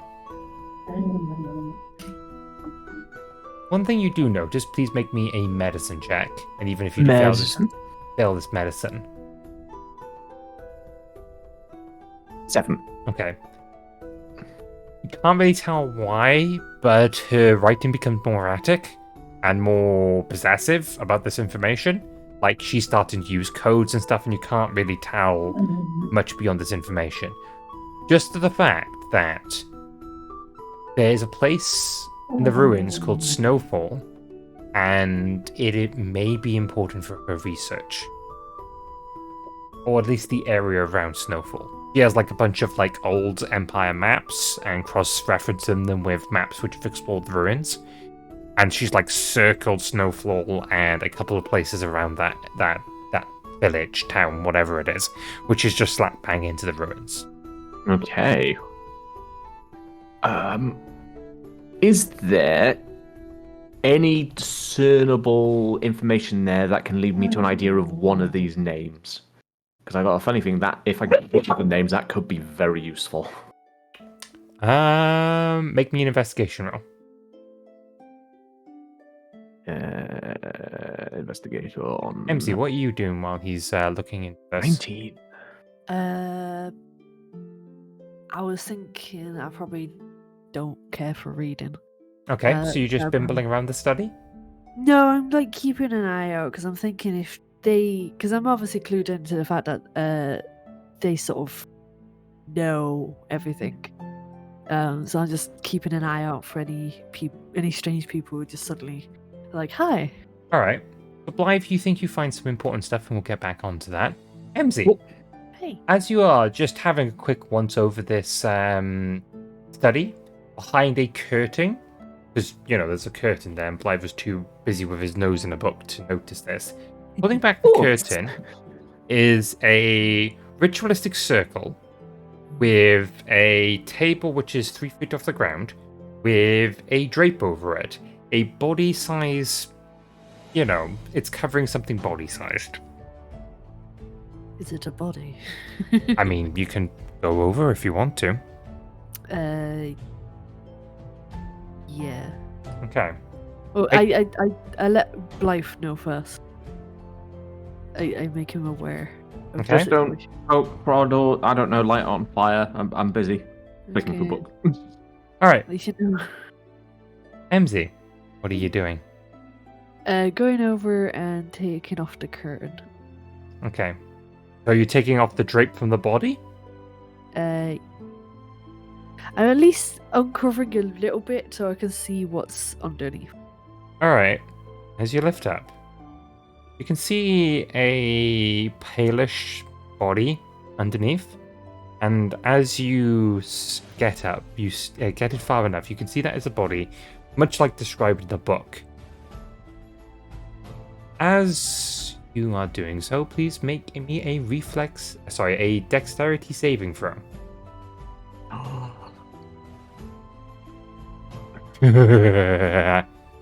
So, the body, a white porcelain mask with a small smile in the center of it, like a little drawn-on smile, will materialize over the face as he will grab your hand. Oh shit. As we're going to leave it there for tonight. Ah! Oh. I'm going to say that Alva and Thorm are walking back to the manor house after the drinking and stuff. So they'll be able to interact with this the next encounter. But for now, that's where we will leave it. So, Can I just quickly say, Yep.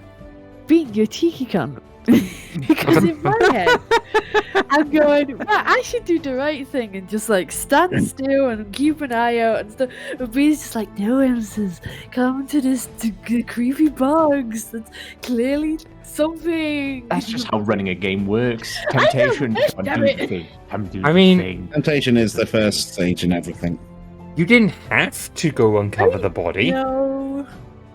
I'm just easily manipulated, apparently. Plot twist, the body is actually Emmzyz. So I've recorded down the names, and we should be using them next week. I just didn't have the ability to introduce characters. Yeah. So actually, no. Blythe, you know that body? Yeah. As far as she's aware, his name is Human. Oh. From the description, Human. it makes a good human. Yep.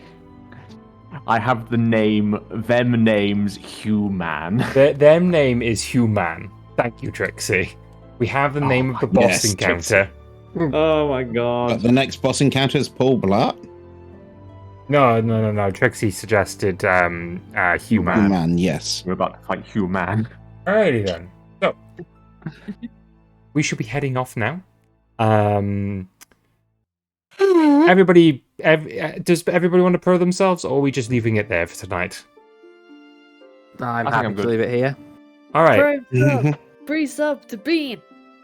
Yeah, Subscreen. Sub- Yeah. Oh, and don't forget that Blythe is streaming in 2 hours. That's true. true. Life is streaming in 2 hours. Absolute Yes. mad lad. Running D&D in 2 hours.